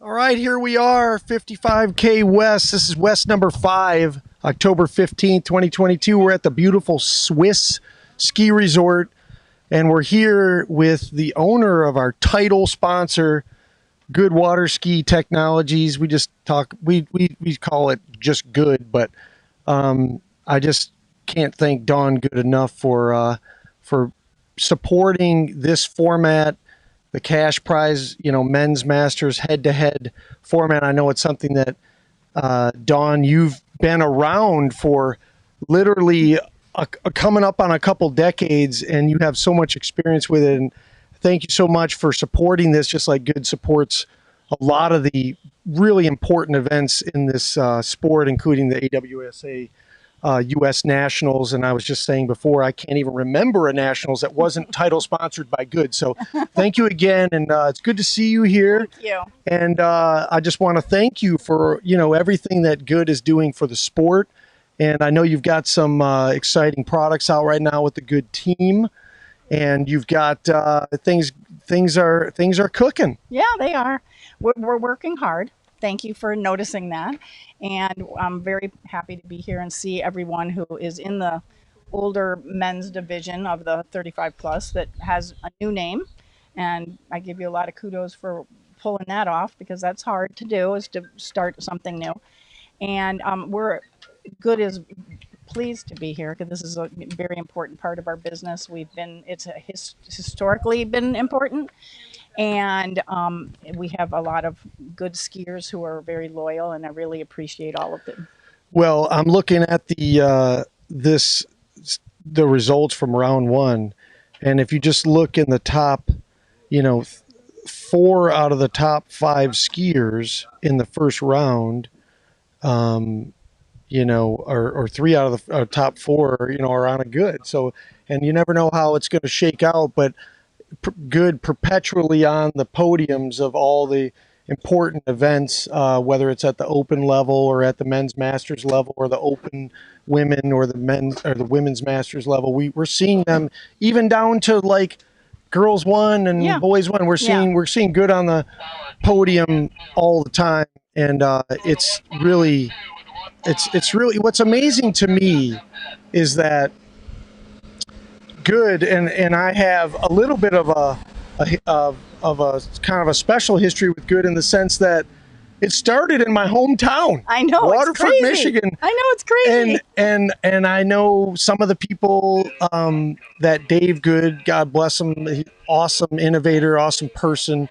I know a lot of people that he used to ski with, and this is the guy that was all about cracking the code. And and that gave him so much rocket fuel to crack the code in anything. But particularly he got super passionate about water skis. And when he introduced carbon fiber to water skiing, he revolutionized the sport single-handedly. He was so enthusiastic, but he was also so positive that it would make a difference. And so he had to teach people that was a new path for the products, and it proved to be correct. 100% correct. And another thing that he left us with, one last parting gift, was not just carbon in the layup, but he left us with carbon in the core. Yeah. So another like total revolution. Yes. And so it's amazing how Good keeps building on these really, really monumental engineering changes that have changed the way people think about water skis and about what the skis are capable of. Yes. And so you guys are continuing to build on that and to innovate in a way that is second to none. And so it's amazing. And then when I look at this, I look at this list, and it's like 90% of the skiers are on a Good, and these guys are buying skis. So think about it. Most of these guys are further along in their lives. They have jobs, money, families. They can pretty much buy any ski they want. They're going to buy the one that works for them. That's right. And there's a saying, somebody may say, well, my only loyalty is to scores when it comes to a ski. Well, if you look down this list, if your only loyalty is scores, almost every skier here is on a good. Yes, that says a lot. Thank you. And well, so that's part of the reason I'm here is because I appreciate all these people's continued support, and the product has been consistent, and the factory and the work we've done with R&D and things, utilizing the information that Dave left us with. So we're very lucky that there's a lot more to come.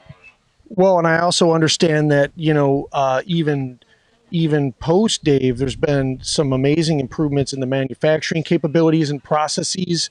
There's been all kinds of, it's just continual innovation at Good. And that to me is the proofs in the results and in these high quality skis that are being put out. And what's cool about the carbon core, I guess I want to make one more statement about that, is it actually extends even the longevity of skis. You know what I mean? Because it's now we have more carbon in the ski. So, but again, thank you so much for Good being there for the sport. Thank you. So we feel like we like to give back to the sport. We've been the title sponsor of the U.S. Nationals since 2000, and we're very proud of that. Everybody knows it as the Good Nationals. So that's been very productive for us. And so we've supported many different avenues, pro events, the senior worlds, many different, there's so many things that we can support our sport in many different avenues. Yeah, and to have you here at this, cash prize head-to-head event, it brings back a lot of great memories because you've been around these types of formats and this type of event, these head-to-head events for so many years, and then also the grassroots stuff all the way to the nationals. I mean, you go to a lot of stuff, but it's just great to have you here supporting these people. We got a kind of a fresh stock of like 35-year-olds. Yes, you do. There's some people I hadn't really known, so it's fun to see that you have some new people. Yeah, and then it goes all the way up to literally maybe some skiers whose age starts with a 7, potentially. Potentially, I don't think you have one here though. Maybe. We got close. I haven't seen that person. We're close. Point is, like Noah came up and I was like, Noah, how old are you? There are skiers here that are almost twice your age. But isn't it cool that we're all still together doing it? Yes. So thank you so much for being here, supporting this like Good always has. And if anybody out there is wondering who's using what, honestly, these are what I tell people is, there's pros, and of course the open men pros are amazing and the open women pros are amazing. But then you got some really darn good men's masters guys who are buying skis. Yes. And if you're wondering whether or not they believe in what they're on, they're not going to go buy something that they don't think works. It's been great. Yeah. That women and older men specifically was what Dave had a lot of success with, but that's because they were our contemporaries. Mm-hmm. They were our friends, so we spent more time with them. We were on the dock with them more, just because they were our age. So there's been a lot of success with younger kids, some of our skiers' children who are in college. We have many, many collegiate skiers that are doing well, and international skiers. I'm very, very proud of the success we've had. You've had great success. There's a lot more successes happening right now. It's constant innovation. And the Good team, the XTR team, is it's phenomenal. I see a lot of skiers on it. Yeah. Even at this event. That's a ski that I'm particularly myself interested in testing. Like that is a ski that's like, I love the nano shape.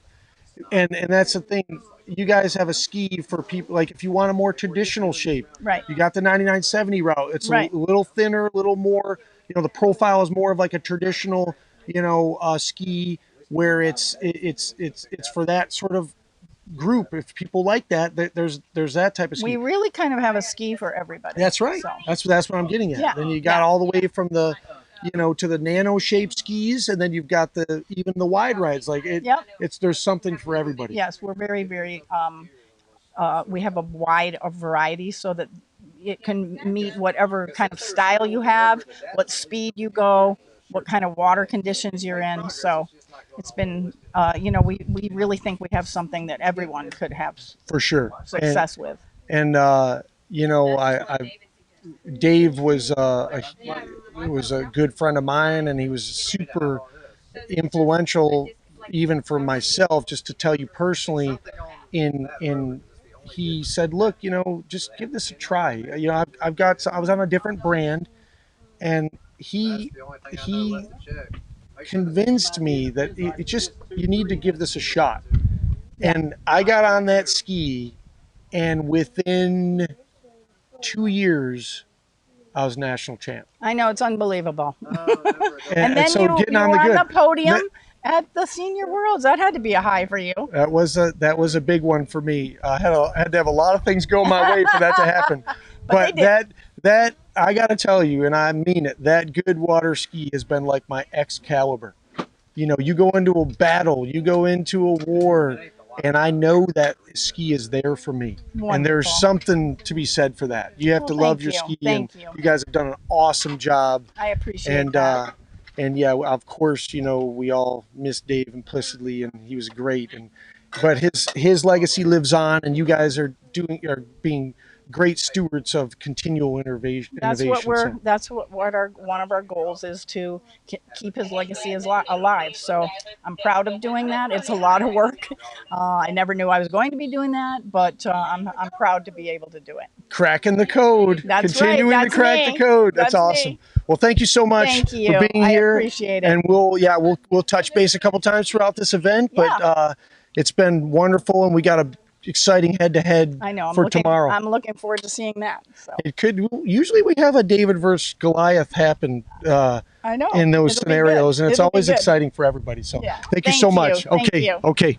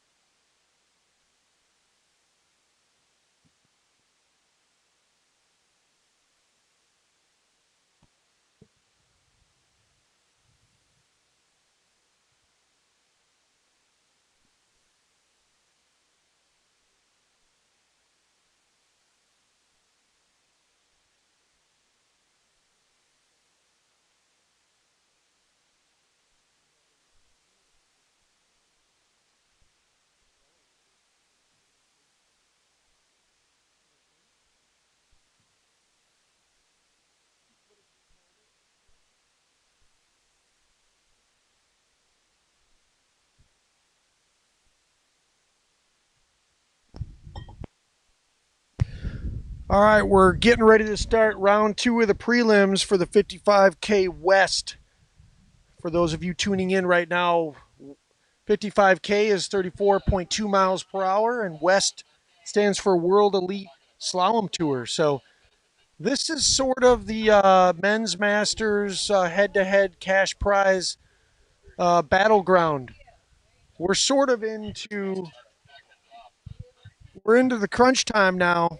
It's a 32 off mandatory start, and we're into crunch time because this is going to set up the brackets for the head-to-head. So we got Kevin Head from BC coming out at 32 off the line. He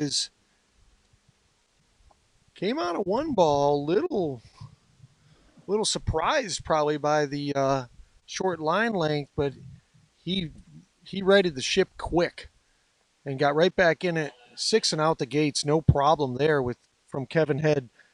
This is a guy who was the first guy off the dock, and he was 2 at 39.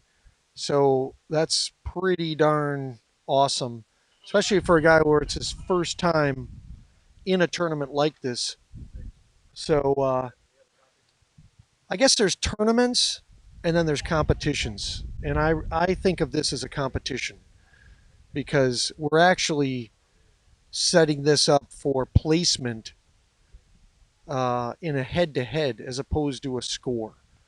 You know, you go to a tournament, it's sort of about getting a score. This is a battle. This is about placement. And so these preliminary rounds are setting up who goes against who in the 32 man bracket. So, and it's a little tricky to figure out conceptually in your mind how a 32 person bracket works, but we have a copy of the bracket on our website, 55kwest.com. Just scroll down the little tabs. You can see in the bracket itself shows you the ski order and exactly how it works. We've got Kevin Head coming back 35 off the line in a headwind, looking good. And this guy is, I mean, if you want to build a water skier, he's long and lean and very high strength to weight. Once he gets this figured out, boy, is he going to be tough to beat because he's got a lot of things working for him. We got Mike Robinson here, a 40-year wealth of knowledge in competition. He's been competing a long time. I'm not going to reveal his age, but I appreciate his wealth of knowledge. And when you see Kevin Head, the first guy who you've never probably even heard of because he's from British Columbia and has never been to any of our events, but when you see a guy like him come off the dock, first round, first event like this, 2 at 39, and he's about 6'80", what do you think when you look at this guy? Like, what is going through your mind? Well, you immediately recognize the talent. You know, he's got God's gift of the height. He's got the technique. I mean, a lot of tall guys, they just, you know, they struggle with the technique a bit.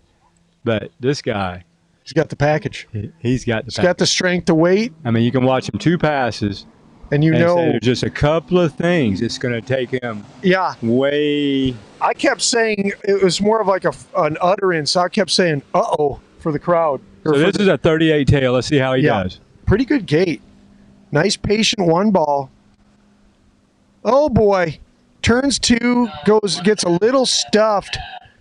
And you know, when people say you stuff the ski, what that means to me is that the ski is too much underneath you and it kind of stops at the buoy and you sort of just fall into the water or kind of go forward. And that, you know, it looked like he sort of stuffed it at 2. What did you think? Yeah, you know, our hip alignment on our offside typically just has us over the ski more in lieu of leading with our hips like we do on our onside.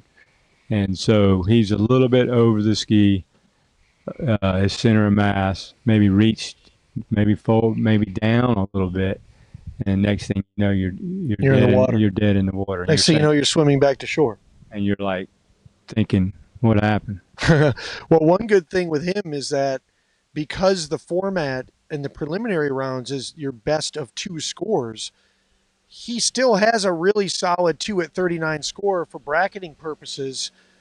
So he's going to go into the head-to-head tomorrow and with a really good seeding for the bracketing. And even though he made a mistake there, he's by no means out of this. He can come back tomorrow with a fresh start, and he'll still have a good position with that solid 2 at 39 score. Yeah, I mean, he's got the 2 at 39, which is, you know, a good score. Obviously wanting more. But, you know, we're mandating a 32 start off the dock this round. And we do have a tailwind, so you're going to get a 38 tail. So this round you'll basically be able to determine the players for the cash. I think you're right. It's a tall order for people, you know, because we did a Thursday warm-up tournament. A bunch of people practiced yesterday, and now we're going to do 2 rounds. And so now you're getting into a second round of prelims when we just came off a tournament, and it's a tail 38, and some people might be running out of gas. You never know. Okay, we got Matt Hines, guy that skis with Ben Favre, one of the legends in the sport. He's also on a good water ski. I noticed those Miami Nautique fluorescent yellow gloves. You can see him from a long ways away. I was saying this before about Matt. He skis with a lot of ski in the water, which is cool to see. And, you know, Matt's a bigger guy, so I think, you know, he has a body type, you know, that's not like super long and lean, but he still gets it done out there. He's impressive. It's fun to watch because we've come to these events. I think Matt's been with us since day one. And, you know, if he needs to, I've seen him bring out his A game and get through that 38 when he needed to. Oh, yeah. Yeah, oh, yeah. And I've had to go against Matt in some head-to-heads.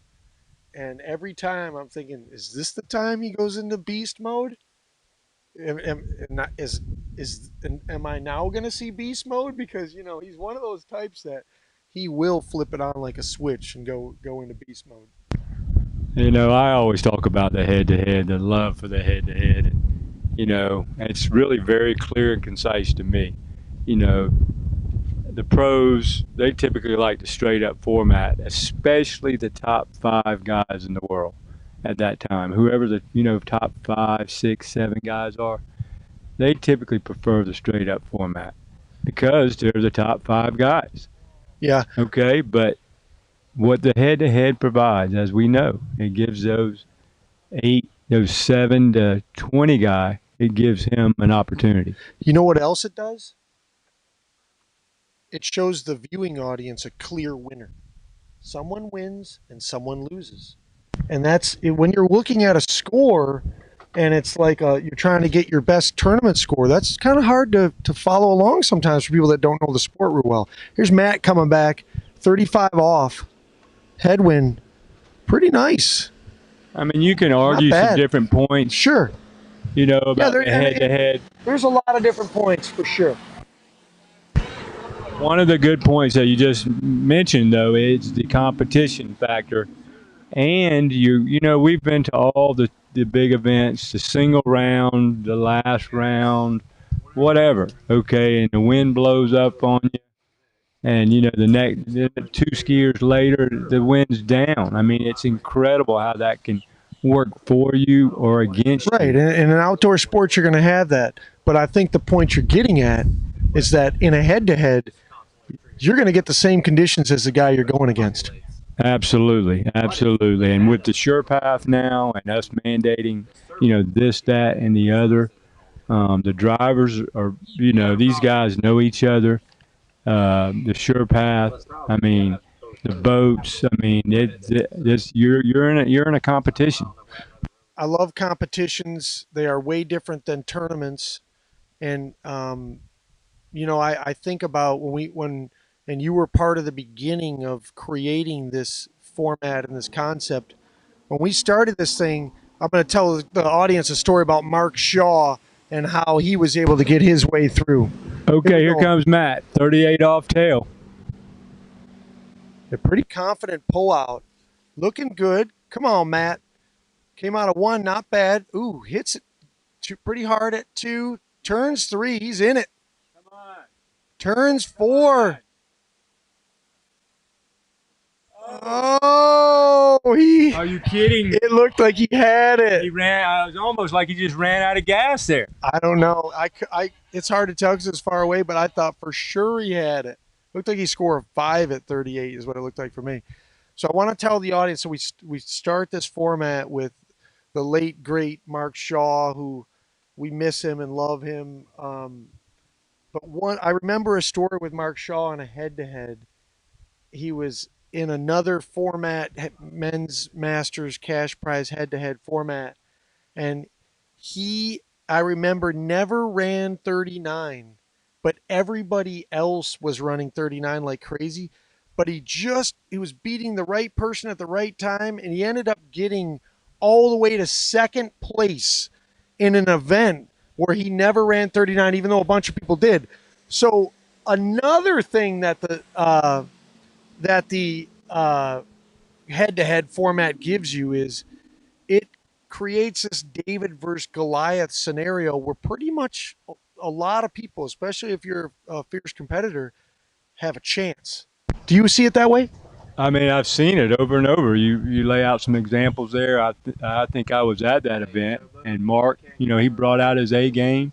Under the lights, by the way. Seasoned competitor, former open skier, brings that. He's probably like 35, 36 years old at the time, and he's an overall skier, and he gets down so good, and then he gets down to the 34 miles an hour, and he takes advantage of it and just goes out there, and he's he's making it happen. He knows how to compete.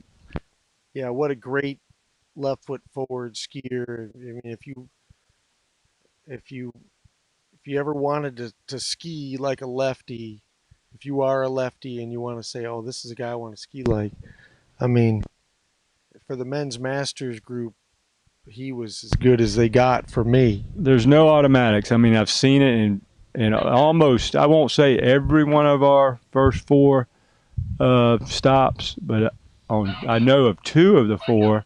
You got the mid 39 guy coming out there and beating the guys that are running 39 on demand. Well, like yourself, you did that. Well, and I think of Todd Kuykendall at our, I think West 4. He ended up getting second, right? Mark Shaw. So like I say, do recognize that opportunity, and it is an opportunity. It's fun, and it's fun to compete. So here we go. We got a young buck, Noah Viki. Gets into 41, first guy.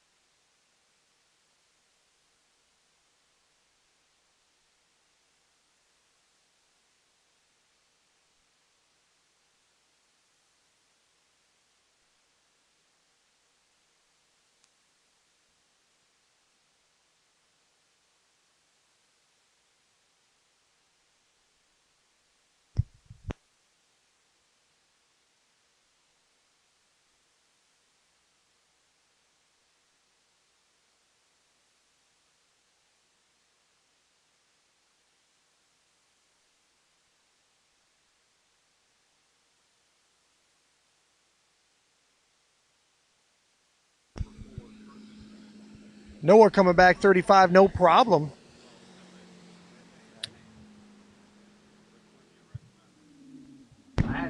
Okay, Noah, let's see. He's got it set up again to where he'll get a 39 head.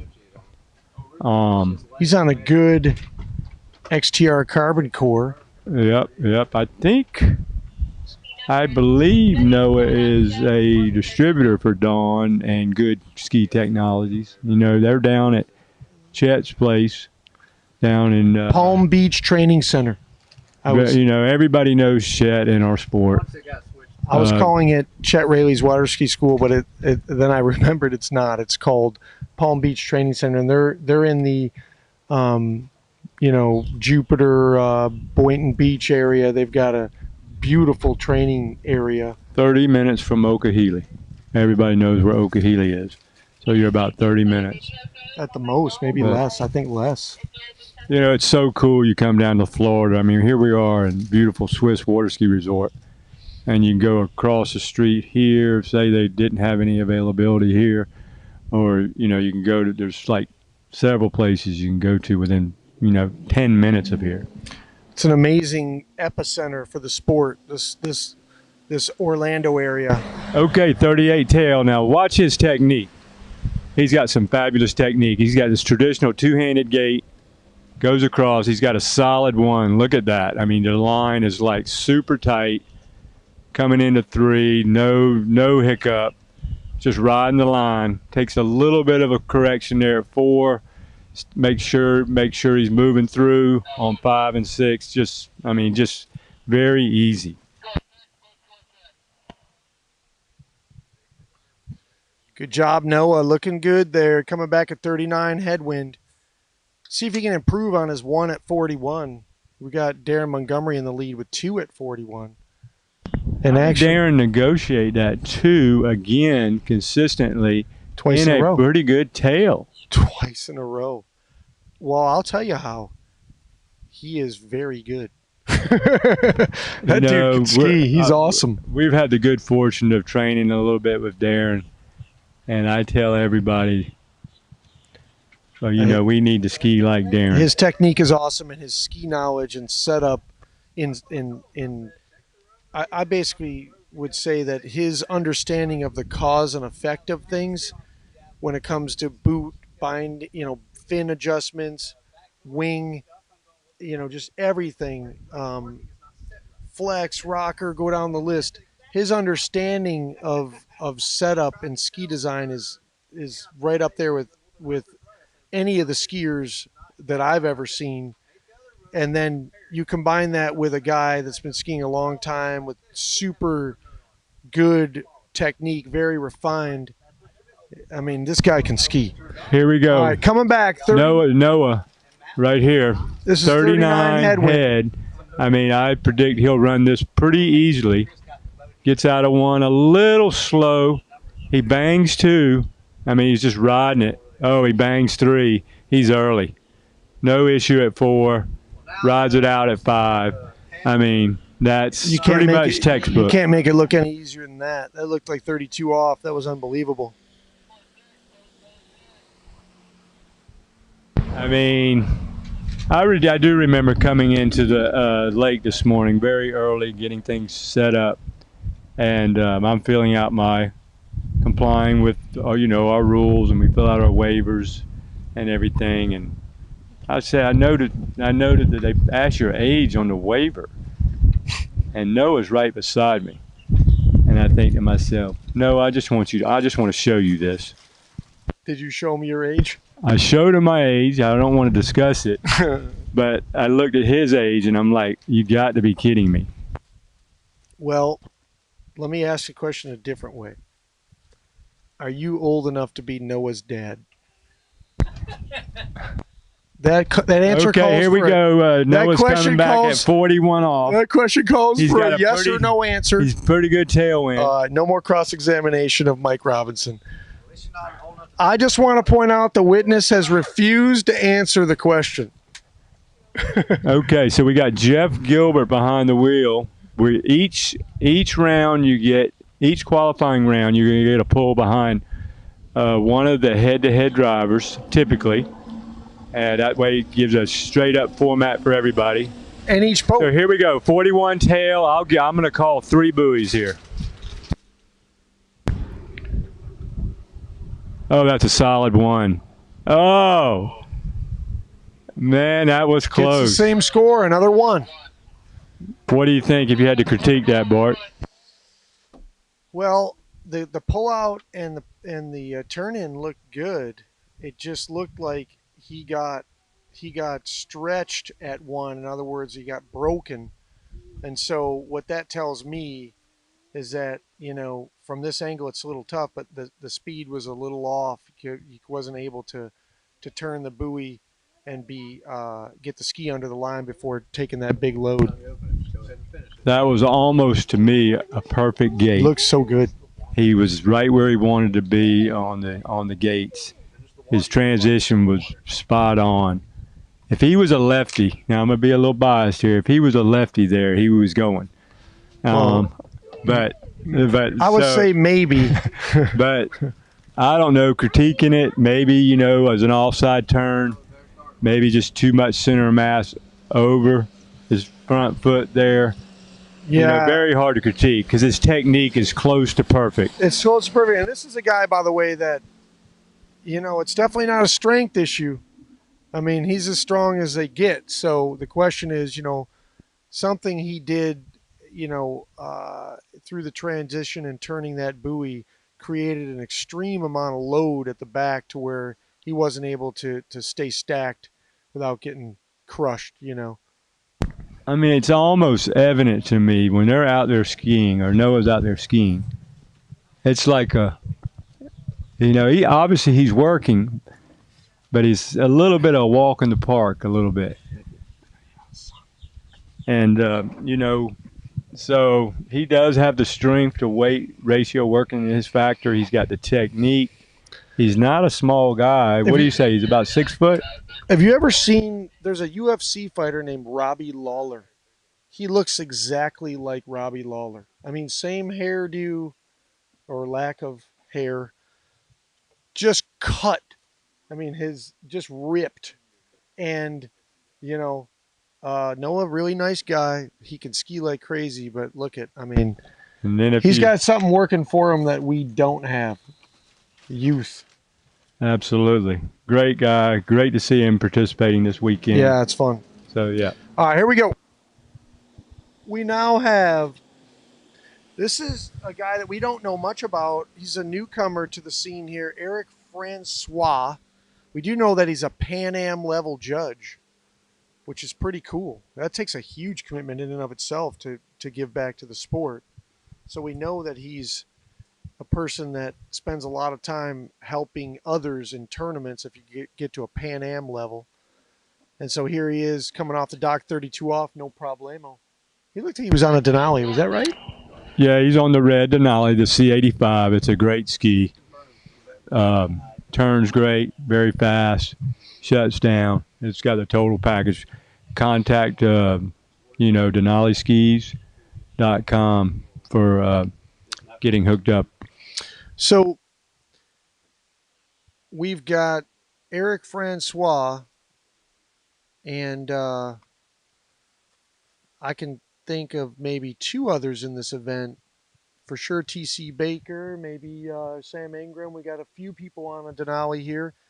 And TC, we've seen, this is another young guy that's 39 years old, I believe. And this guy, I ski with him. He's my ski partner. He just started running 39, and man, he can ski. I mean, he is strong. I'd say it's about 50-50 that he will run 39 this round. Or at least sometime during this event.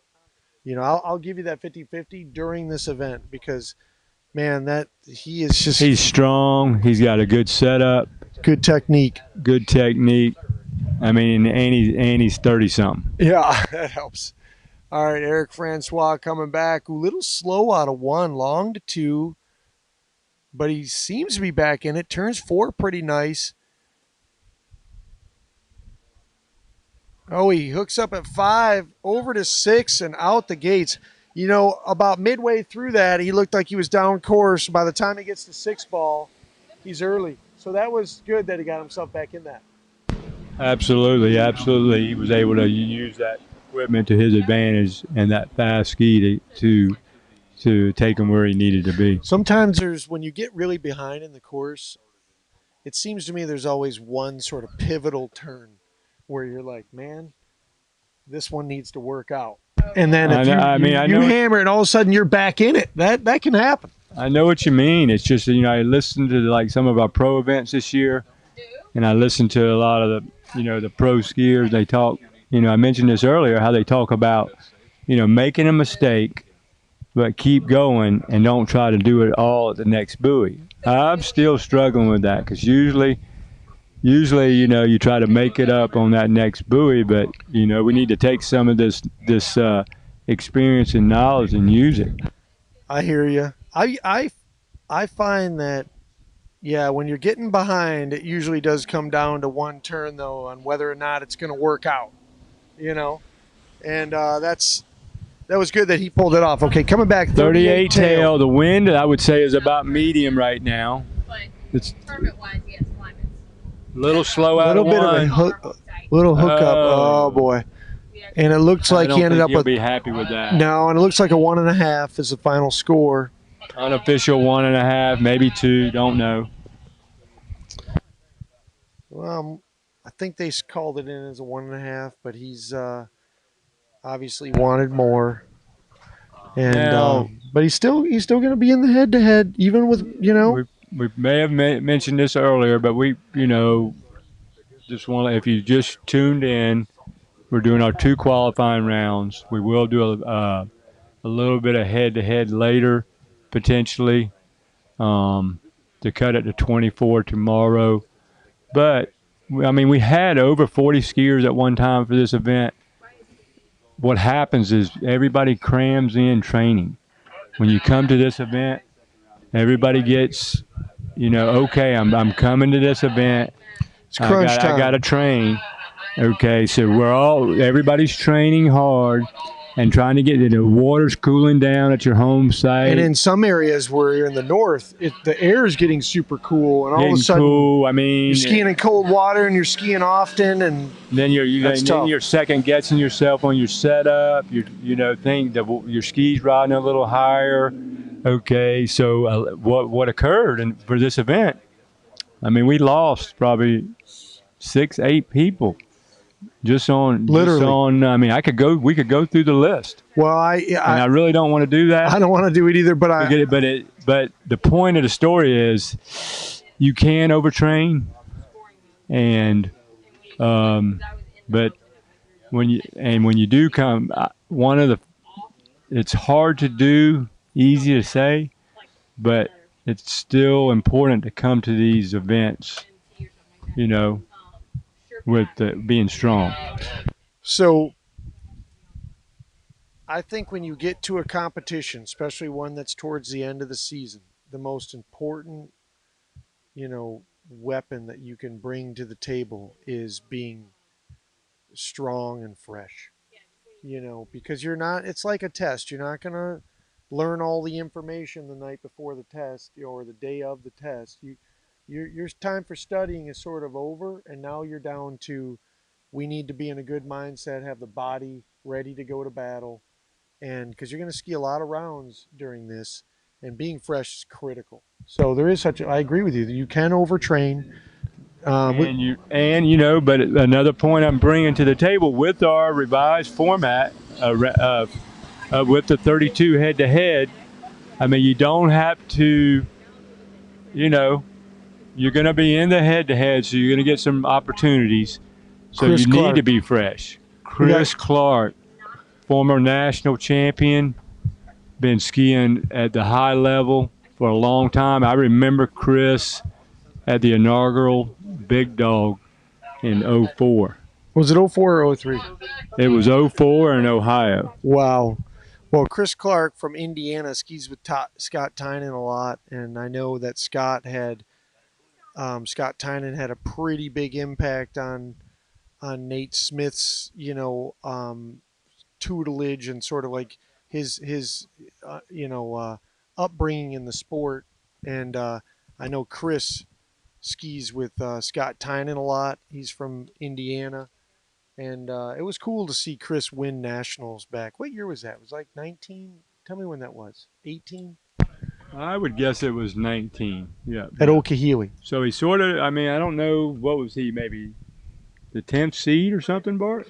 No, I think he was further down than that because I remember the boat change, that crew that changed that happened was in for the final 10, I believe, and I think he had already skied. So it was a stacked field. And he came from sort of sleeper from mid-pack and just dropped a bomb on everybody. He dropped a big bomb. He got deep 39, I believe. That's crazy. Good job, Chris. All right, here he's coming back, 35 off, headwind.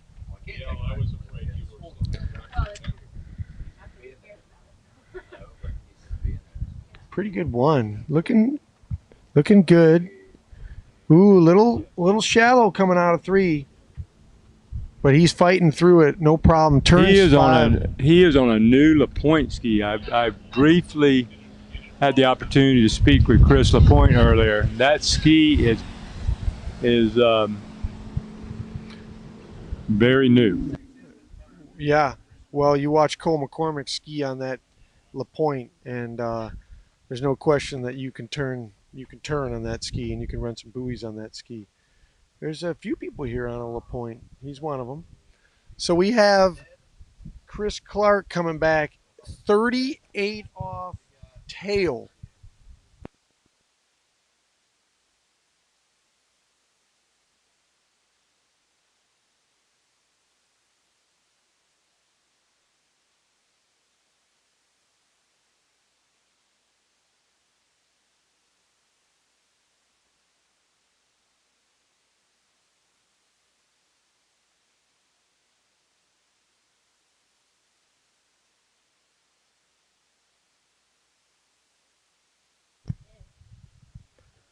So I'd like to thank our title sponsor, Good Water Ski Technologies. We got Radar Skis. We got Masterline Ropes.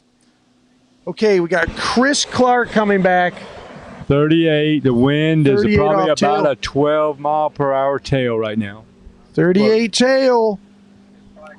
Ooh. That was a good one. I think it's good enough. Oh, a slow 2. He is not going to be happy. Well, 1.5.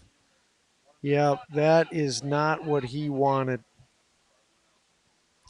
Well, that 38 off tail, like you said, is sort of where the rubber hits the road. 38 tails, not an easy pass, as we know.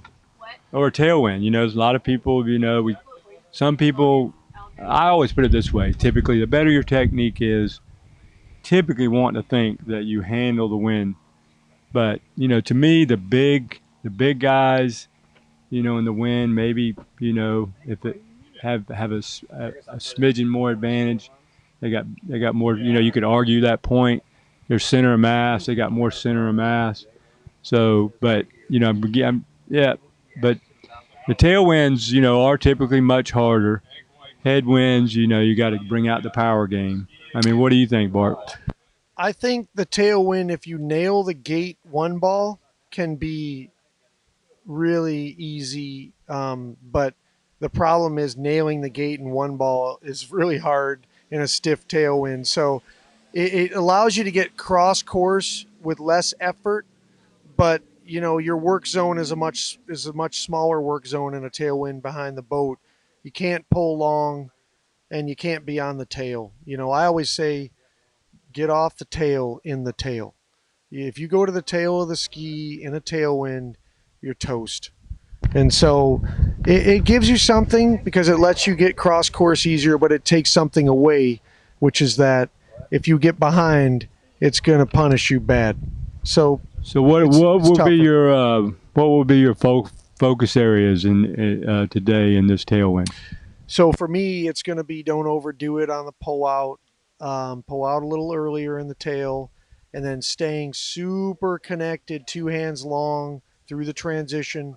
Don't Don't let off the pressure on the handle, because you're just going to go right down the lake when you do that. And then you're going to create too much speed at the buoy that you won't be able to handle in the tailwind. So it's going to be about maintaining that connection for long into each buoy. Not pulling long, but keeping the tension long, being off the handle as short a period of time as possible, and keeping the work zone shorter behind the boat. Transitioning earlier. That's it. It's Yeah, I think I was starting to wonder if you were going to mention that transitioning earlier. Yeah. I think that's important. Yeah, you definitely need to start your transition earlier in the tail, because you got more side course whip happening because it takes less effort. So here we go. We got Terrence Fogarty. I was talking about Terrence, very interesting guy, all of his inventions. And also, he's a guy that is very active in snow ski racing. I sort of know Terrence through snow ski racing before I even really knew him in water skiing. So, really nice guy.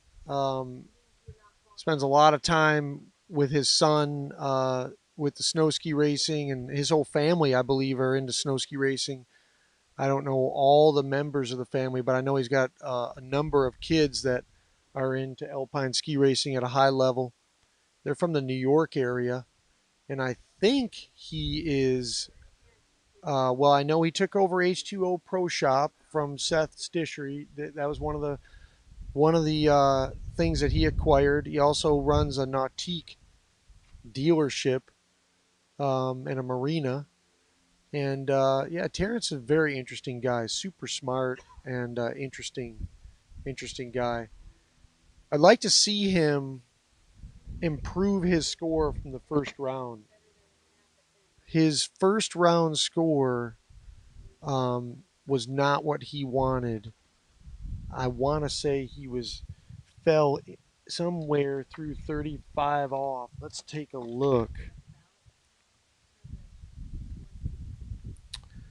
So he had a half a buoy at 35 off. So here he is coming back at 35, and let's see if he can start off doing better than that. Well, there you go. There's a one ball. He's already done better than his first round score. Turning 3, turns 4. Come on. Okay, turns 5, all the way out to 6. A little bit of slack. No problem.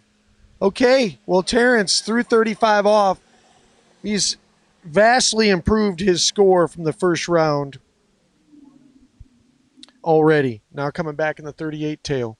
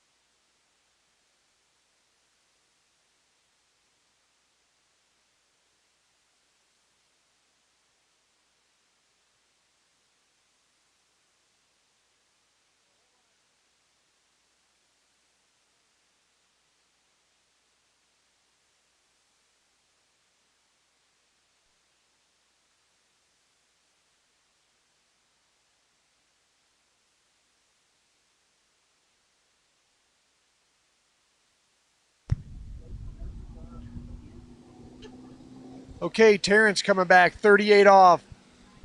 Tailwind. He's got that one-handed gait. Decent one.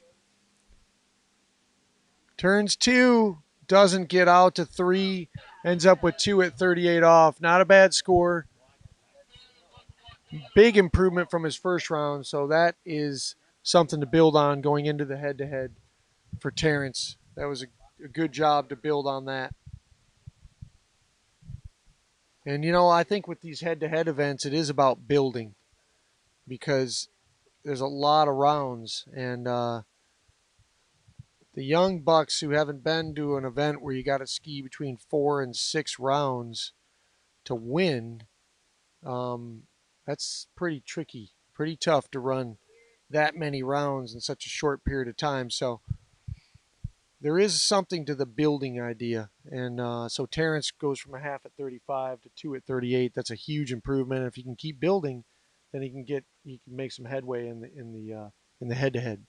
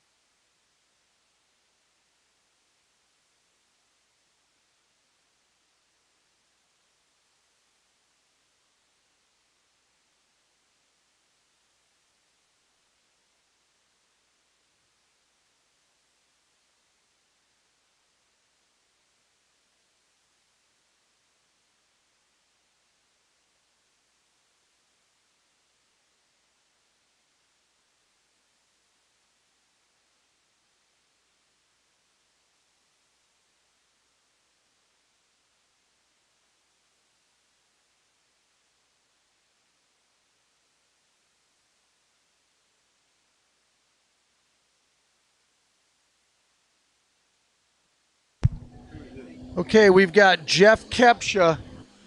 He's on a good water ski. I can see those Miami Nautique gloves, the fluorescent.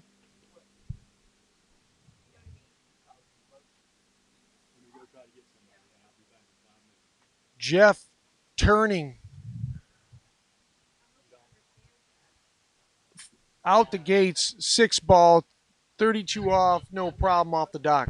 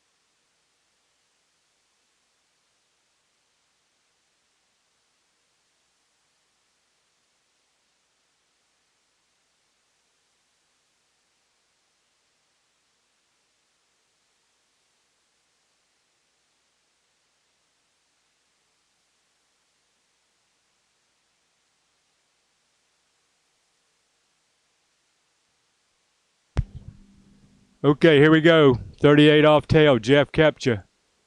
It's a must run. Oh. 2.5.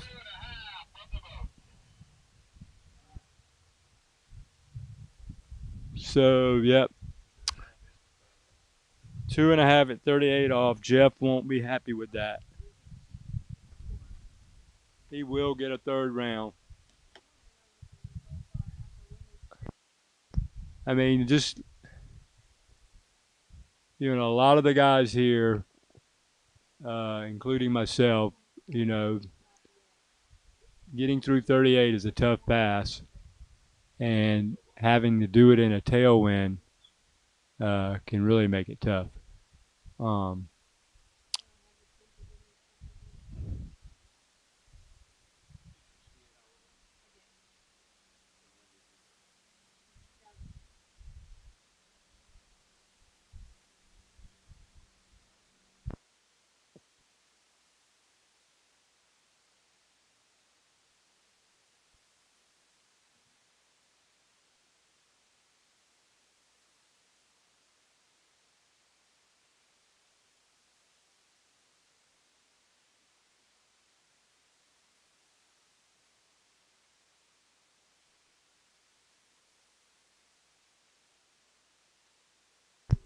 We do plan to have some events, I believe, next year. Keep the format going. I think that will be discussed some before we leave the webcast. So we do plan on having some events next year, and we would love for y'all to participate.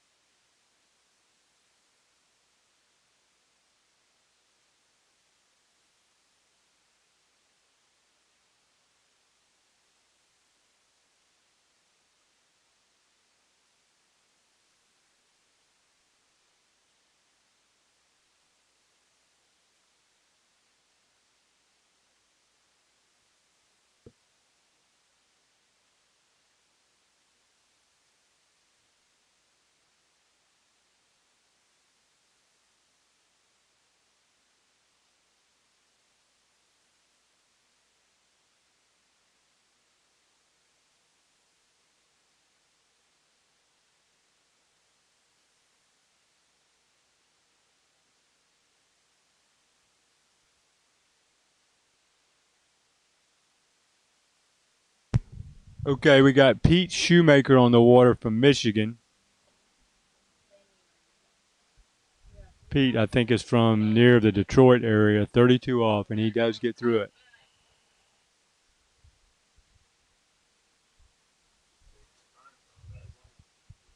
Okay, we do have some skiers. Let me go ahead and run through the skiers coming up.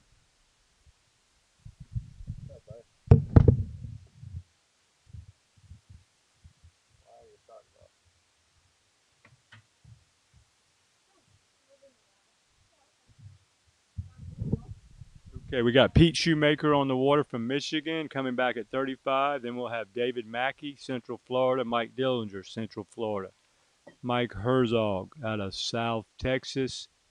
T.C. Baker, Michigan. Tim Henderson, Central Texas. Mike Columbine, I believe he is from Calgary, Canada, but don't quote me on that. I know he's from Canada.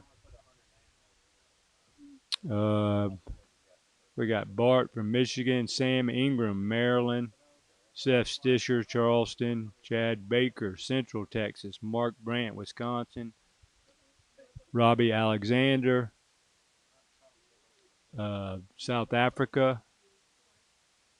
Myself, I'm from Charleston. Todd Kuykendall, Oklahoma. Mark Manasseh is from Arizona. Casey Contos, Indiana. Joey Blakely and Mike Morgan, Central Florida. Todd Johnson, Houston, Texas, and Darren Montgomery, West Palm Beach. So that gives you a little bit of a rundown on who's coming up. Okay, 35 off, got a headwind. Pete negotiates that. I was talking to Pete earlier. He's one of our newcomers to this format. Very relaxed out there, waving at the webcast. I mean, don't get too wrapped up in it.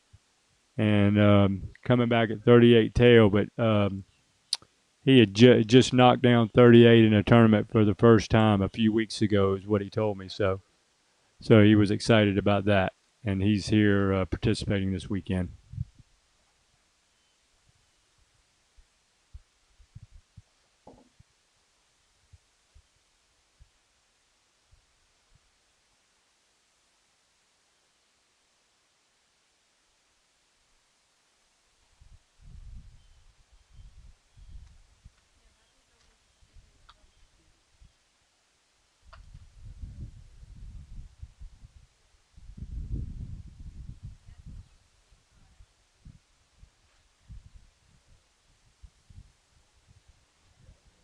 Did I hear you say you moved your fin?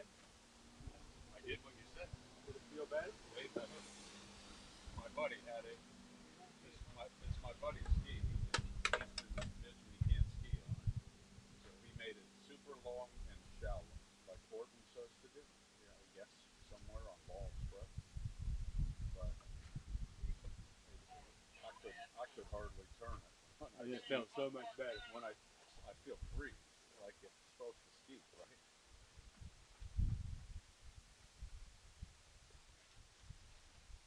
Chad Baker helped me. So that when he helps me, I know I get it right. Call him my fin doctor. So I was just talking to a friend here, Paul Armour, and he came to the event, helping us out and skiing this week, and skiing on a good. And he had gotten a ski from a friend, and but anyway, I just suggested put it back close to the stock setup, and he did, and it was much better for him.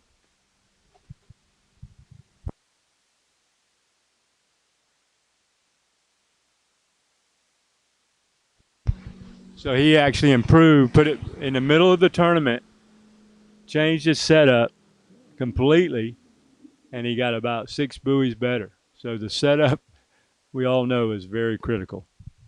So Pete just finished up.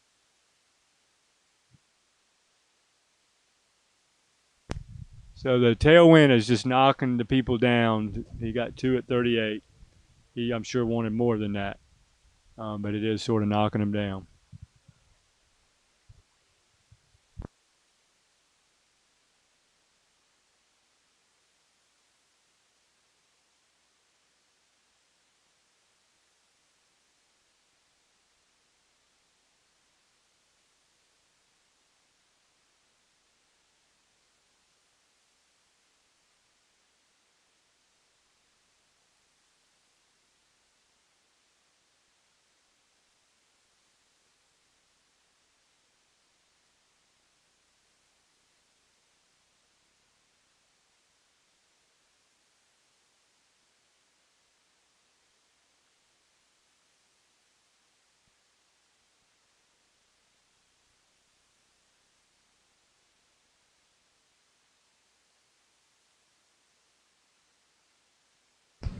Okay, David Mackey on the water out of Central Florida. 32 off start. He's also riding a good. Trains with Matt Hines, and I believe he was training with Ben. I think Ben moved to Louisiana, taking some time off back in his homeland.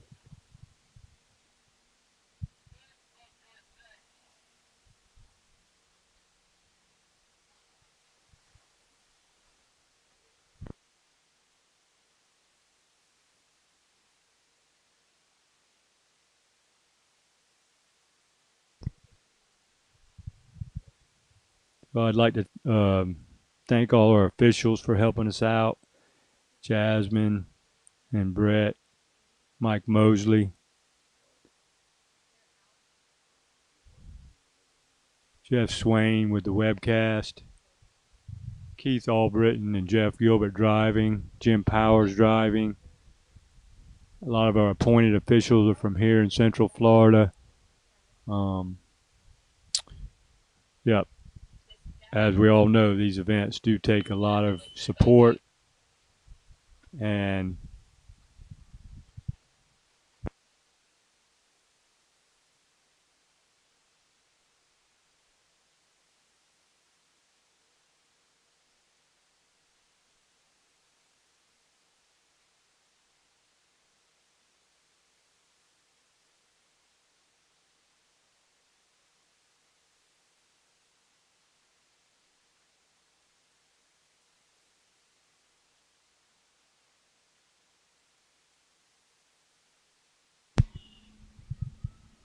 okay, here's David Mackey finishing up his 35 off second pass.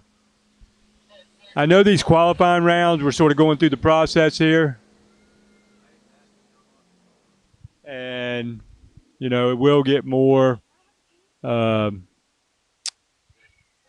we get to the head-to-head, I think it'll be more entertaining. But we're just setting the stage for our head-to-head format.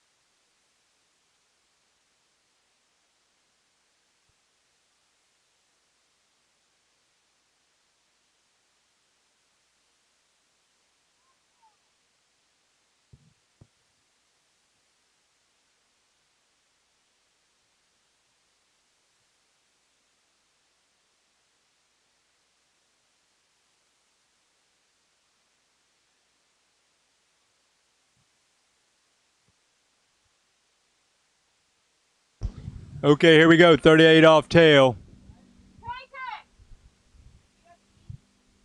Oh, he gets a good one. Pretty good too, he's in it. Oh, he gets out of 3. Oh, he stalls a little bit at 4, and he was upset because he was in that pass. Looks like an unofficial 3.5 at 38.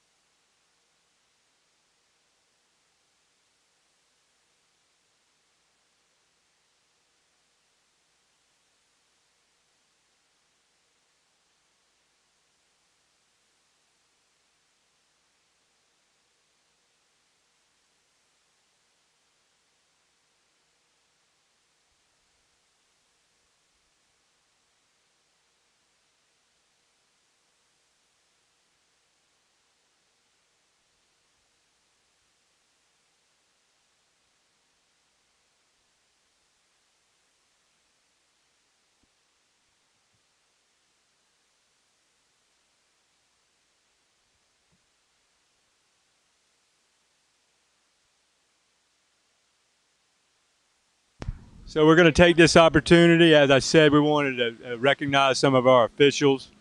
Right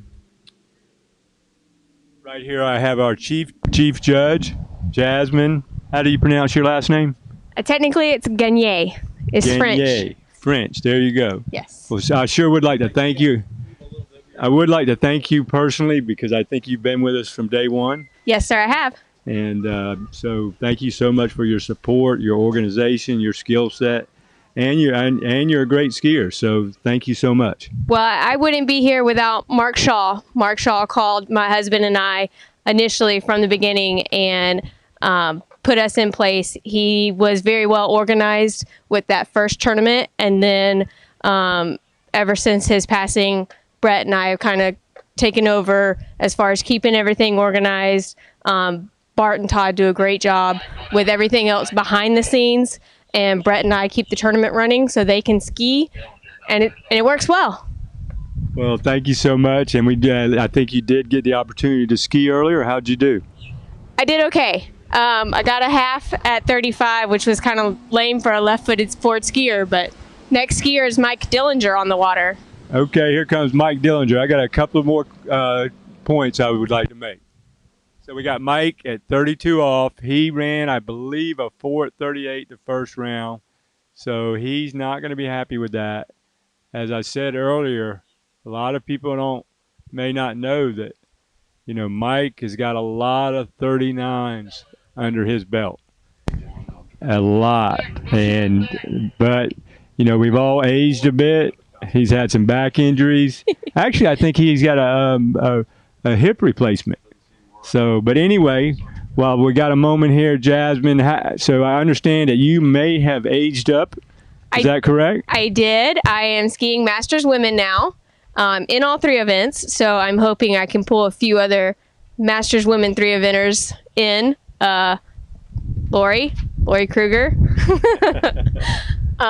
Aaron Kalkbrenner, a couple of us. So I'd like to try to bring that back with Masters Women. Yeah, it does take a little bit of a push sometimes to get those groups going, and especially, you know, the men. It's been up and down through the years, you know, the single event tournaments to get that going. But we've had some depth there, and the women, I think, still got a little bit of work to go in that area. So you're going to have to do some. I think you're going to have to do some politicking. Yes, a little bit, and I've got some great girls coming up behind me in the next few years. So I'm hoping they'll jump ship with me and come over to Masters Women. We'll see. We'll see how it goes in the next couple of years. That sounds encouraging. So what would you? Let's see. What would be a good score for you this weekend? 2 or 3 at 35 would be great. Would be awesome. Okay. Well, we'll be looking for that. Thank you. Well, thank you so much. Thank you so much for everything and what you do, and we appreciate your support. Here comes Mike back at 35 off. He's getting through it.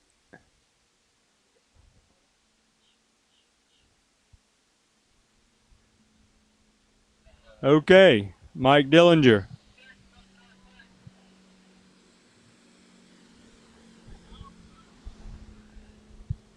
Okay. Mike is almost hollering at the webcast camera. He's saying ouch as he goes by. Coming back at 38 off. So that's not a good sign. Do I see him going in? I do not see him going in. So he's participating at risk.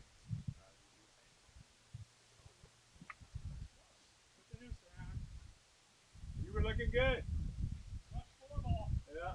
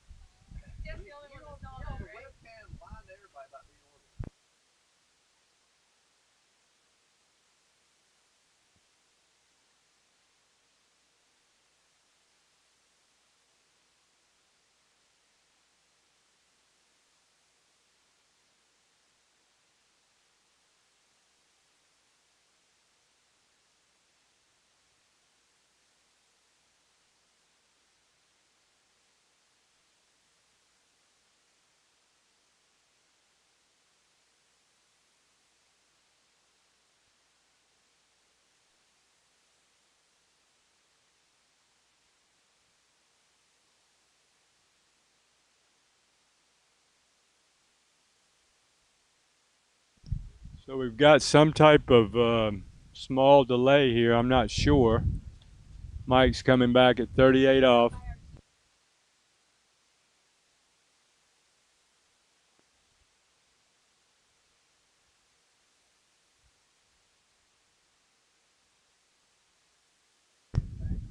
Okay, our chief safety is actually checking on the skier to make sure he's able to continue.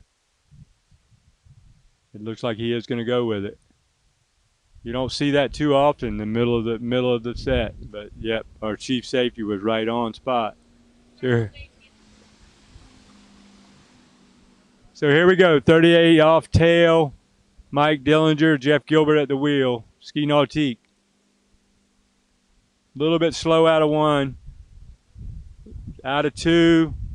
He's in it. Gonna need a big 4.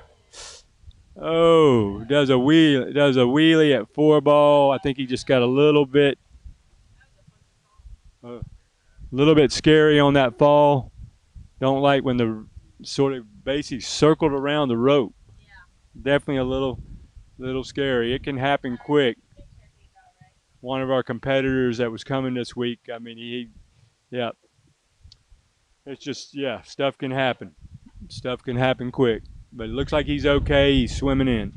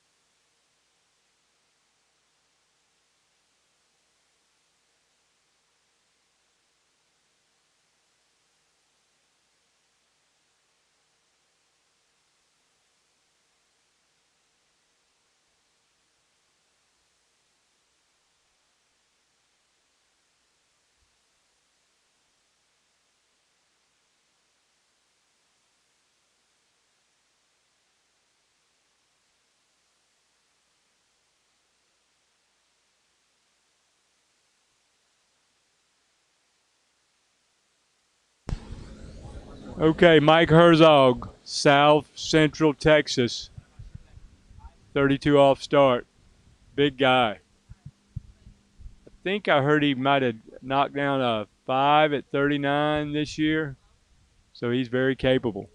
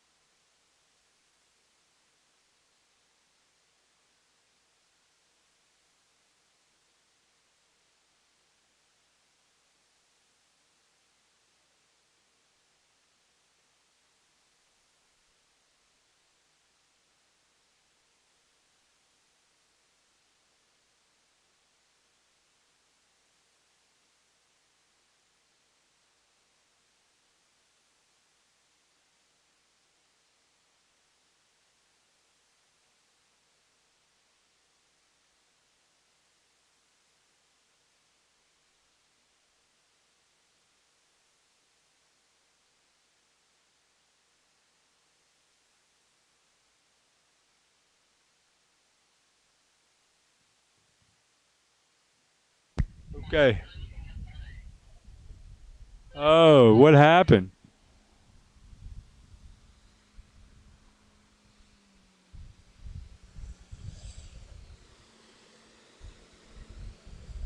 Unfortunately, it looks like he was not able to negotiate that pass. Is that an official 3?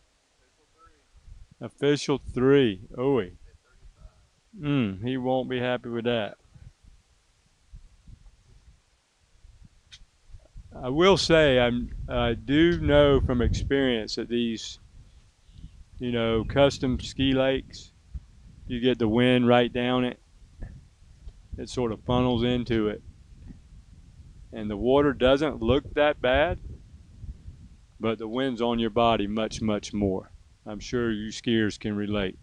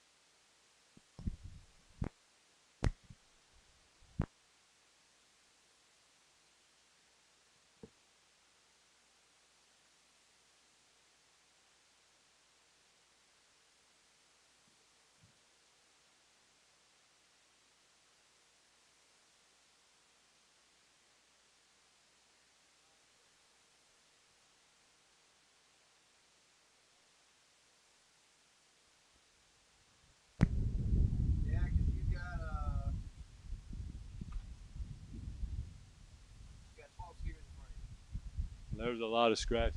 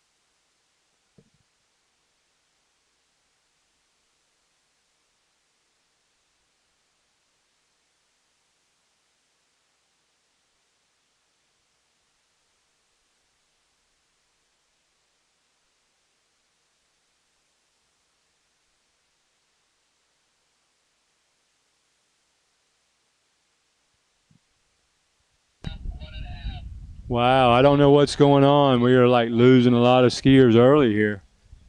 The wind is just, maybe it's just more, it's intimidating right now. It's, I mean, like I said, it really doesn't look horrible. I mean, we're not white capping or anything like that. It's just coming pretty much straight down the lake, probably up to about 15 now, so making it difficult.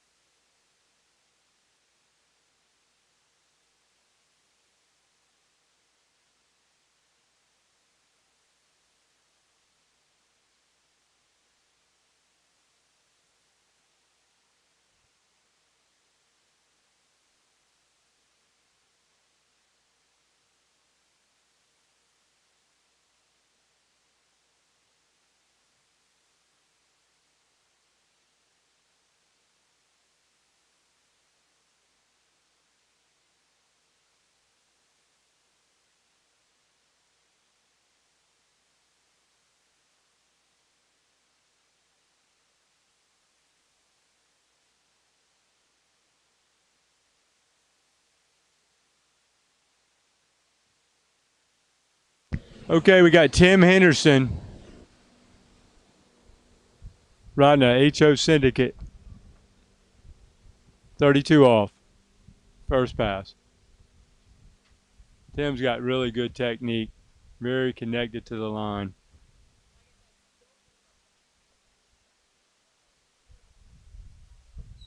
No problem there at 13 meters.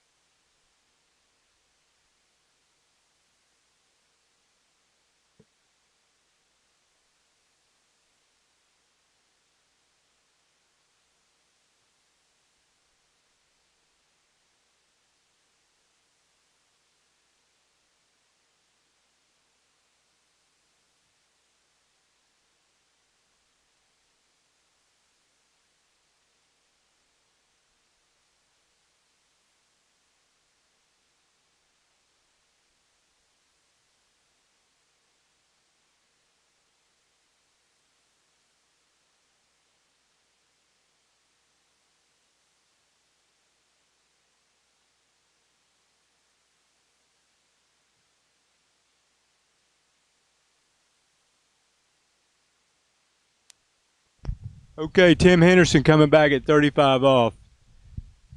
Tim's been skiing these events for a good while now. I have seen him run 39, so he is capable.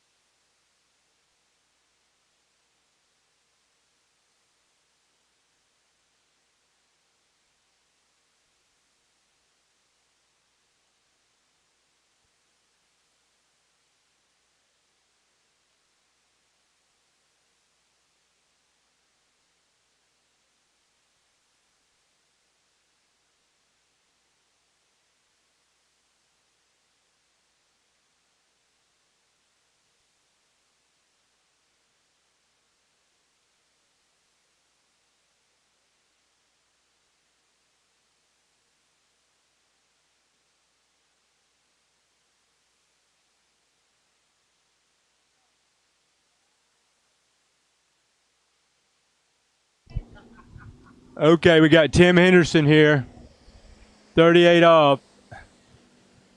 Tim is, I mean, the wind has actually settled a bit. Oh, he slams one hard. Out of two. Oh, that's a big slam and does not get out of it.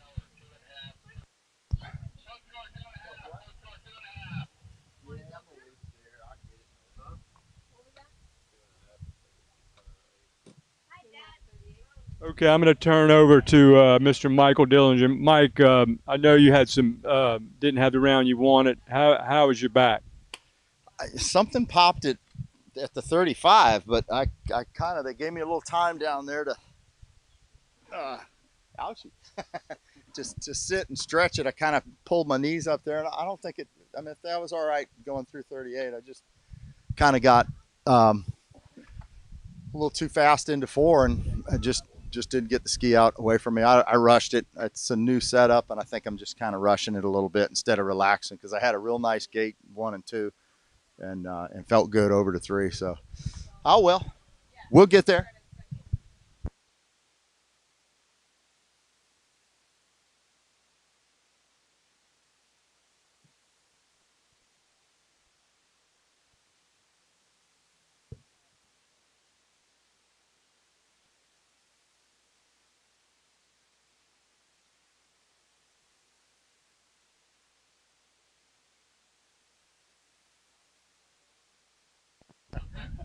I offered.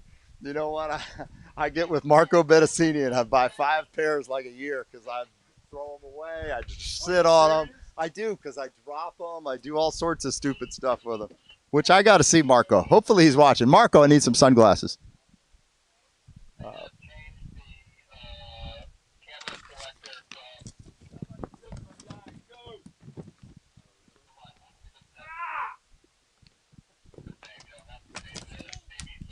Hey, where's that list? If I got that list. Hey, Mike, this your phone? Okay. Don't forget that. You'll be looking for it. I wanted that, though. The Diet Coke with the caffeine.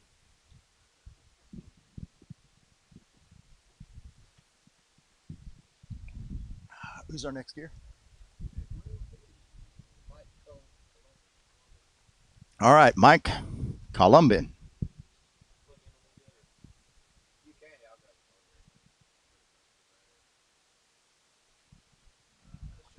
Looks like we're switching a boat crew. Well, somebody's stepping in and stepping out. Maybe they're just gassing.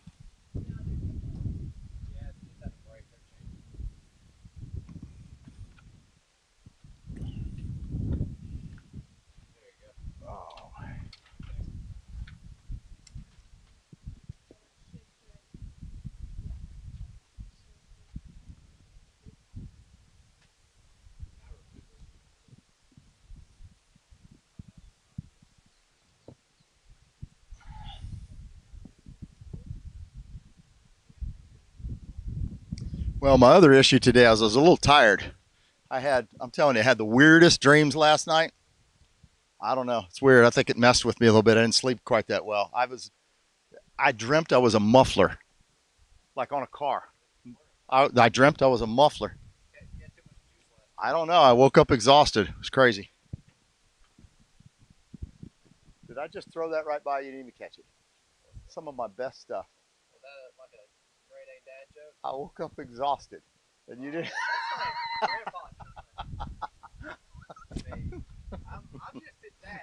That's a throwdown. That's a throwdown to Curtis Raby. Is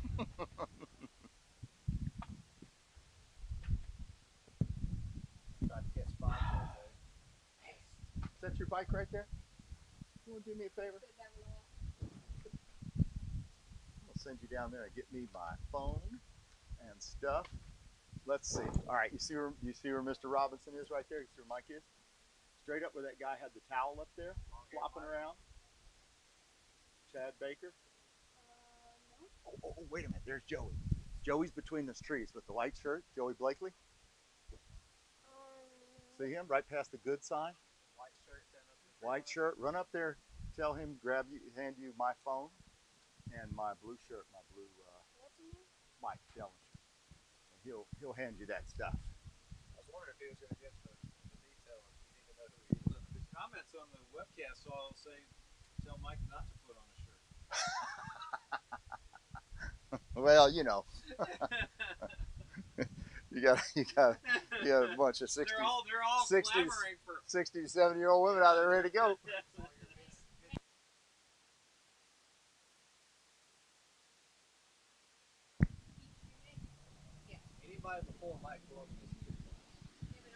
All right, we got the new crew in there. Keith Albritton driving, and I can't tell who the judge is.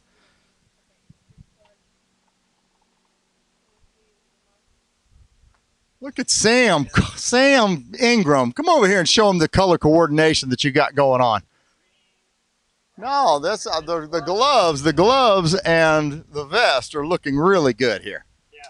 Look at the crowd. Match the ski pretty well. Look at that. That looks good. You got to get out front so they can see that glisten. So what do you think? Tell me, first round went pretty good for you. I thought you looked really good. Yeah, I showed up today. Yeah, for a change. We were looking. Well, we said we're not sure what Sam you get. He runs it any which way it happens. Sometimes they look great, sometimes they look nasty, and I like your commentary. That was good. Yeah. Good stuff. You looked good, man. Thanks. So this time you'll have. Did you have 39 coming this way the last time?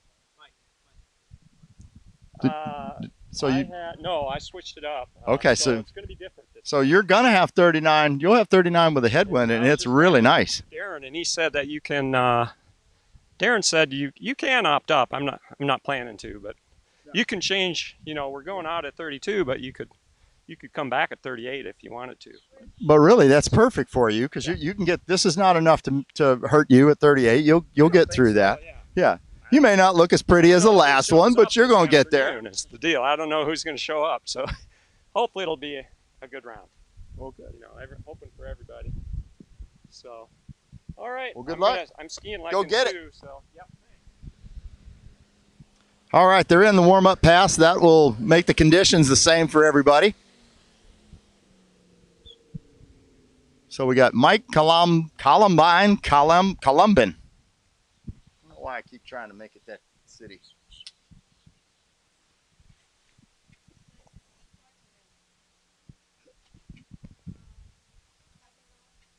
Nope.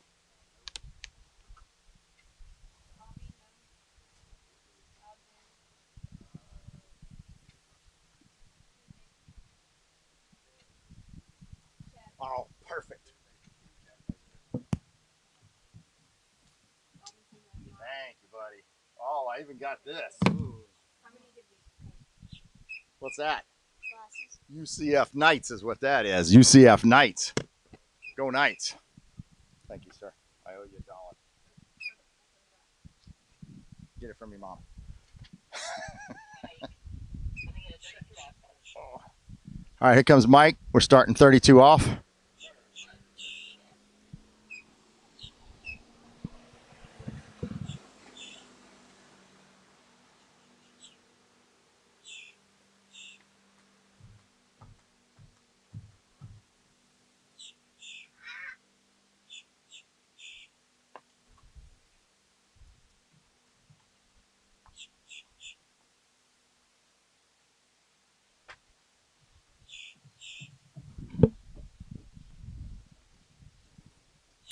Okay, nice warm-up pass for Mike.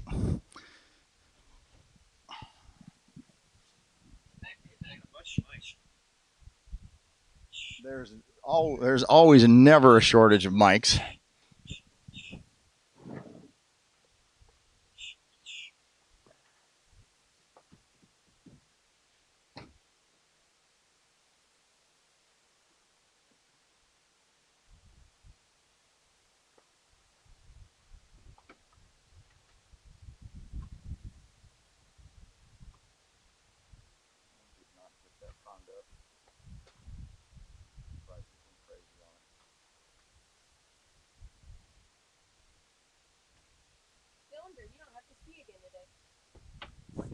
Well, that's good because that person probably would have gotten a bye.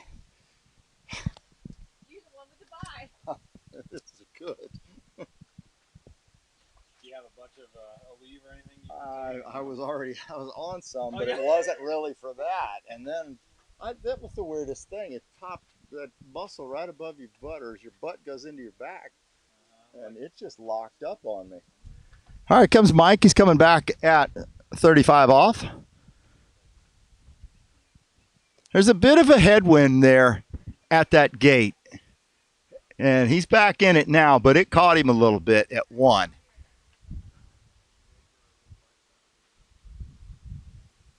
And he's out the gate. You pull out and it doesn't feel like it because when you're sitting down there in the cove, you can't really feel it or see it. But your first shot of that wind is when you pull out for the gate, and he pulled out a little bit light and it caught him, and he kind of got stuck at 1 ball there for a little bit, but he got a good hard pull after the wakes going to 2 and got right back into it. At 35 off, you know, he's obviously everybody here is a really good skier, and you know, he's been there before and just got right back into the rhythm and took care of it. So he'll be coming back at 38, and wind actually, boy, it's up and down. It's kind of wild, but it's laid down really nice right now. So this is what you want. You want that nice little stiff wind when you're coming into it, and then when you have to deal with the tailwind, hey, lighten up a little bit. So it means Mike's been living right.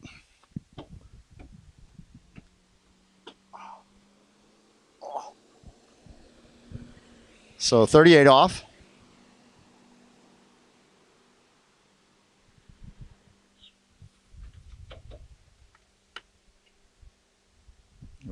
Stretched out at 1 a little bit.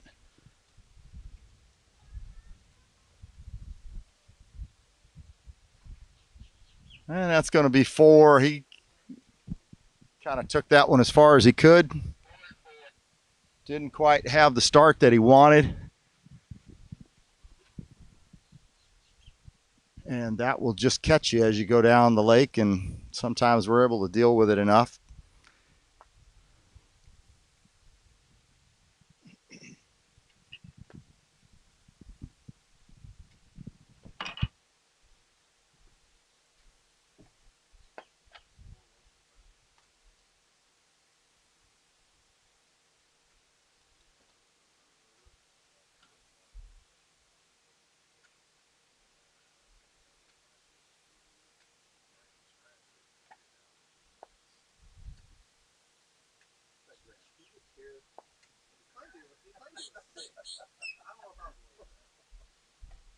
That youngster just scared. Did he? How did overall over there? Did he win senior overall? I don't know. Actually, I had talked to him. Jasmine called him to see if he was coming. He said he was sick. I don't think it's something.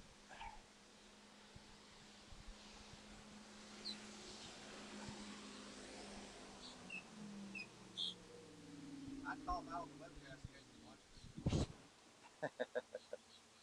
Here with me, I call him. Well, Graham Pfizer is supposed to be up next, but a lot of people were just saying he's scared. He doesn't want to deal with these old guys. You know, he's a young-looking, good-looking guy like that to come out and get your butt kicked by a bunch of old guys in their 50s. That's, you know, it's probably got to be hard for a young man like that to deal with it. What do you guys think? I probably had, you know. Oh, well. Well, maybe next year, Graham. That's okay. All right, next up, we're going to be Barton. Actually, Graham, we were just trying to discuss. We weren't sure if you won the overall over in France or where it was. Because everybody really pays attention to slalom. Sorry. Barton's up next. He'll be coming in at 32. I don't expect him to change anything up because that'll give him a nice headwind 39. And I know that's what he's looking to do this round, is to finish that 39 off.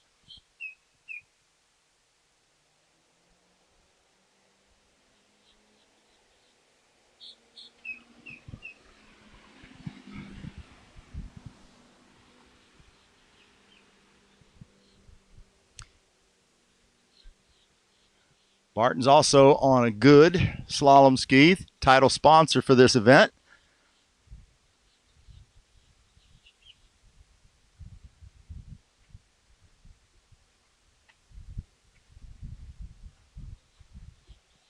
Last round, I had lucky to have Dawn and Regina up here talking for a while.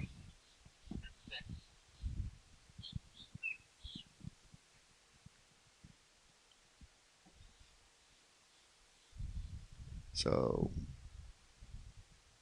6 the easy way.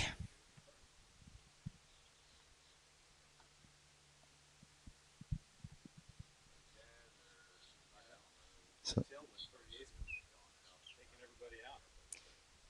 yeah, it's now there's not much tailwind, but it seems like everybody's still going down. Yeah. On the tailwind 38.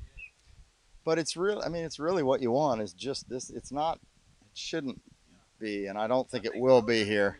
It was kind of gusty. Yeah, it was a little bit. Now it seems to be a little more steady, which is fine. This is just the perfect amount right here. So after Barton, we got Sam Ingram, stylish Sam Ingram. Then you got Seth, Chad Baker, and Mark Brandt. Those are your next few coming up. So here comes Barton back. This is 35. The 12-meter line for you Europeans.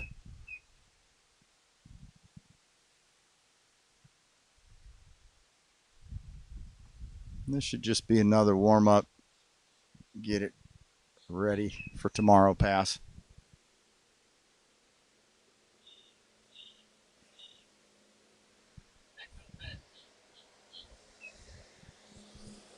And out the gates.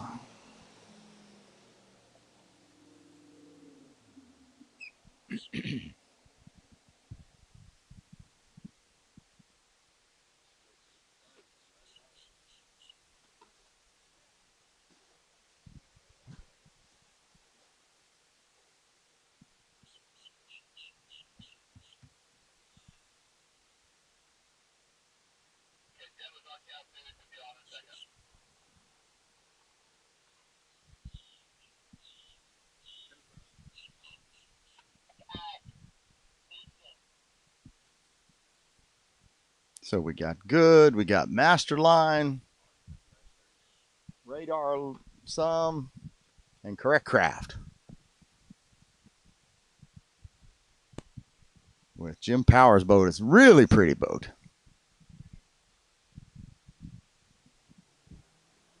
All right, so Barton's coming back at 38 off.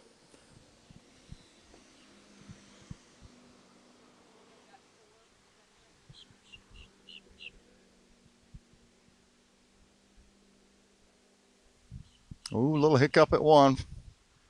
Oh.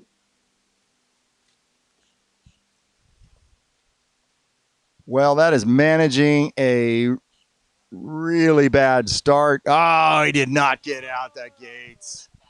Thought he was going to pull that off, but you know, you can make a mistake or two at 38, but he got into two early mistakes, and that last one was just too much to make it.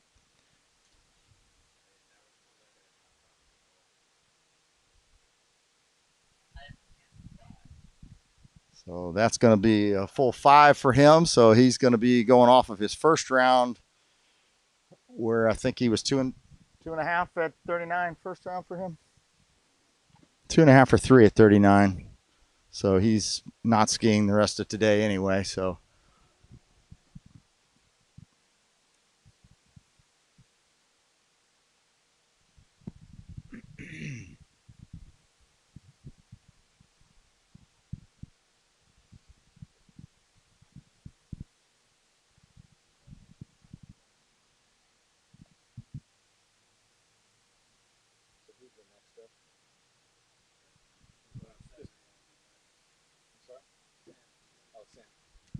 Sam Ingram.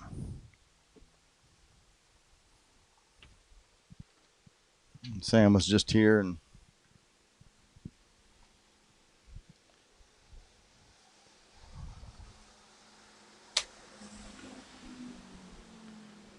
he's not planning on doing anything other than going right up the line. He ran 38 earlier today, so his goal this round is really just running the 39. So try to put the biggest score he can out there. You know, being the way you get into the brackets is your best of both rounds.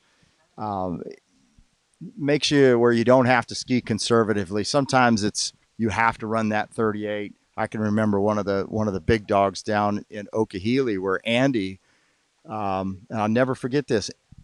Andy was the last one. Mapple was last off the dock. He had already run. He only ran 1.5 at 41 in the first round, popped the handle. And in order to make the top 16, he had to run 39 in the next round. I mean, that because so many people had run it. It's crazy that there could be that many of them, but that was the only way he was getting in. Of course, he did run it and took care of it. All right, so here goes Sam.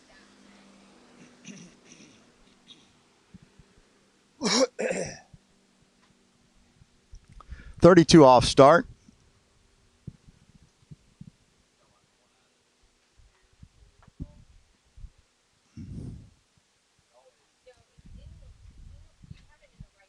Sam will move around on his ski. You'll see him. He kind of gets, I won't call it hunch, but he will get on the 135 side. He will get a little forward in order to get that ski to bite. But as they say, there's a lot of different ways to skin a cat.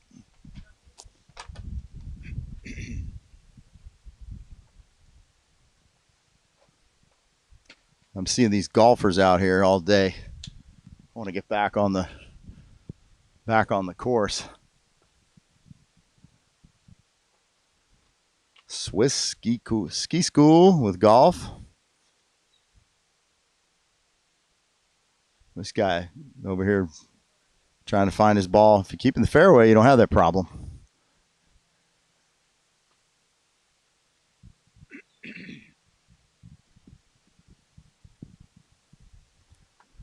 Sam will be coming back at 35 off.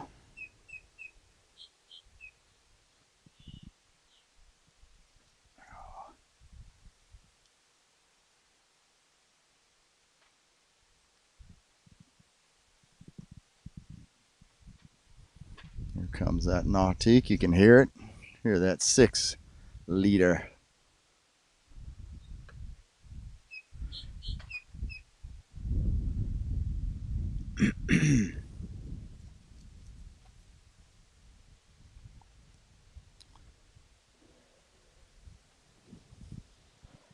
Sam cruising down the lake. Looks like he had kind of a blown back gate, but he was right back in it by 2 and 3 and no problems at all.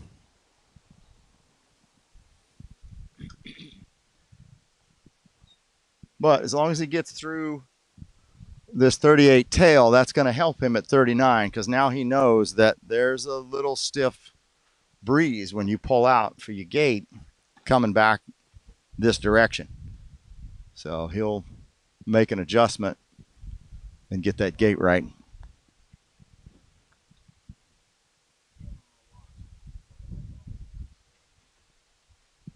Oh, who? Auburn, Ole Miss. What is it? I averted my eyes. It's not a final score. Ole Miss is good this year, though, huh? Auburn? Well, isn't Ole Miss really good this year? Oh, yeah, well, Auburn certainly is. All right, so here goes Sam. 38 tailwind. He's on a Denali.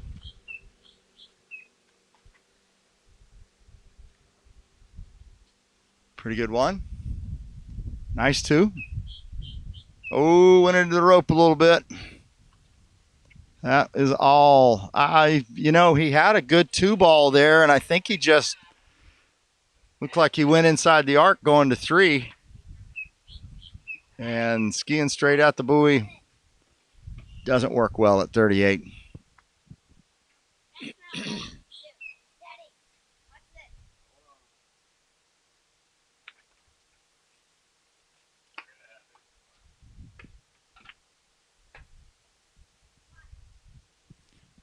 All right, so after Sam, we got Seth Stisher. Seth ran, I think, 3, if memory serves me well, which, yeah, at the end of the least. Mid 39. I know I'm right about that.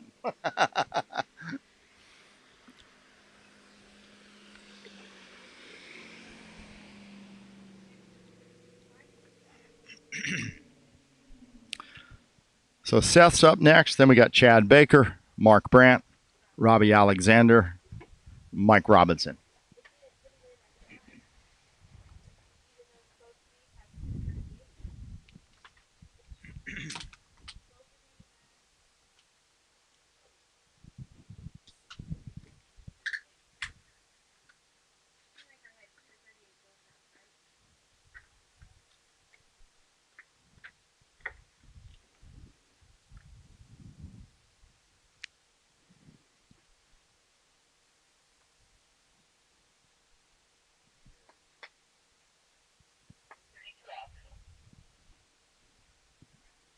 All right, here we go. Seth coming back at 32 off.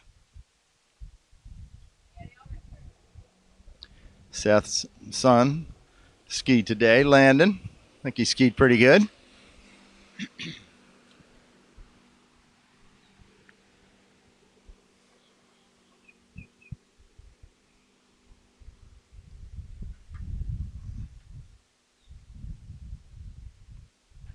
Seth looking very stylish. Nice and warmed up. And his son is definitely a slalom skier. He skied well. And you ask him how he skied, and it's like, oh, all right.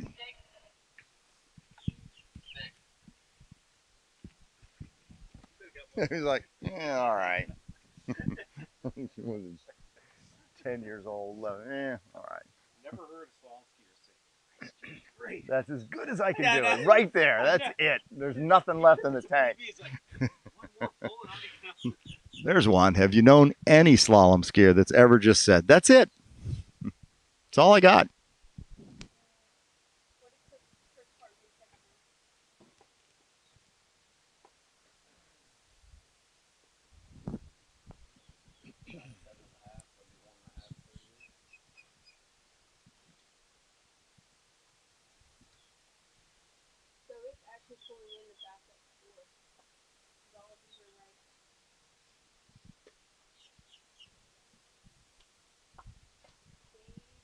So, John, what is that Auburn score? I didn't look.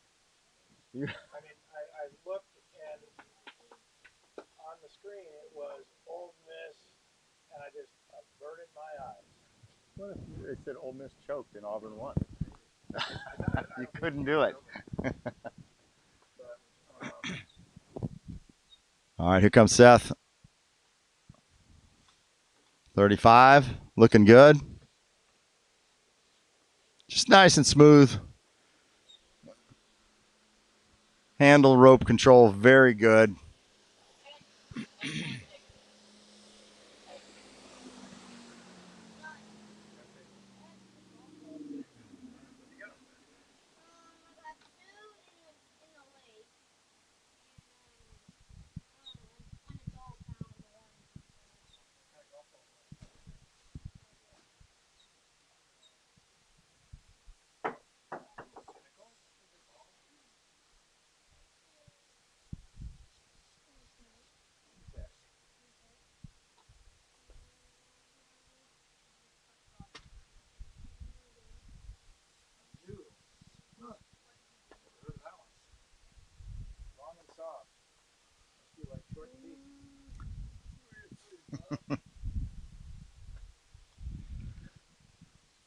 So we've had a few 39s run today. Let's see, Darren and Noah. Yeah, that was Noah. And Darren Montgomery. All right, so here comes Seth. 38 off with the tailwind. Really wants to get this one out of the way. Just get it done. Don't make a big mistake so you can take your shot at your 39. There you go. Nice 3-ball. Check 5, and he will be out the gates. All right, so this is exactly what he's been hanging around all day for. Now he's got the perfect little headwind, 39.5. His wife's here cheering him on. His kid's here. He's ready. What's that? And the puppy's here too? Oh, did you hear that? The puppy's here. He's going to run it.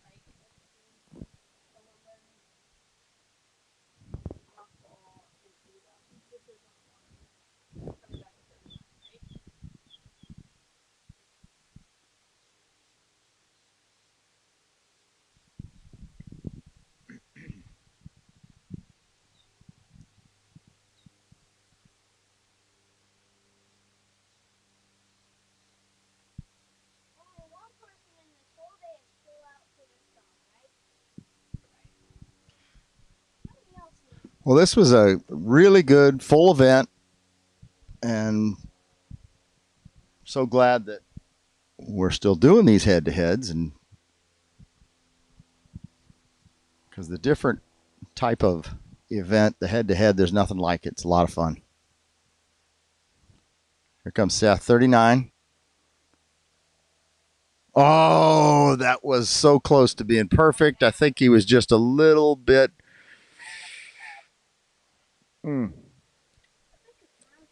maybe just a hair narrow on the gate. It's hard to tell from this thing. It looked like he had the reach and round the buoy fine.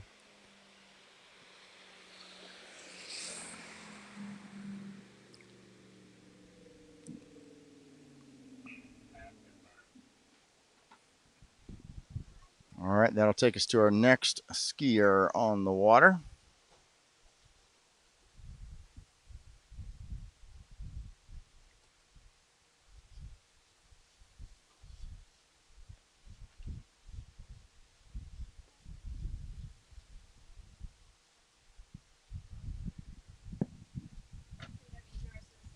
So next we got Chad Baker.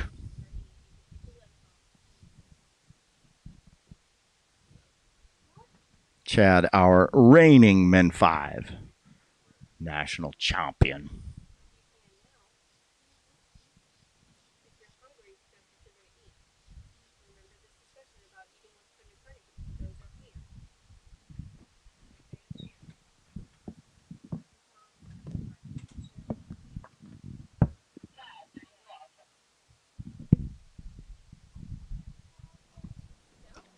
Chad ran 38 the first round.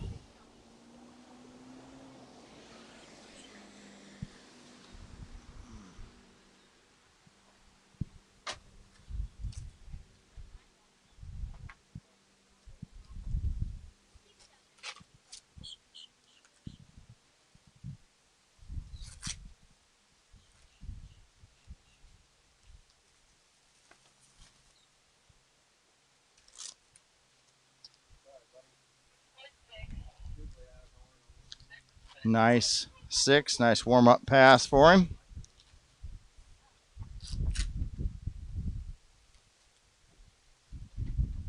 Chad's out of Texas.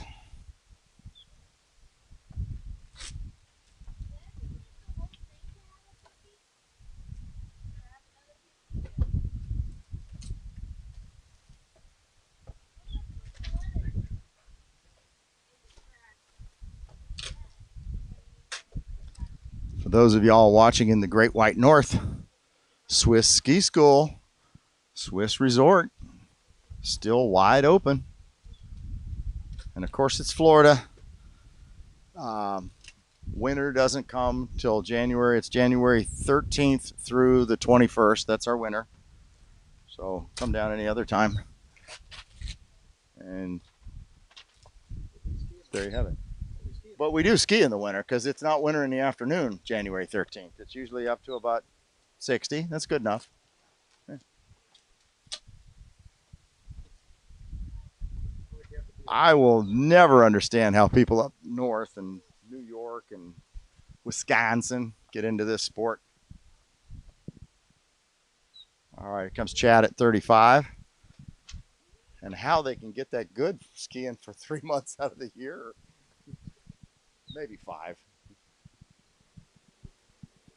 All right, Chad having no problem with that. Just warming everything up.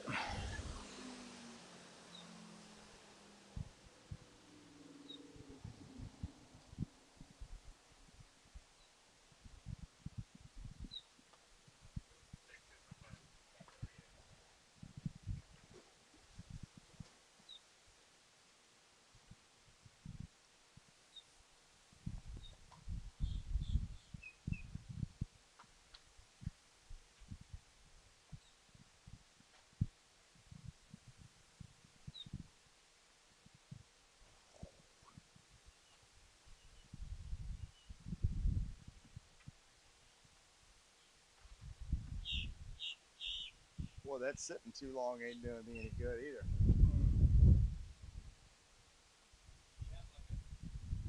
Tennis ball or something you can just start. I have everything known to man at home, so I will be all over that tomorrow or tonight. All right, so we got Chad Baker coming back. This is 38 tail.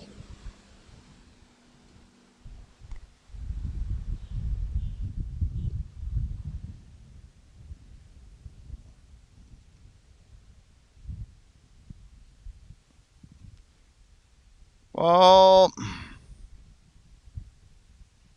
that's going to be 3. Boy, it looked like he was maybe a little bit narrow, started drifting in on that gate shot and just came out of 1 a little bit flat. It's tough.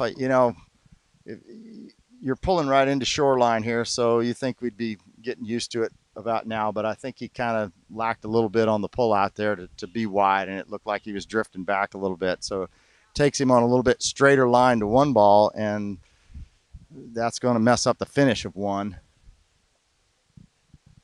I thought he had a good enough 2 to finish it up, but on to the next skier.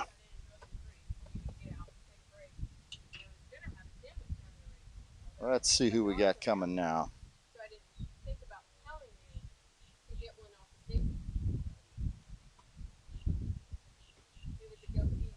It's going to bring Mark Brandt up next.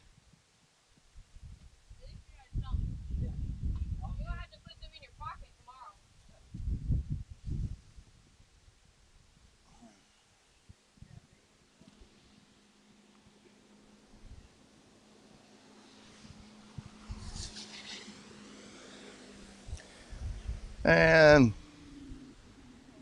that'll do it for Chad.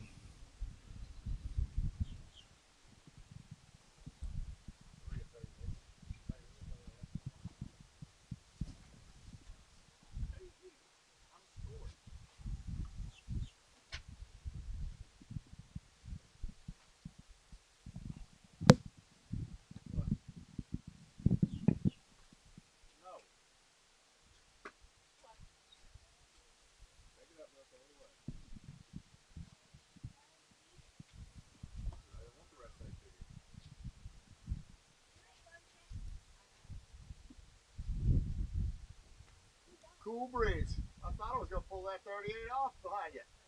I was better on that than I was 35 after the stretching.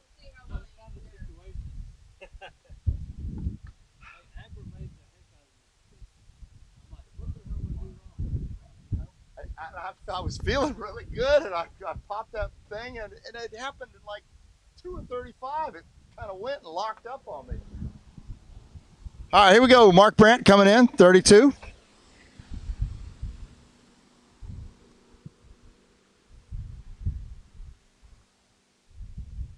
He's got a unique one-hander. He pulls out long and easy to go into it.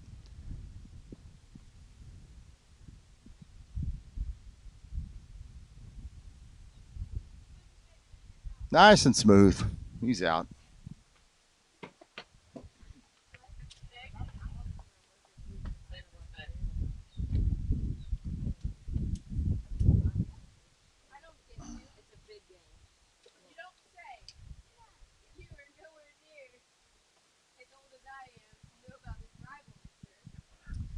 Mark will be coming back at 35 off.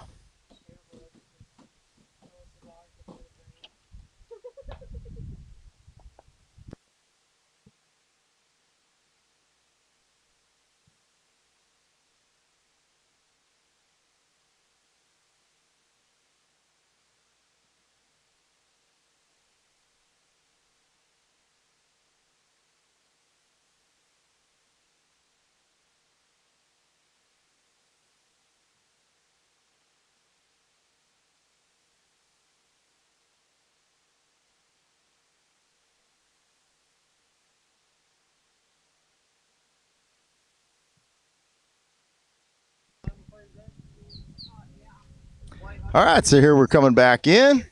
35 off. Mark Brandt.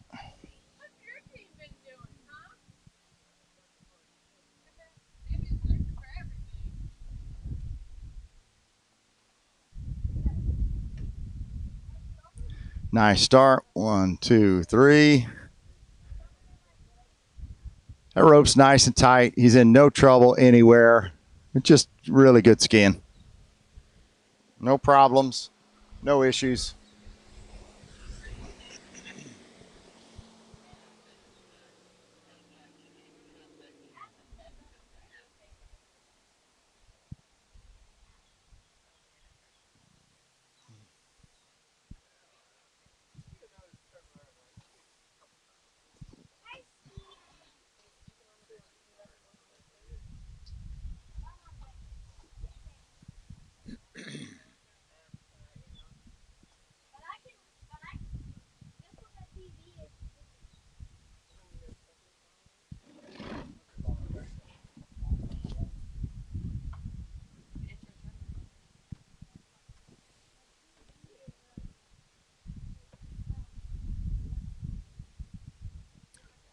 All right. You know, I didn't even notice this, but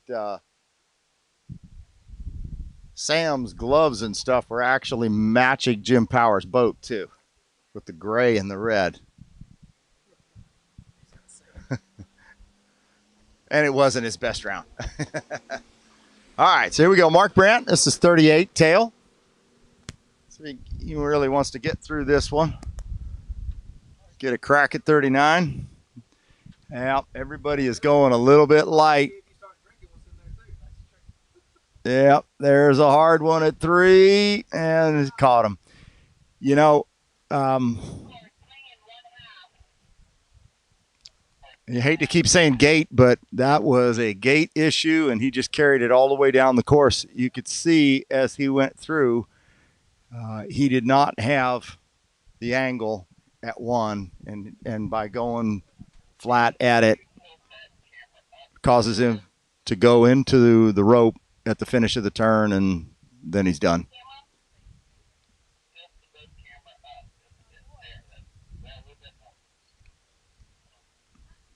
And it just carried him down. He got pretty far with it, but sooner or later you got to hammer a buoy and get back on the correct path.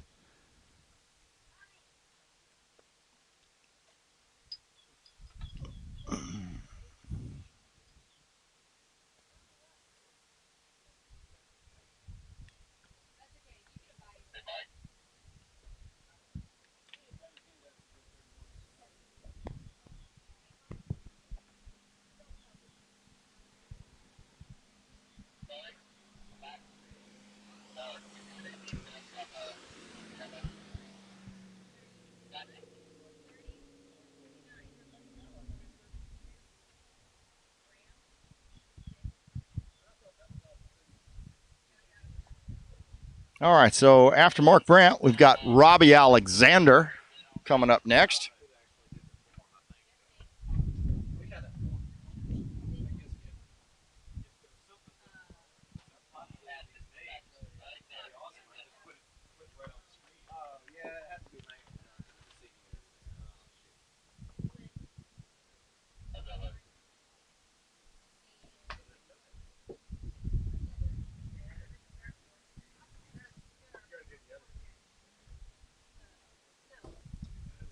All right, so next up we got Robbie Alexander. He skied really well skied well Thursday. I think he ran 38 this morning as well. We're good. Barton with hangers, all of his stuff.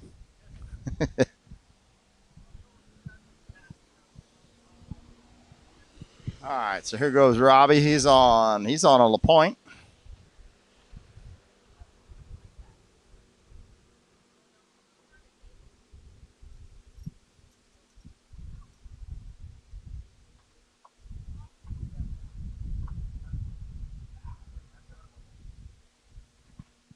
And just a perfect open pass. Looked really good.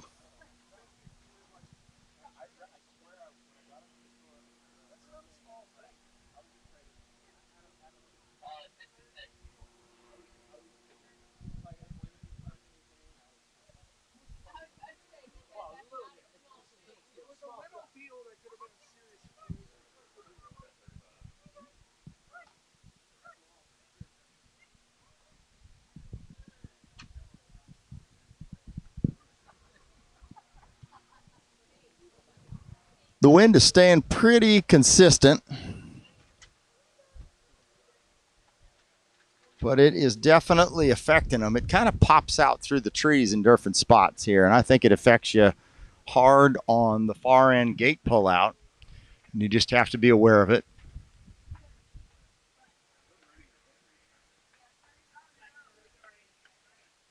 And this end gate, I'm not sure.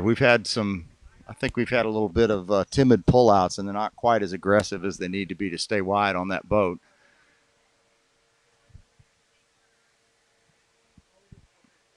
So here comes Robbie. This is 35. It's like you got a nice wide pull there.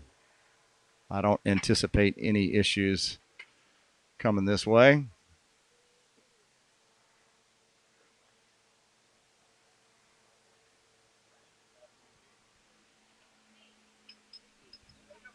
And a nice pass. You can definitely see he's a lefty. and see how it's a little bit quicker coming off the 135 side.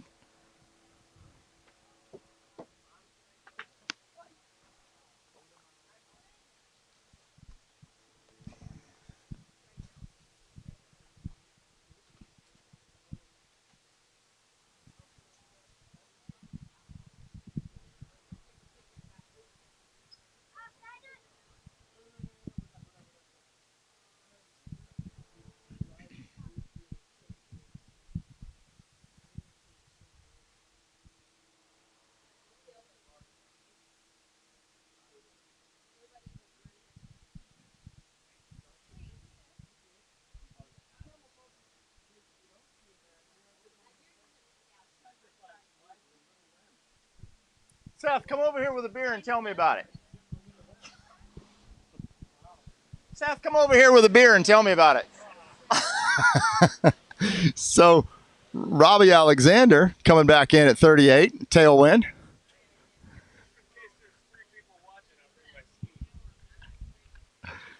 Oh, a little quick at 2. Hang on, baby. Oh.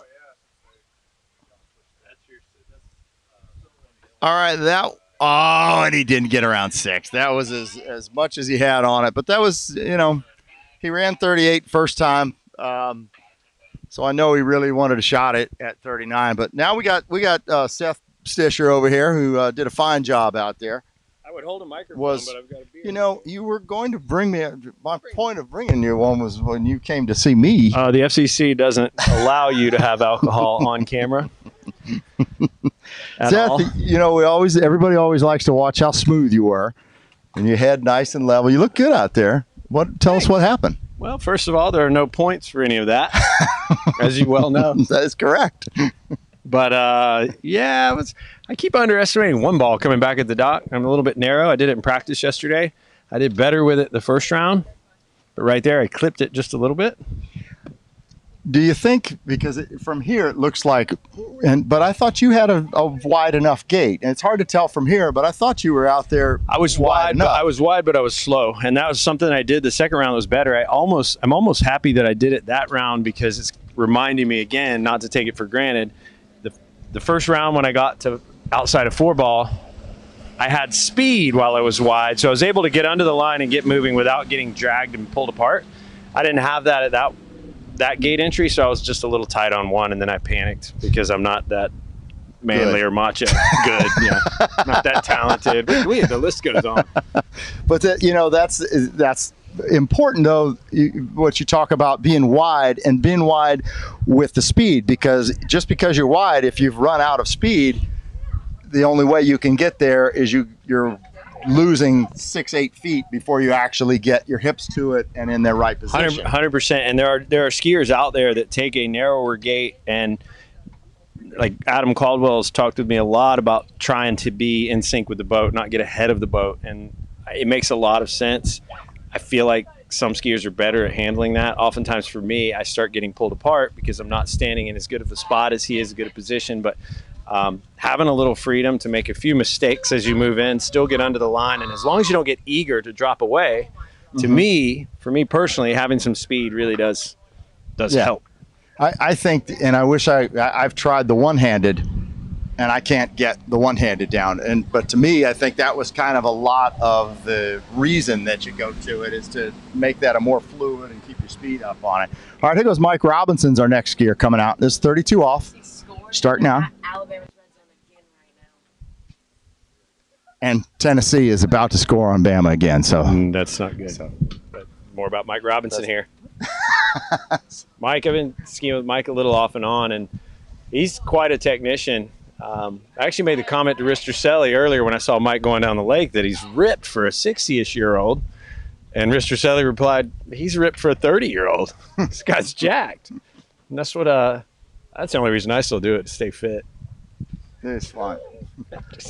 It's all about the chicks, isn't it? Look what it's huge. It's huge. It worked out really well. She still comes to tournaments. There's no plural to that. It's all about the chick.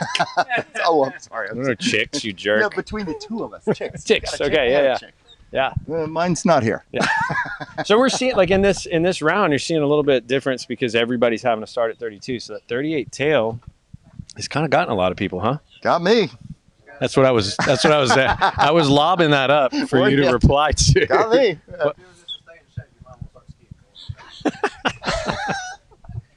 I'm doing this to be skinny fat. So Mike's going to be coming back at 35, so that's a headwind, right? And it's a pretty stout wind, and I think it's deceptive for the people watching. The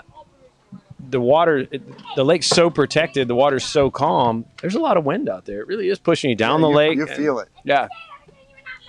I think it's caught several people because you're sitting in that cove and it's totally glass when you drop down there. Right. It sinks down. But the pullout for the gate, he got a nice one. He's out there nice and wide. But a lot of people have pulled out and you can tell they didn't get it. Back in, yeah. They all of a sudden ran into that wind and they're fighting it. Yeah.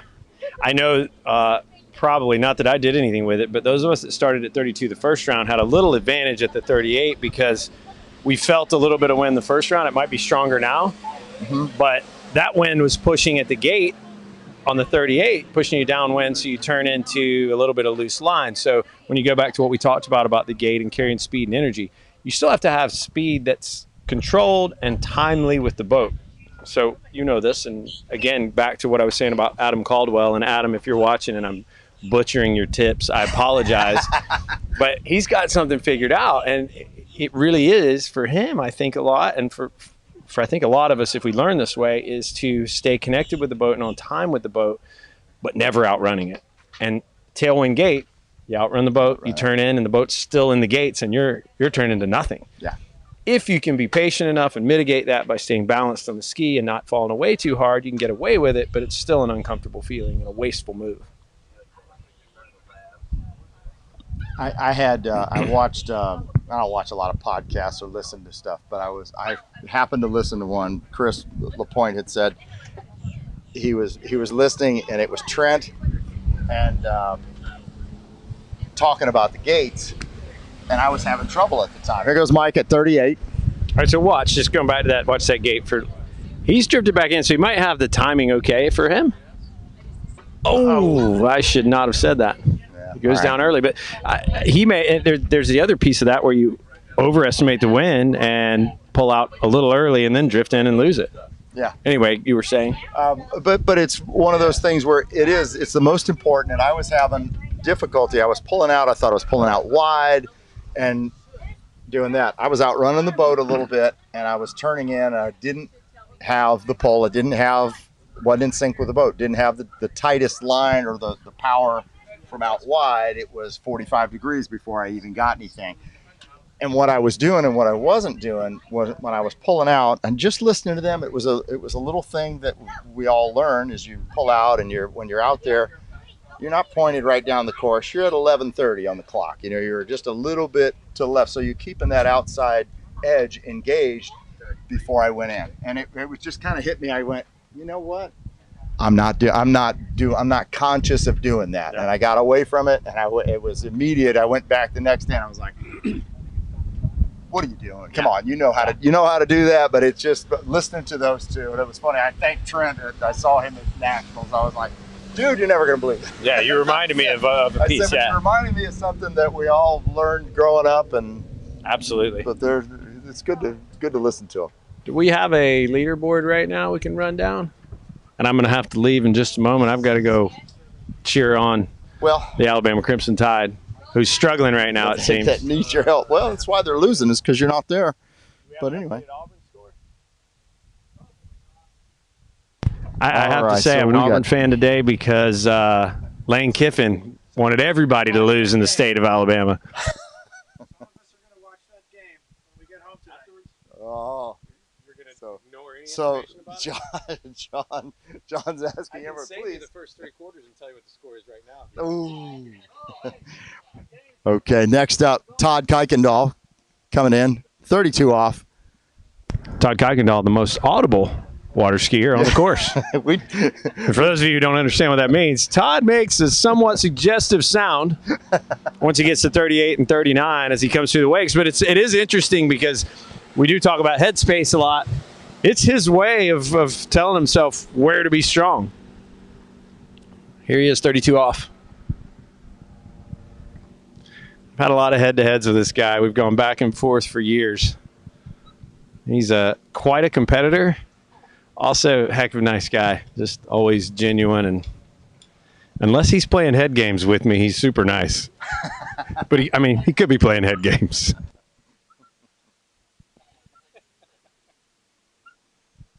Nice, easy warm-up pass. He's just feeling it out for round 2. Is there any criminal offense to the fact that I'm topless right now online? I had that earlier, and there were just way too many 60 and 70-year-olds that were commenting about my nipples. And can you say nipples? You could say nipples. Yeah, you can. There's 7 words we can't say. Plus, we're online. We're not actually on broadcast, so we can say anything. There was a few comments, so I would have had, covered up. Sunscreen, Yeah. Gotta watch myself. All right. I'm going to have to head out. I appreciate you including me for a moment. Sorry to bail, but I got to go cheer on my Tide. All right. Roll Tide. UCF's already won this year, so this week. Crushing Temple. Gotta win every game. Yeah, but that's the Auburn JV team, because it's got 11 Auburn players on down there at UCF. Is it really? Well, we get all the rejects. It's like, they'll find a way to get them into UCF.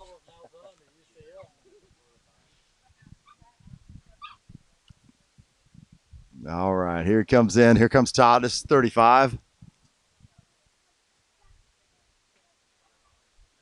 Nice and easy.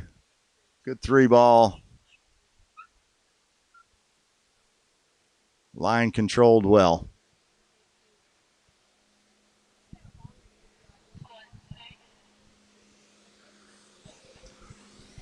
Todd's another team good skier, good vest, good ski.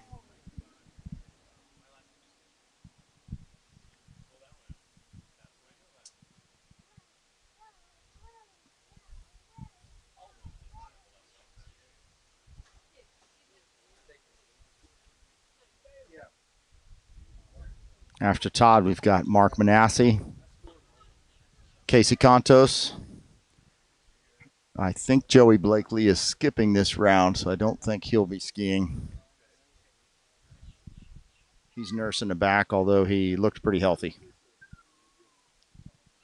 Followed by Mike Morgan, Todd Johnson, Darren Montgomery. We have Scott Larson on the list, but Scott did not make it. I don't know.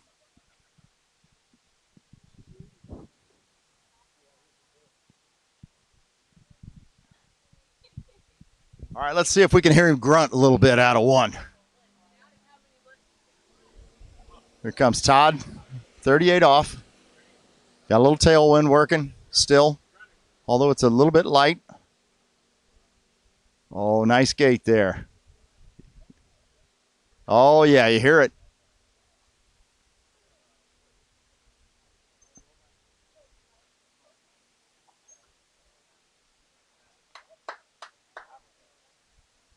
That was a full 5 grunts right there, Seth.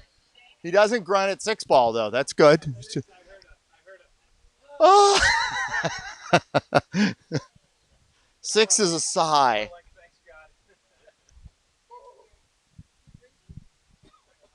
All right, but that was right on time, and that was a really good gate at 38 in the tail. He kept the line tight, turned it hard. Good gate.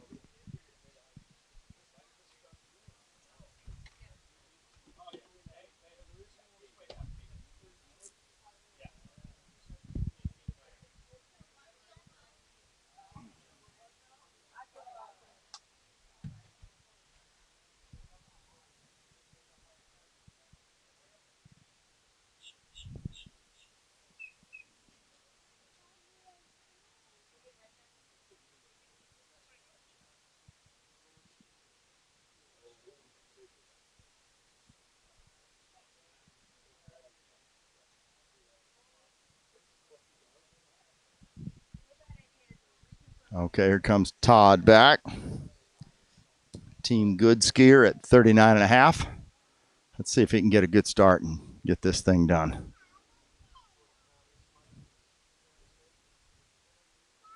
Nah.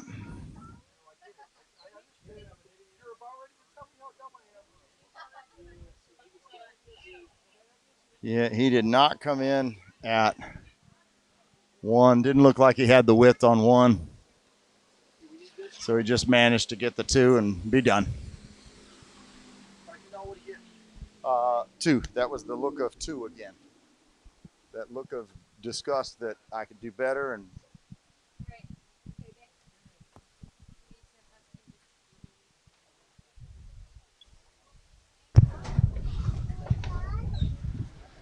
all right, so Mr. next Dillinger, up, Mark Manassi. Oh, you know what? It's actually pronounced, he told me this, like Joe Pesci. It's pronounced Manasci. And he actually told me that because I kept calling him Mark Manassi. And he said, no, it's Manasci, like Pesci. And I said, okay, I'll get that right from now on. I'll never miss that again. Yep, Joe Pesci, Mark Manasci. There you go. So Mark Manasci is a beast. This is a guy that runs 39. He's on a good.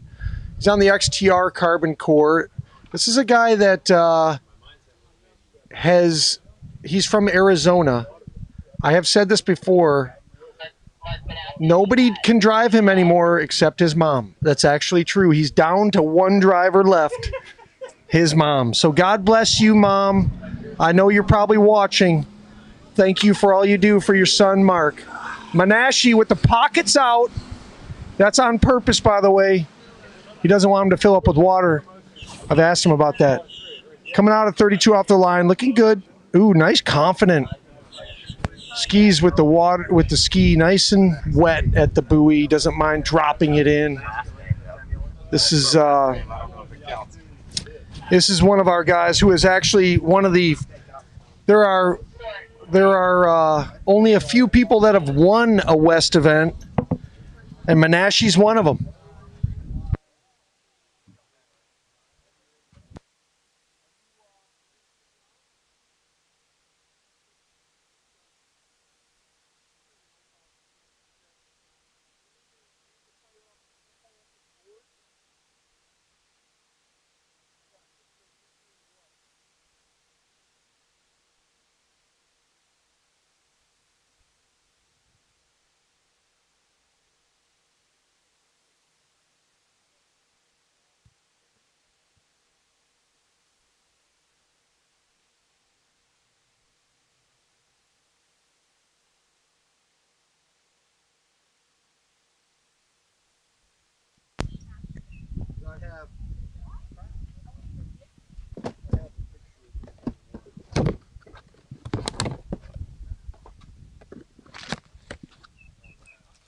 All right, here comes Mark Manasci.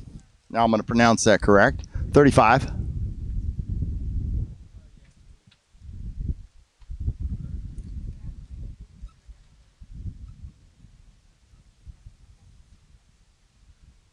He looks really good here. No problem. And out the gates.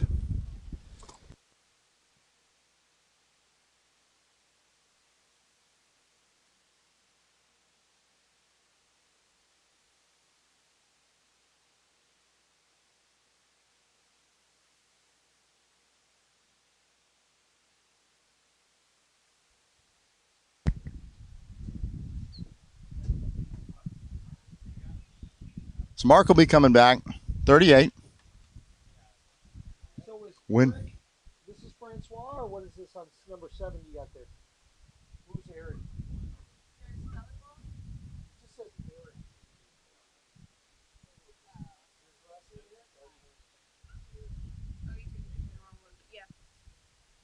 Is it, how do you spell Francois?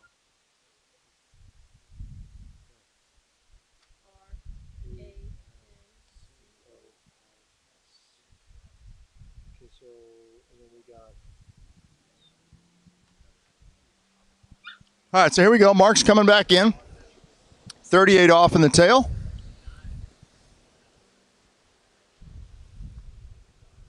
Let's see if he can keep a tight 1 ball. Yeah, there you go. Good start. A little heavy at 3, but this is onside. He's fine. And out the gates at 38.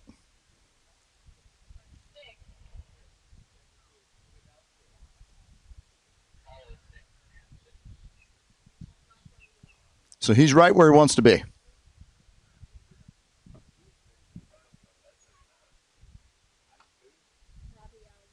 Wait, I took a picture. You're right. Hold on. You're right. Oh, that was somebody else. Look at the check your track. It's the same. You're looking at the I was looking at that was one that was TJ's phone. I know that. No, sorry. It's the one I just wrote off. There's no bad ideas here. No, I know. I'm just saying it's right. Don't worry about it. It's right. I'm not saying it's a bad idea. I'm just letting you know. It is right. It's just messy. It's either right or wrong, see? That's the way she is. And she's right. I always messy. I heard that. No, that's not true. That's not true. You're actually, hold on. You're actually, that's not right. You're actually just not right. There's a big difference. All right, Mark's coming back, 39 and a half. See if he can get some width and do some damage here at 39. Good one. Good three. Should I fill in the rest of them?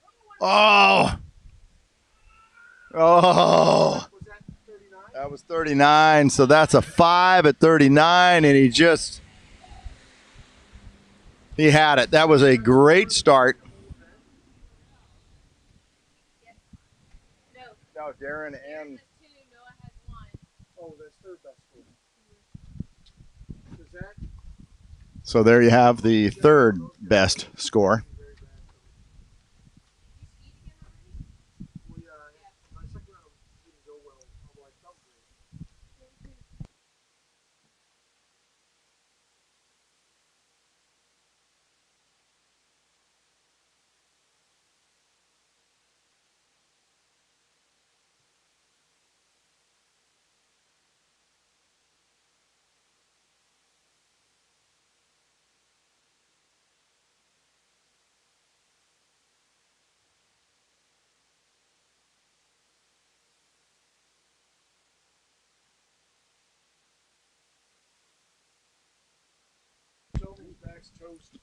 All right, so we've got Casey Contos coming back out.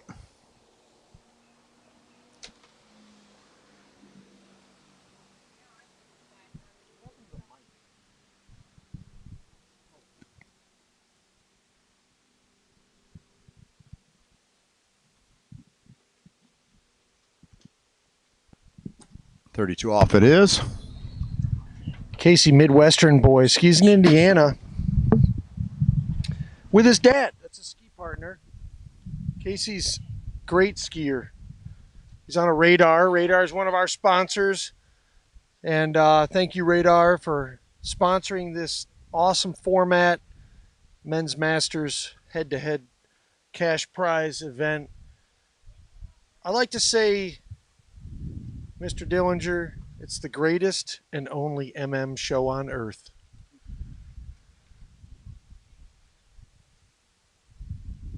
So,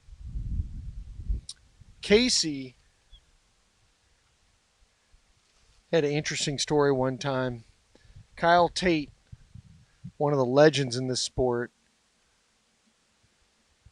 he recused himself because he believed that he did not get around a buoy that he got credit for.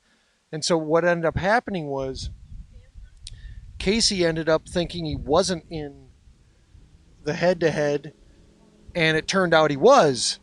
And he had been, let's say, partaking in the festivities the night before, and he got alerted at the last second, but he went out and performed awesomely. It was great. Okay, so here we go. Casey coming back 35 off the line, looking proud and confident on every turn. He's got a great space. When you look into the sun like that, you can see the spray, and the spray does tell you quite a bit about how well the person is moving through the turn. Is the turn smooth and moving all the way through so there's no break in the spray at all? Or are there big, jagged, separations in the spray So you can tell a little bit about how, well the person's moving through the buoy by the spray.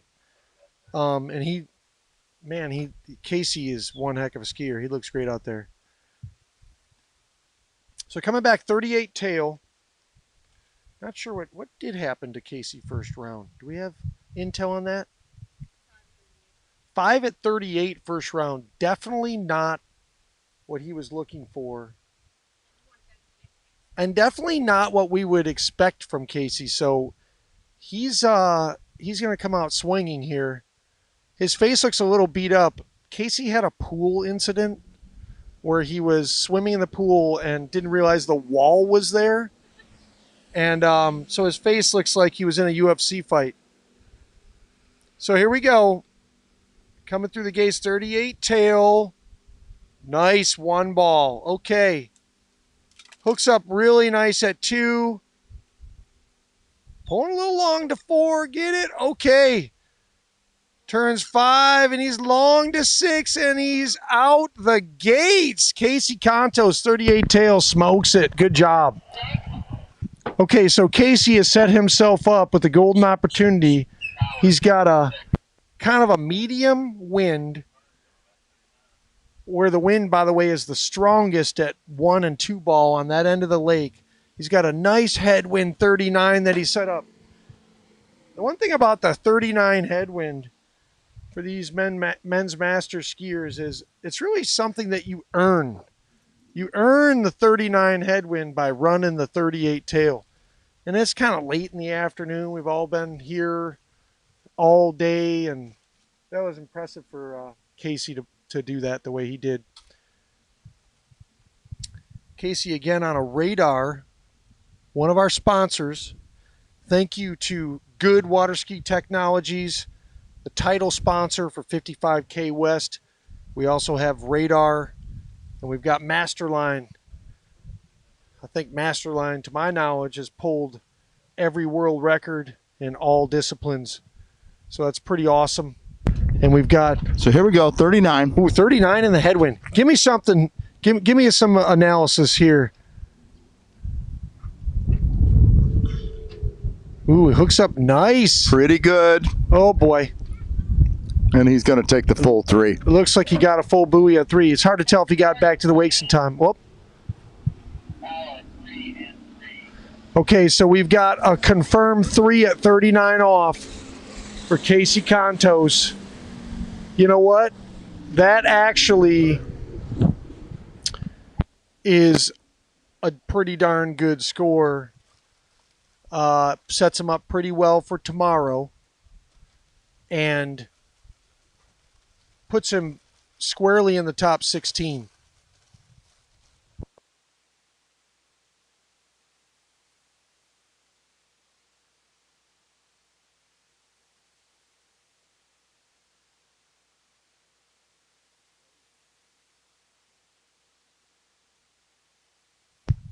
So we got a couple skiers that have decided not to ski their second round, including Joey Blakely and Darren Montgomery. And the thing about that is, when you're in these head-to-head West events, there's an end game strategy. There's tactics to it, and you don't want to burn yourself out, because what you're trying to do is you're trying to play the long game of trying to. So we got Dr. Mike do well. So here we go. 32. Mike Morgan, one of the greats in the sport. I talked to Mike. Came out at he might be. Is he at 35? He told me he was going to maybe opt up to 39 into the headwind. So let's see if this happens. He said he wanted to. He ran 3 the first time, and he had the best start of just about anybody. Said he wanted to conserve his hands. Yeah, and he had a beautiful start at 39 the first time down, and he just maybe short pulled 3 just a hair. But he came off a 2 with a tight line as well. So, this wind is not, it's down the course, but it's really coming off of this shoreline here a little bit. As you're looking down the camera, it's coming off of the left shoreline going towards the right a little bit. Yeah. And I think it may have caught him a little bit pulling into 3 in the first round, and it made him come up just a hair short. I mean, we might be able to get buoy. a confirmation from the scorer.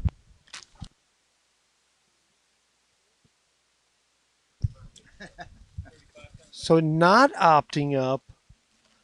He thought about it, but he's coming back apparently at 35 off in the normal course. So Mike Morgan, what hasn't he won in this sport? I mean, this is a guy that he's been at the top of the game for decades. It's a great skier. Okay.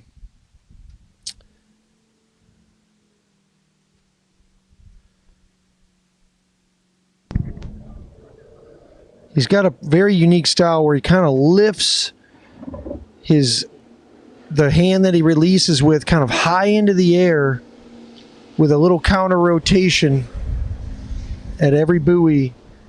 You can tell the silhouette of Mike Morgan from very far away. It's got a very unique style that definitely works for him.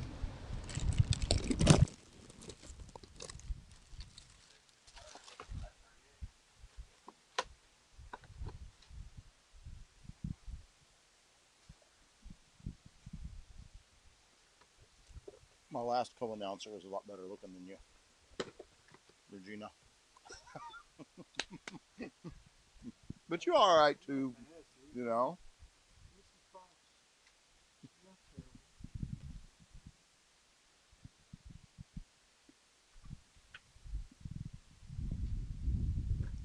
I have started.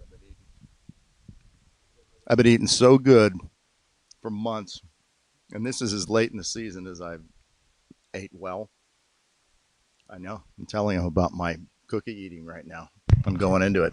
One thing about if you ski a lot, it does take a little bit of the guilt away with what you're eating, right? Because you know your calorie burn's off the charts. Mm-hmm. And you can kind of get away with it. That's a good reason to ski.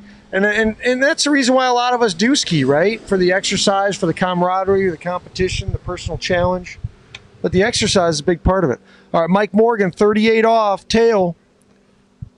Oh, looking good coming out of 1. Look at that. Deep, but no problem. Everything looking good. Deep again at 4 ball. Ooh, a little too deep at 4. Crushes 5. No problemo. That's 6 and out the gates for Mike Morgan. So probably a little more than he wanted at 4 ball there, but he kept everything in line. And he has got a little bit of that powerlifting body going right now. Very muscular. Like I feel like he's definitely lifting some weights, right? Maybe he wanted to show off his powerlifting, getting deep with those buoys.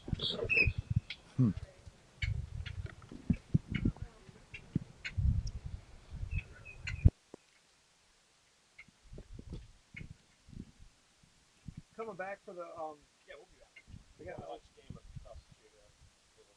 What which game is that? Oh,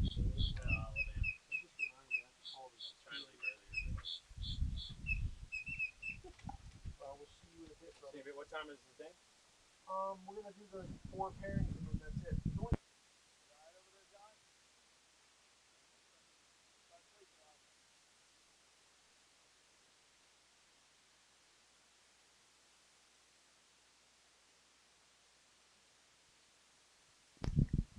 all right, so let's see. Mike had a great start at 39 in the first round. Let's see if he can carry that down the course. So here he comes, 39 and a half. Mike Morgan. We got one more skier, Todd Johnson, after him.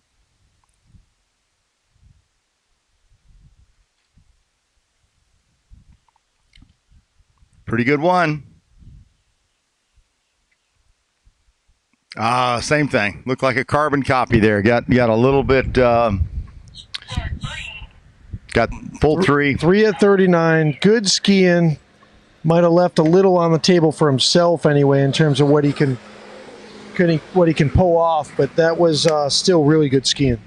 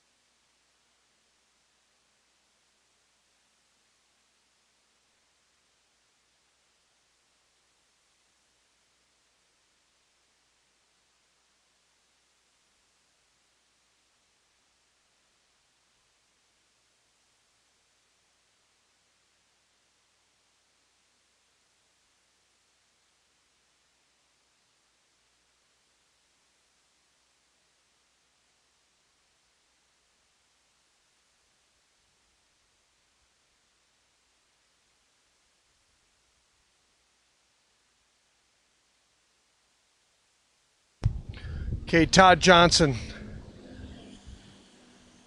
2010 35 plus world champion. This guy has run 39 so many times. Disappointing first round for himself, but he looked good, and he actually starts out 32 off the line looking confident. No issues there. Early, tight line the whole time out the gates, no problem.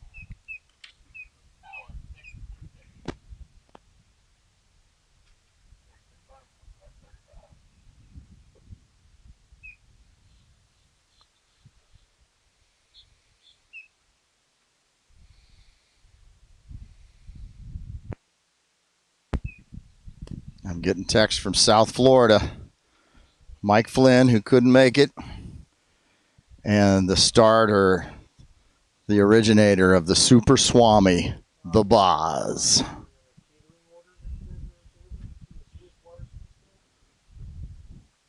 How many remember the Swami?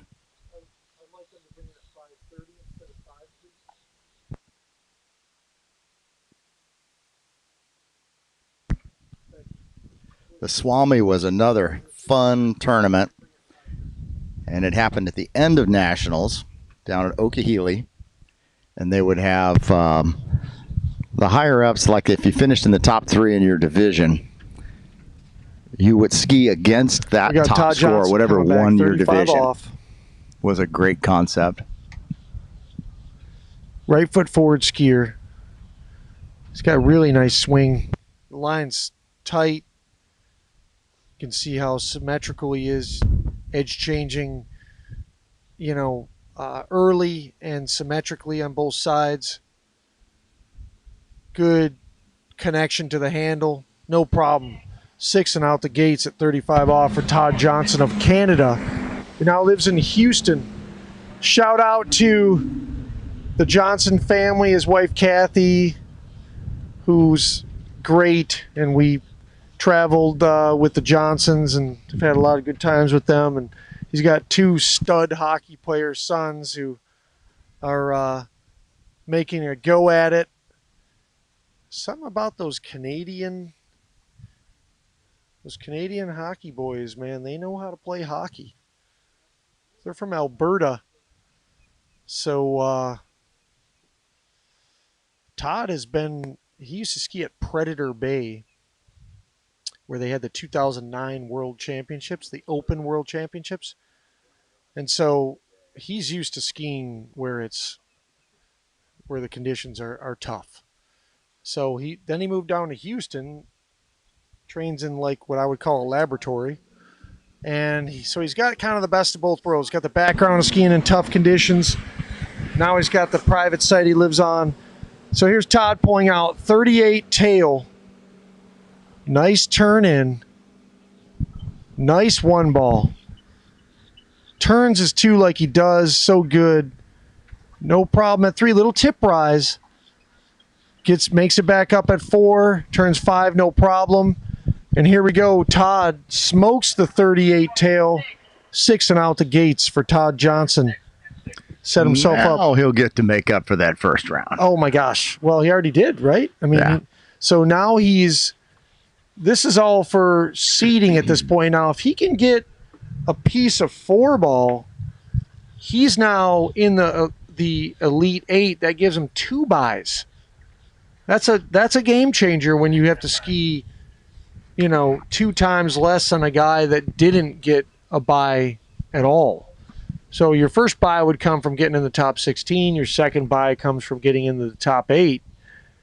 So instead of having to ski 6 times to win the whole thing, you don't have to ski 4 times in the head-to-head if you were in the Elite 8. So it's not inconsequential for him. My prediction is at least 4. I'm going to say he runs it. This is Todd Johnson. I'm going to say he runs it. We've got Josephine Hurst walking by, former world champion.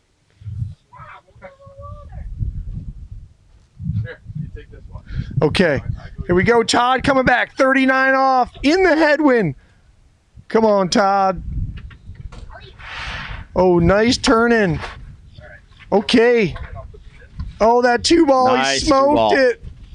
Look at that 3. Come on, smoke this 4. Oh, there you go, Todd Johnson. Wow, that was Look easy. at that. I told you he was going to run it. And that's how you do it. Todd Johnson. Really nice pass. Gets through 39. As predicted, the postman delivers once again. That Yeah, that's just regular 39. Yeah. Wait. You tell me that was only 35? No, that's his 4th pass. So if he opted up, that would have been 41. But no. Yeah, 39. Wait, that was his... That's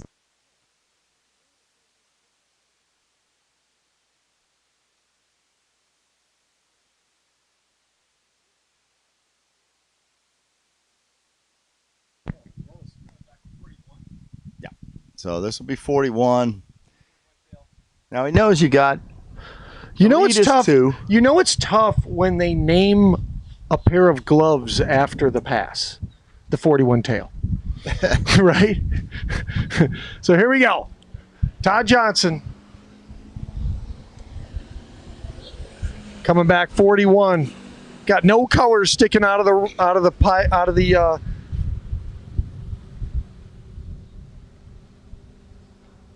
Oh, he gets a full 1 at 41 off the line. It's great skiing. That's great skiing. That moves him into 2nd place. Tied for 2nd with Noah Vicky. But Noah had 2 1s. And so I guess for seeding purposes, you go to your backup score for seeding. And that would put Todd in 3rd. Am I right? Yeah, I would think we'd do that. We need to rely on our chief judge to interpret the rules that I wrote with Mark Shaw. I will have our chief judge interpret the rules that I wrote.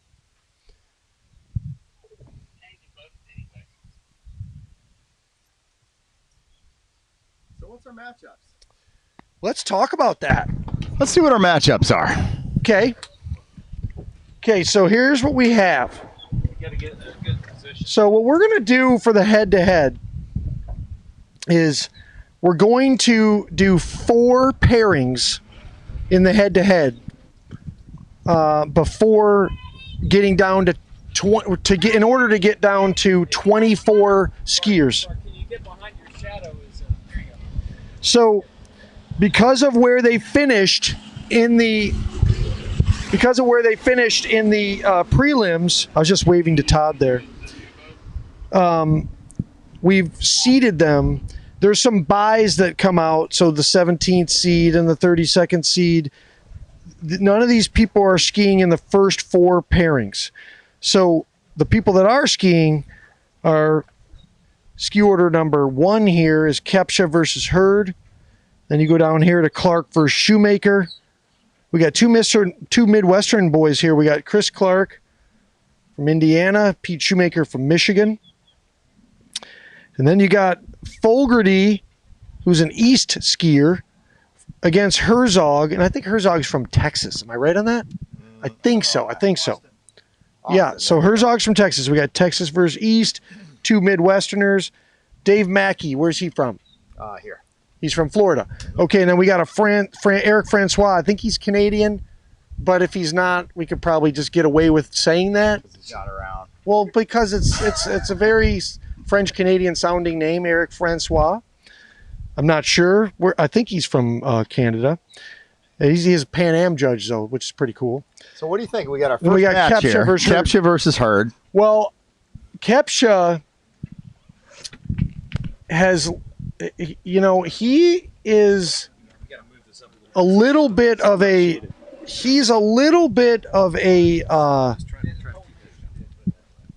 what I would say is he's like a sleeper, because this is a guy who can ski way better than he has the first couple rounds. So at any moment the light switch can go on and all of a sudden Kepsha is deep 39. So It's a tough one to call.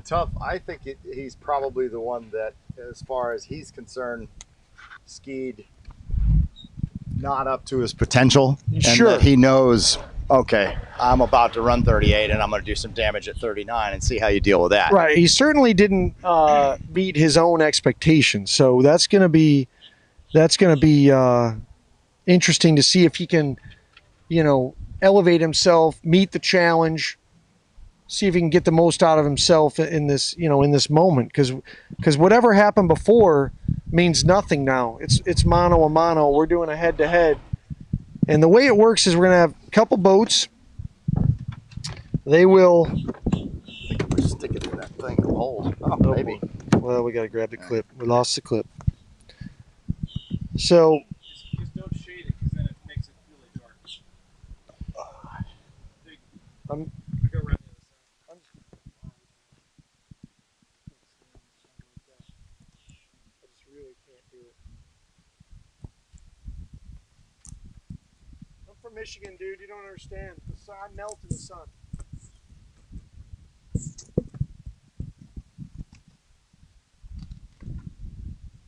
toughie. It's a toughie. It's not gonna work.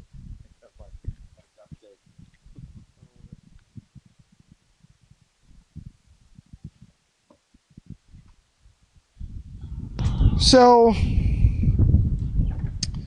Jeff Kepsha versus Hurd.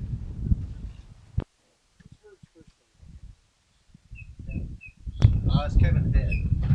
Is there a Hurd? I think it's Head. It's Kevin Head. Okay. Head, H-E-A-D. Oh, that's the guy from BC. Sure. There's no Hurd. The Canadian. Hold on. Let's make a correction. Correction. Kevin Head. It's not Hurd.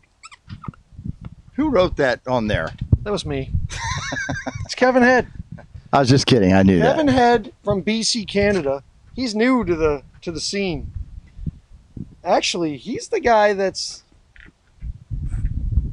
he's long and lean. And I heard, actually, somebody told me,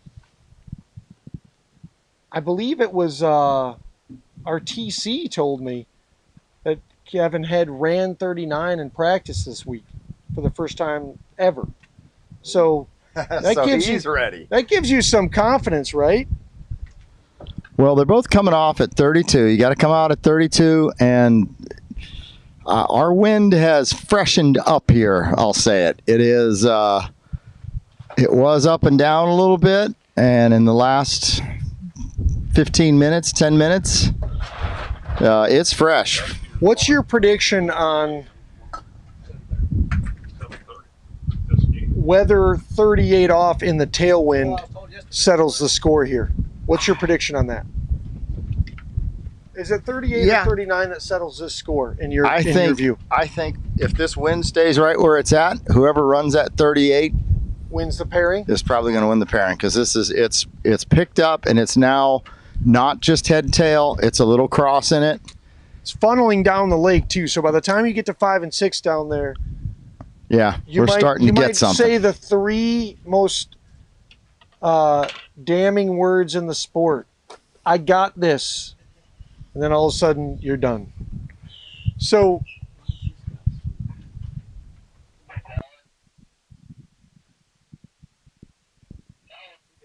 Mike, you're in the way.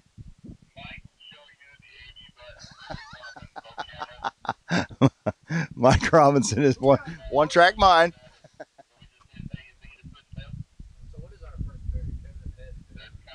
Jeff Kepsha.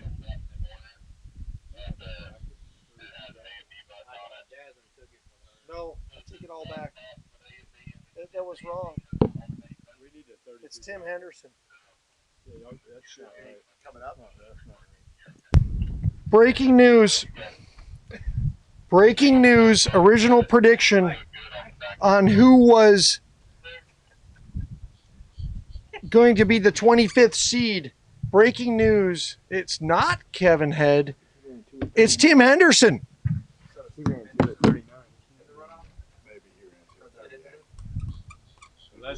Unless he ran 2 at 38.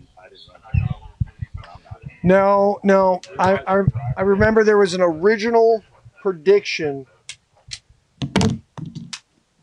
that came from another official that was preliminary, and it ended up being head in that. I took a photo of that. That ended up not being how it ended up shaking out when the scores were all said and done. It's Tim Henderson. So it is Jeff Kepsha versus Tim Henderson. It is Jeff Kepsha versus Tim Henderson. By the way, I've seen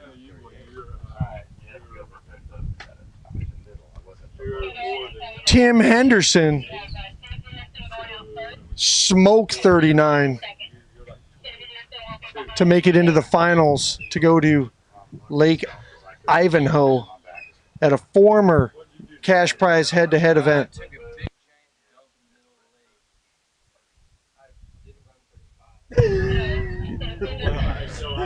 I'm not sure how to really Let's we're going to do an interview. Hold on a second. TC Baker, come on over here. I want to talk to you for a second.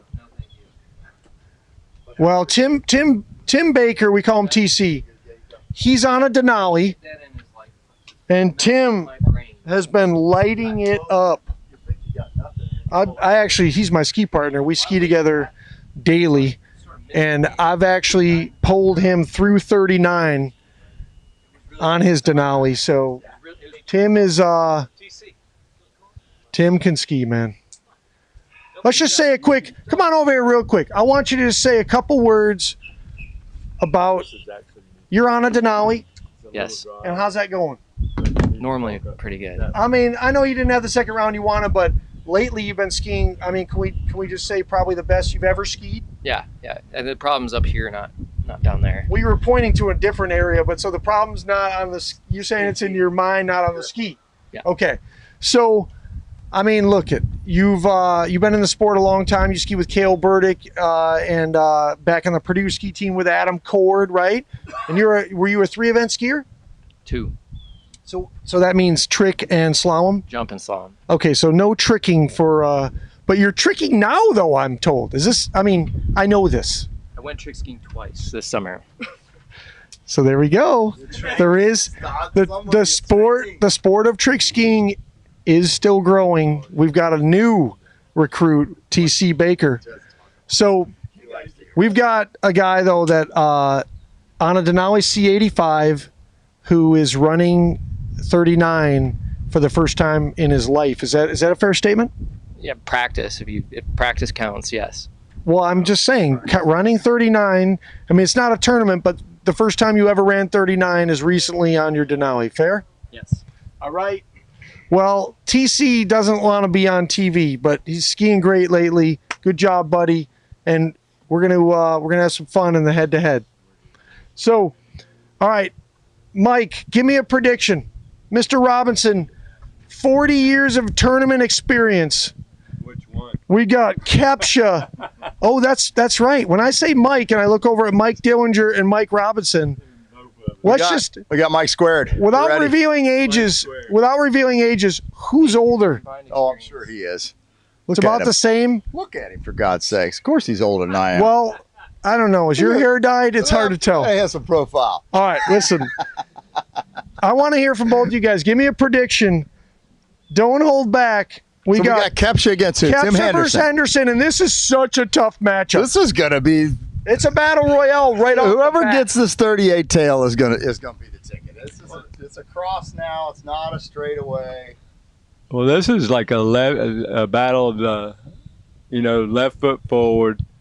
Got a little slam action, and I've seen both of them do a little slam action. So this could be interesting. So when you say slam action, there is a difference because one guy's an elbow dunker and the other guy's a body bouncer.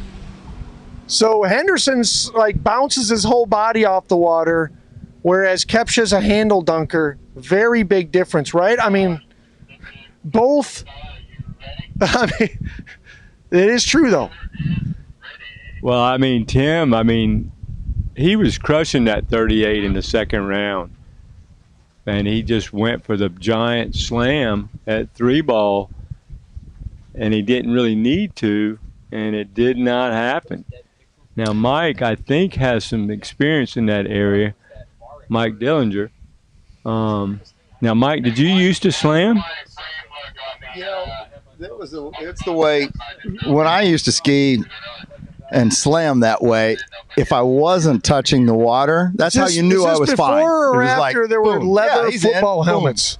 You put Before those or after elbows. leather football helmets? That's a joke. Of course, it was after, only by 3 years. But I get it. I get it. Well, you got all that gray around your beard I know. there. I don't know how much talking you should be doing. We got a story about that. Mike Robinson and I have a story about that. This beard has not served me well when it comes to people guessing my age. It's always hurt me. Let me put it like that. Because it's Snow White. I agree. It's not good. I need to shave it. I agree. Okay, for the viewers we have, I know we got the collegiate nationals going on, but for the viewers, we're going to do our head-to-head. A lot of these guys, or some of these guys, this will be the first time they participated in a head-to-head. Oh, for sure. Is that a fair statement? Yes, but now, before we do move on, have some seasoned veterans too. I haven't heard a prediction yet. So we've got some young. What I'm seeing is we got some young guns against some seasoned veterans. Well, we do have Shoemaker, who's like in his early 30s, mid 30s, against Chris Clark, who's crusty and old. Chris he's a seasoned veteran. Well, that's another way of putting it. I mean, no, Chris Clark, great guy, Midwesterner. What's cool about Clark versus Shoemaker, both Midwesterners, Clark, who actually comes to a lot of our tournaments in Michigan, really good guy, super funny, always has a joke. I mean, doesn't ever turn it off, but it's always very funny as long as you can handle it. I assume that Mr. Mike Dillinger's skied against Chris in the head-to-head. I've skied against Chris several times in the head-to-head personally. National champ 2019. And I will go ahead and tell you, he is a trash talker. Oh, big time. And I remember we were at Shortline Lake in California, and we both ran 38. And I'm thinking, I'm trying to get into the zone. Oh, we're getting ready to start. Clark comes in and runs 38, and I mean it's immediate trash talk at the end of the lake. Okay, so what Tim do you think about that, Mr. Dillinger? Tim Henderson has started, and here we are, 32 off. Henderson's got trash talking's part of it. I think it's kind of fun. Everybody out here generally, you hardly ever get up against somebody you haven't skied with 50 times before anyway. I love it. Henderson came out. Protocol for you, Mike? Yeah, pretty much. I like talking. Henderson came out eye of the tiger. He runs that 32 off tail, no problem. And it's been like hours since he's skied, so that was actually really nice right there. So okay, so the way it works for the viewing audience is they follow the same 45-second time clock, and they announce the beeps to the other boat from the other end, so they can say first beep, second beep to the other boat that's starting at this start dock. And when you get to the second beep, they then start this boat. So we've got the red and black boat being driven by, I believe, Jim Powers. Am I right? Red, white, and blue is being driven by Jim Powers. Okay, so the red and white blue boat is being driven by Jim Powers, and the red and black boat is being driven by Jeff Gilbert. I think the red, white, and blue is his boat. And we have Jeff Kepsha sitting down in the water. Red, white, and blue one is. And they're getting ready to go. Kepsha coming back at 32 off. He's on a good.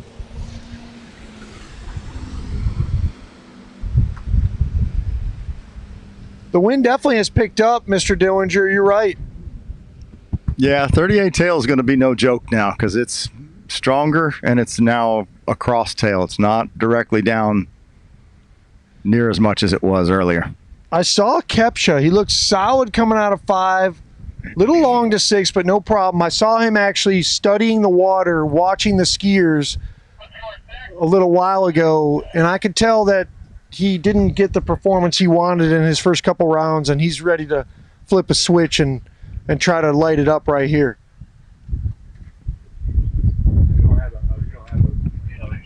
bracket?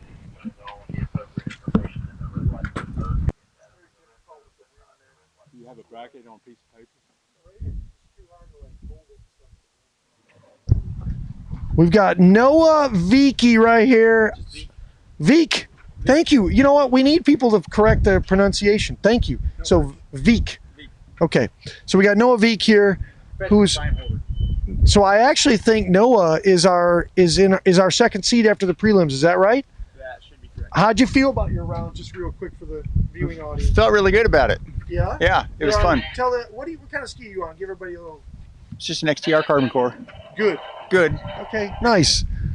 So Noah Veek, second seed coming out of the prelims, runs 39 both rounds. That was awesome. Okay, coming back, we've got Tim Henderson, 35 off the line. He's in the red, white, and blue boat being driven by Jim Powers. Oh, he pounds one. Almost body slammed it, but he didn't. Oh, there's a body slam for the audience.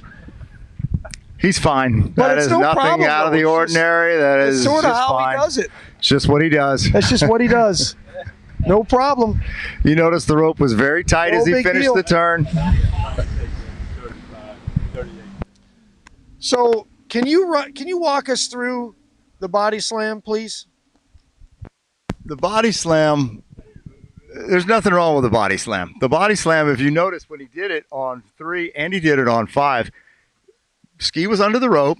He had a tight line, and boom! It's just a body check. It keeps your elbows in because your elbow can't go anywhere but into your gut.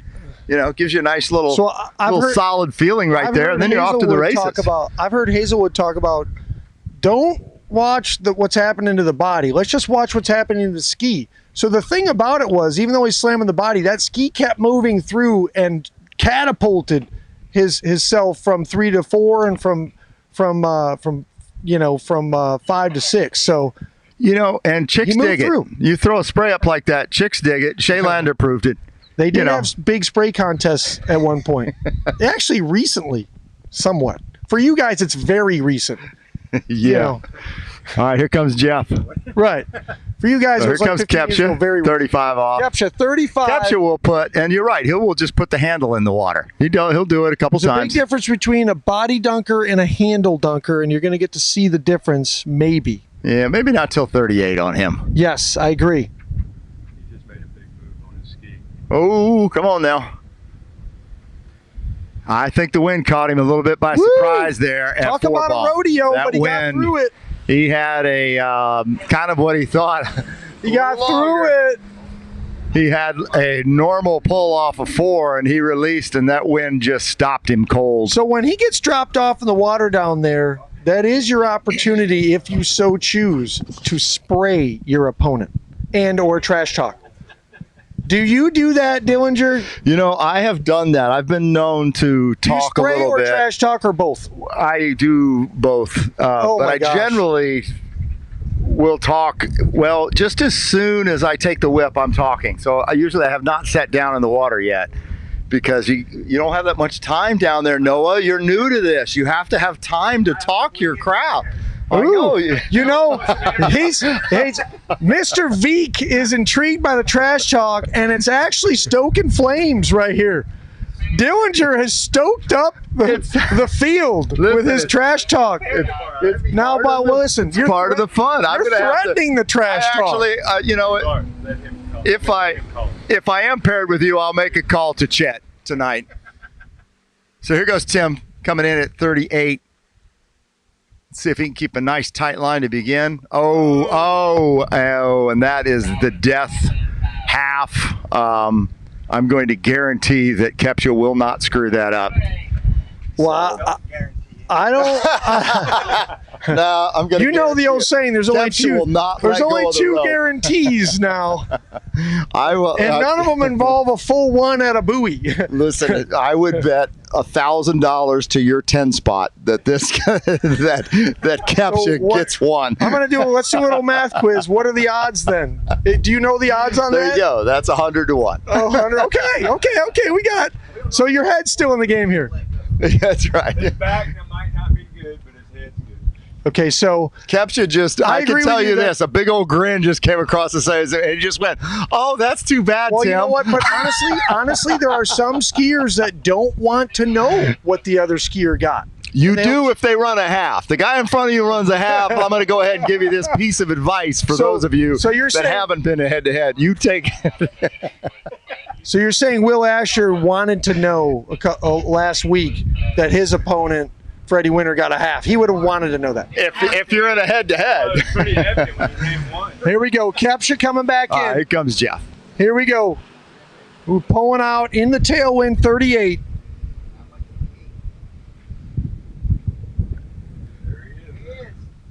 Good job, Jeff Kepsha. Very nice. Advances. Let me say something. Was it? So, okay.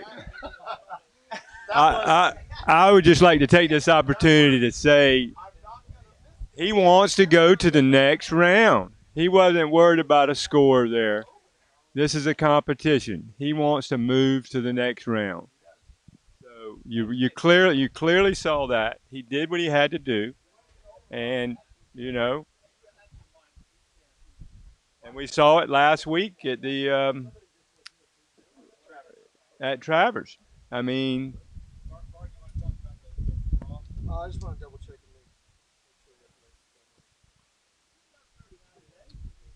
but I do want to. I want to make sure that we pay attention when Mr. Clark skis, and if you could,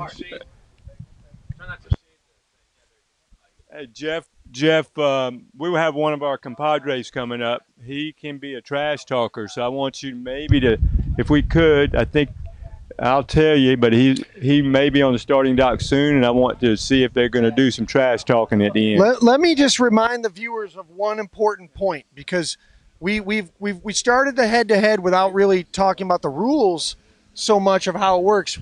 But the person that is seated higher gets to choose whether to go first or second, and the lower seated person gets to choose the boat. Okay. So you get.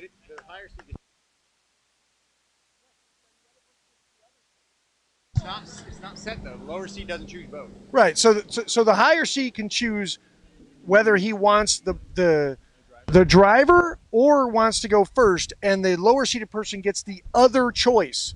So in this case, but regardless, the person that goes second, until we get to the very final, the person that goes second has to beat the person that went first. So Henderson came out, got a half at 38, and so Kepsha only needed to get a full 1 in order to advance. Had he gotten a half, he would have lost, right? So had he gotten a half, he would have lost. He would have lost. Right. So, but he got a full 1. He knew what he needed, obviously. So he turned 1, under the power of the boat in skiing position, came back to the boat guides, and that gave him a full 1, and that allowed him to advance. Skiing position is pretty subjective. Oh, you're not kidding. I had the handle in my hands at the boat guides, came around 3 at 39, and the score is 2.5. So you're right. It is subjective. I've seen guys run 39 with the rope laying in the water, and so was I in skiing position? To some people, I was. So it's very subjective. I agree with you. But we're all good sports. So here comes Chris Clark, second pairing. Chris Clark, Chris coming in at 32. Second pairing.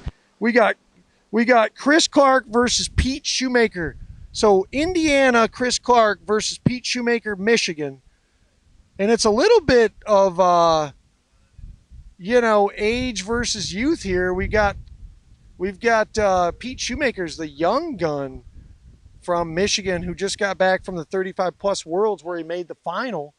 That was pretty sweet. But then we got Chris Clark, who's quite a bit older than Pete, just won the nationals, and he's got so much experience. So, so we've got a guy with way more experience against a guy with way more youth.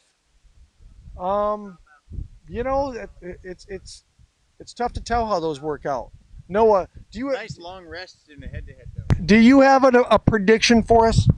I don't. Excitement? High.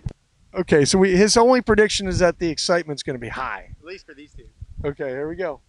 All right, so Shoemaker, I know this because I know Pete from Michigan. This is his first head-to-head ever. Bart, how is Pete going to handle that that conversation at the end of the lake with Chris? I mean, people respond different ways. This is his first head-to-head, and he may be freaked out by that. I don't know. I'm saying, I don't know. The excitement on the water is going to be high. This is excitement. Okay, Pete Shoemaker pulling out, 32 off. So is that a true story I heard? Oh, here we go, Pete Shoemaker.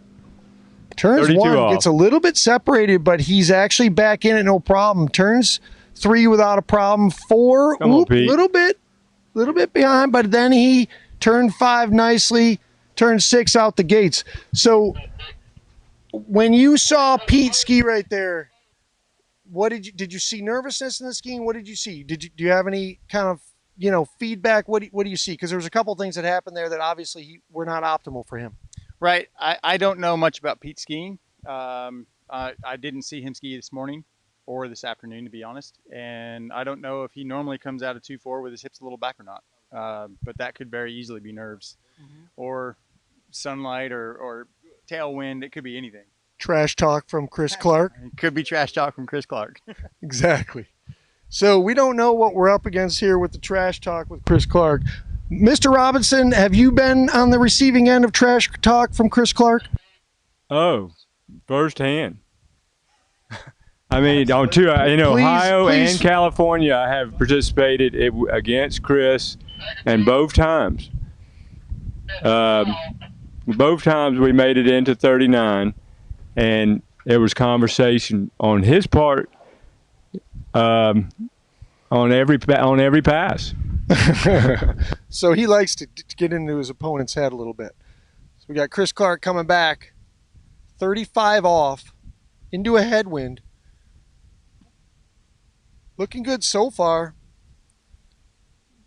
He skis with Chris keeps the line very tight there. He looked pretty good.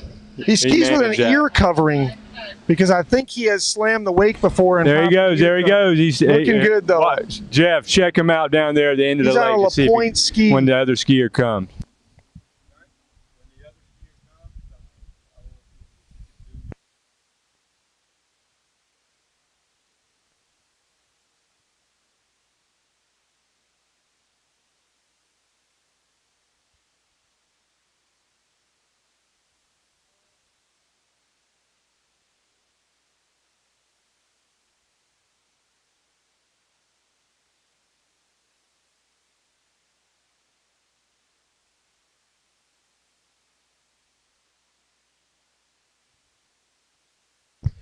Making a little adjustment with the board because the sun for this Michigander, being me, is intense.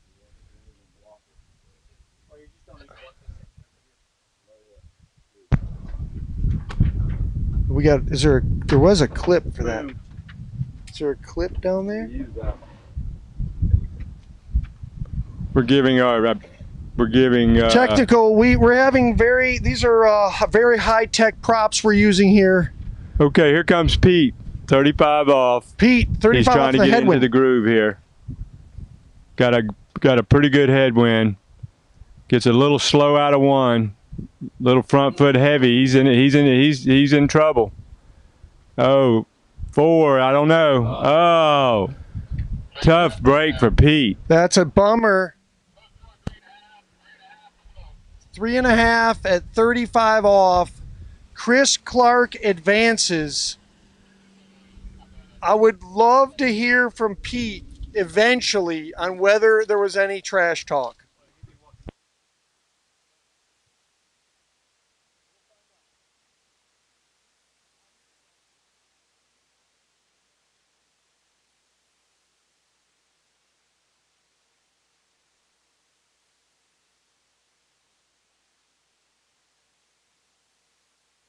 So a little bit of a twist. Even though Chris Clark has advanced, he's decided to run the 38 off tail because he wants to feel it out, get some experience with the gate, feel the water, get another round under his belt so that he can prepare against his next opponent that he's going to be paired with.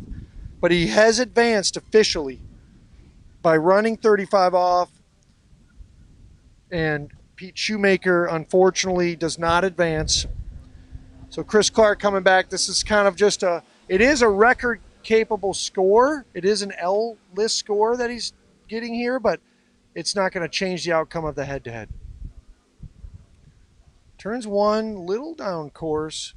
Heavy 2, but still sort of in it. Oh, and he is 2 down course to turn that 3 ball. Good skiing from Chris Clark, though.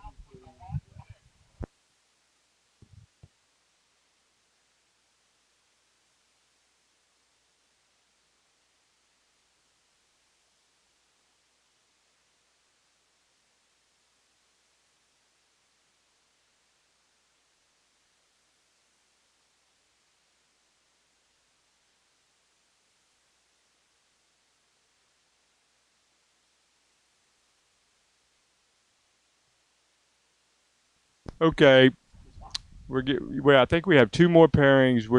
And then we're gonna be back tomorrow.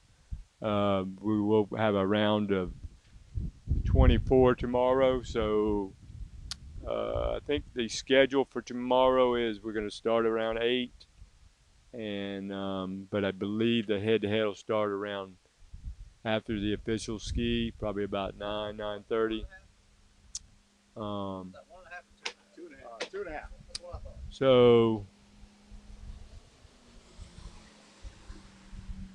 So the finals will be basically from about 9:30 to, I don't know, 2:33.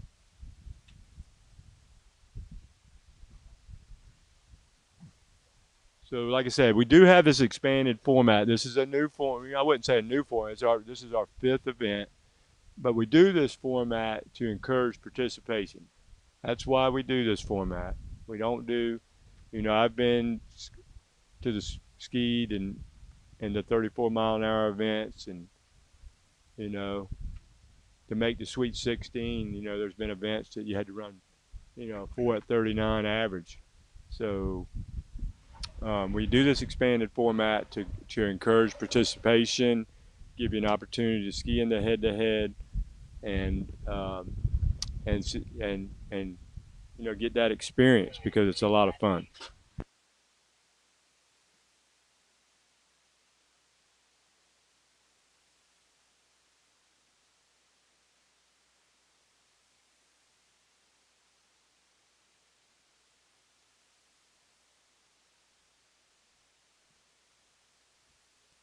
So next up, we got Dave Mackey and Eric Francois. And let's see who has chosen to go first. Dave Mackey. Now, this works where if you're at second, you tie, you got to beat him. So if you're going out second, if Dave runs 3 at 39, then Eric's got to run 3.5 or 3 1/4. He's got to get a quarter more buoy to win. Advantages and disadvantages for both ways. Some people like to go first so that they just don't care what the other guy does. Just go run what you brung. Go from there. But then the advantage to being second is if, like in Kepch's match, when Tim fell at a half, all he's got to do is just pull all the way to 1 and get around. So the higher seed gets that choice whether to go first or second. So if he makes the choice to go second because he wants to pick, so he gets to pick the boat, but he gives up that quarter buoy advantage. Most people choose to go first, but in certain scenarios, in many occasions, I've seen, people pick second. I've picked second, and it's worked out. So, it can work out to your advantage.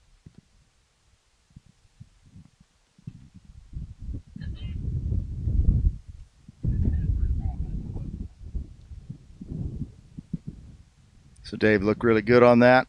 We're waiting for the timers to go off.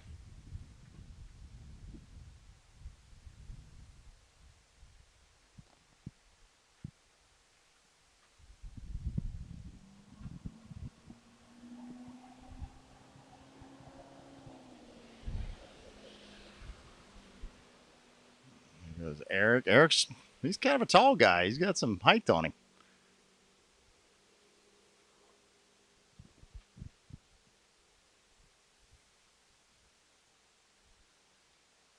And just a nice, smooth opener going for him.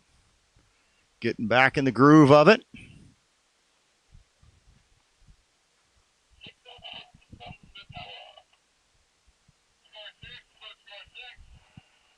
So they'll both be coming back at 35. I do have, for you competitors that might get matched up with Noah, Vicky, or Veek, I keep trying to put an extra syllable on that. I've been talking with Chet, so I know that you guys want to talk a little trash to him at the end. So touch base with me. I got a few things that Chet said you should go ahead and bring up to Noah while he's in the water down there. So whoever gets him, I will sell that for probably a free drink. So good luck to you.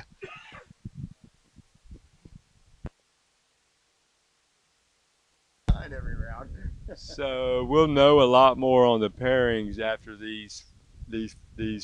after a couple more pairings for tomorrow.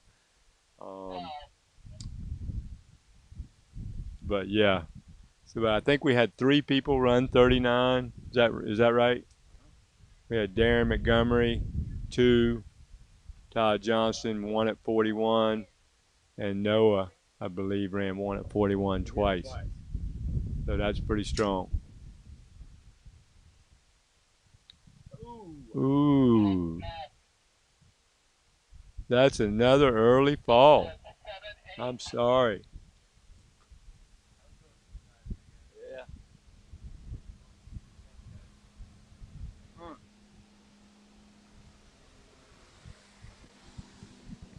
So that's a half, and that's at 35. You know, my last bet was $1,000 to 10 that the second skier is going to win it, but this one I would say is $1,000 to $1.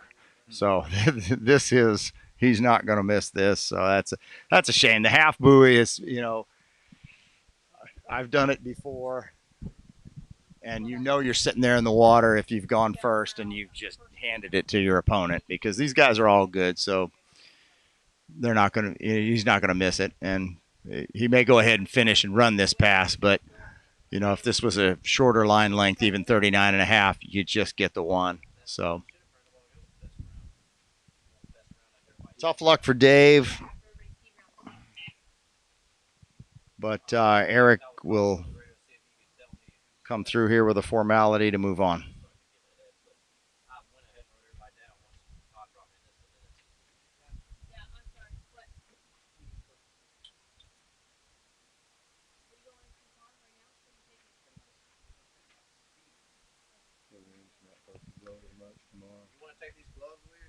All right, took it a little easy off of 1. He may go ahead and, now he's going to go ahead and run it. And now he's back on the right line to run it. He was, he started out a little easy on that to make sure he didn't do something stupid and pop the handle at 1 ball. But, you know, knowing that that's a 35, he went ahead and turned 2 ball hard. And by the time he got off a 4 ball, he was back in it and finishing it up. And it may be that he wants to take a 38 tailwind here just to give it a go.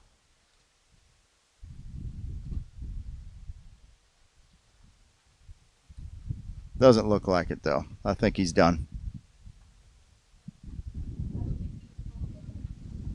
That he can or he can't?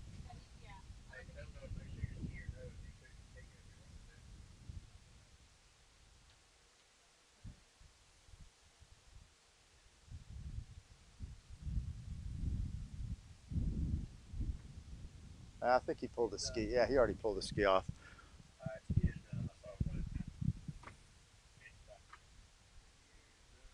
So Eric Francois, moving on.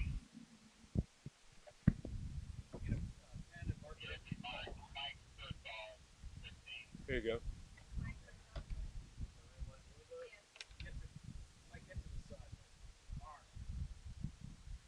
go. Okay, we're starting to populate the brackets here.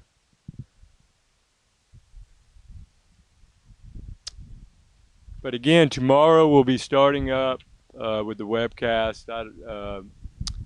And then I do know the head will probably start about 9:30.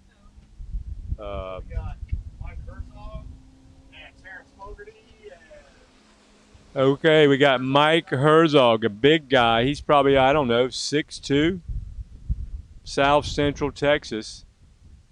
I think he had a big score just recently, Mike, 5 at 39. So he's very capable. And then we got Terrence out of upstate New York. I'm sure their weather has changed dramatically up there. I mean, I still haven't figured out this how these the guys up in Michigan and Minnesota, Mark Brandt in Wisconsin. I mean, it's incredible because their season is about 6-7 months a year max. I mean, they all come down south. It's like, oh yeah, I got business down in West Miami, just so they can. Well, this is like in the old days. I remember when I was just out of college, we used to come down here, and Guy Haggard, who used to develop AccuSki, and I remember he's an attorney, and just a quick story on that. The state of Florida was getting approached in a bad way about reducing ski boats on the homeowner lakes. So Guy, being an attorney, he had to represent the state of Florida, but there was 88 slalom courses in Orlando. I don't know the county. What county is that? Orange County. 88 sites, and this is in the early 80s. So this is the epicenter of water skiing in the world. We all know that. Who was that, Mike? Terrence Fogarty. Our good buddy Terrence Fogarty, H2OProShop.com. He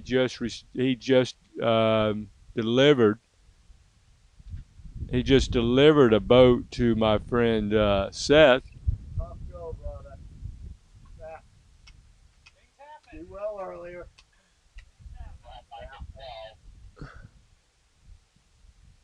Okay, here's our skiers coming back at 12 meters. They got a nice headwind. We expect them to both run this.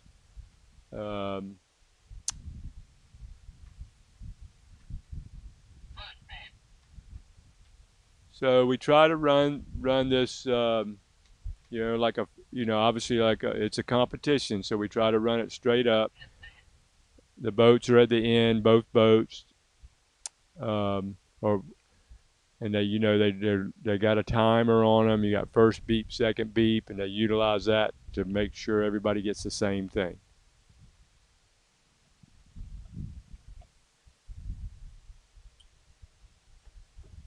Okay, Mike Herzog, 35 off.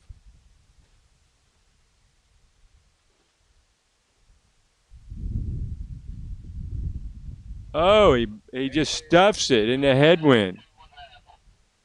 He just stuffs it in the headwind. Just surprising. I don't know. Is the glare? I mean, what is going on out there? Well, I don't think it's a glare.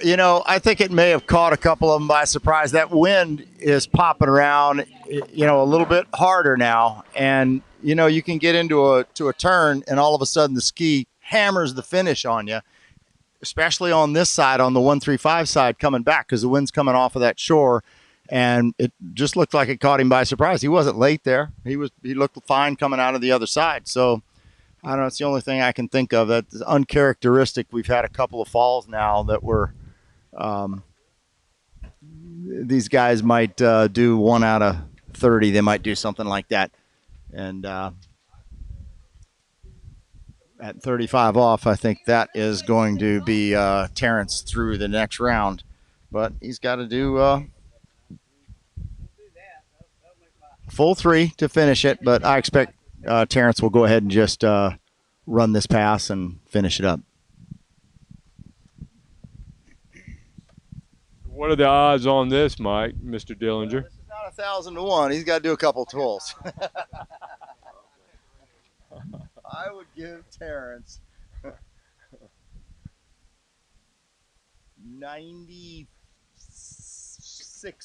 chance of advancing. I know Mr. Dillinger's in the insurance business. He must be a part-time on the actuarial side, I guess. I would say a statistician. He's Okay, here's Terrence, 35 off. Hooks up at 1. He gets a pretty good 2. He gets a good 3. He's gonna a little high handle at 4. He hammers 5 and he's out the gate. Now I think Terrence will try 38 in the tail. Yeah, but and the reason I think he was a little high-handed there was that he started that pass a little easy. He knew he only had to get around 3.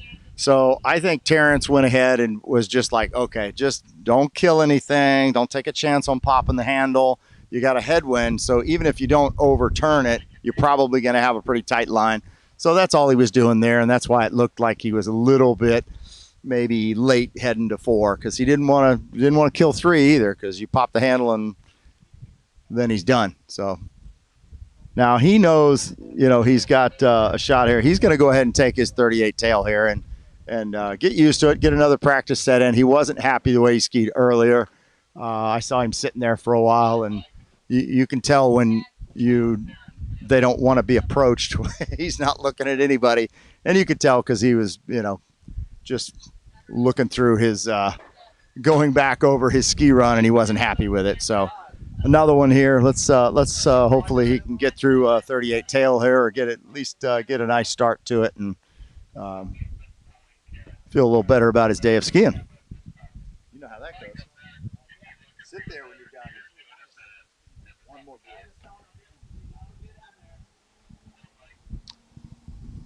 Okay, Terrence got Jeff Gilbert behind the wheel of that Nautique. Got a pretty strong tail here. I mean, oh, that's a good setup. A slow one, and just did not get the rotation there. So 1/2, and I believe that will conclude our skiing for the day. Thank you for the. And then, like I said, we'll be back tomorrow. We will continue with our head-to-head finals, and look forward to your participation. Come on back and visit us.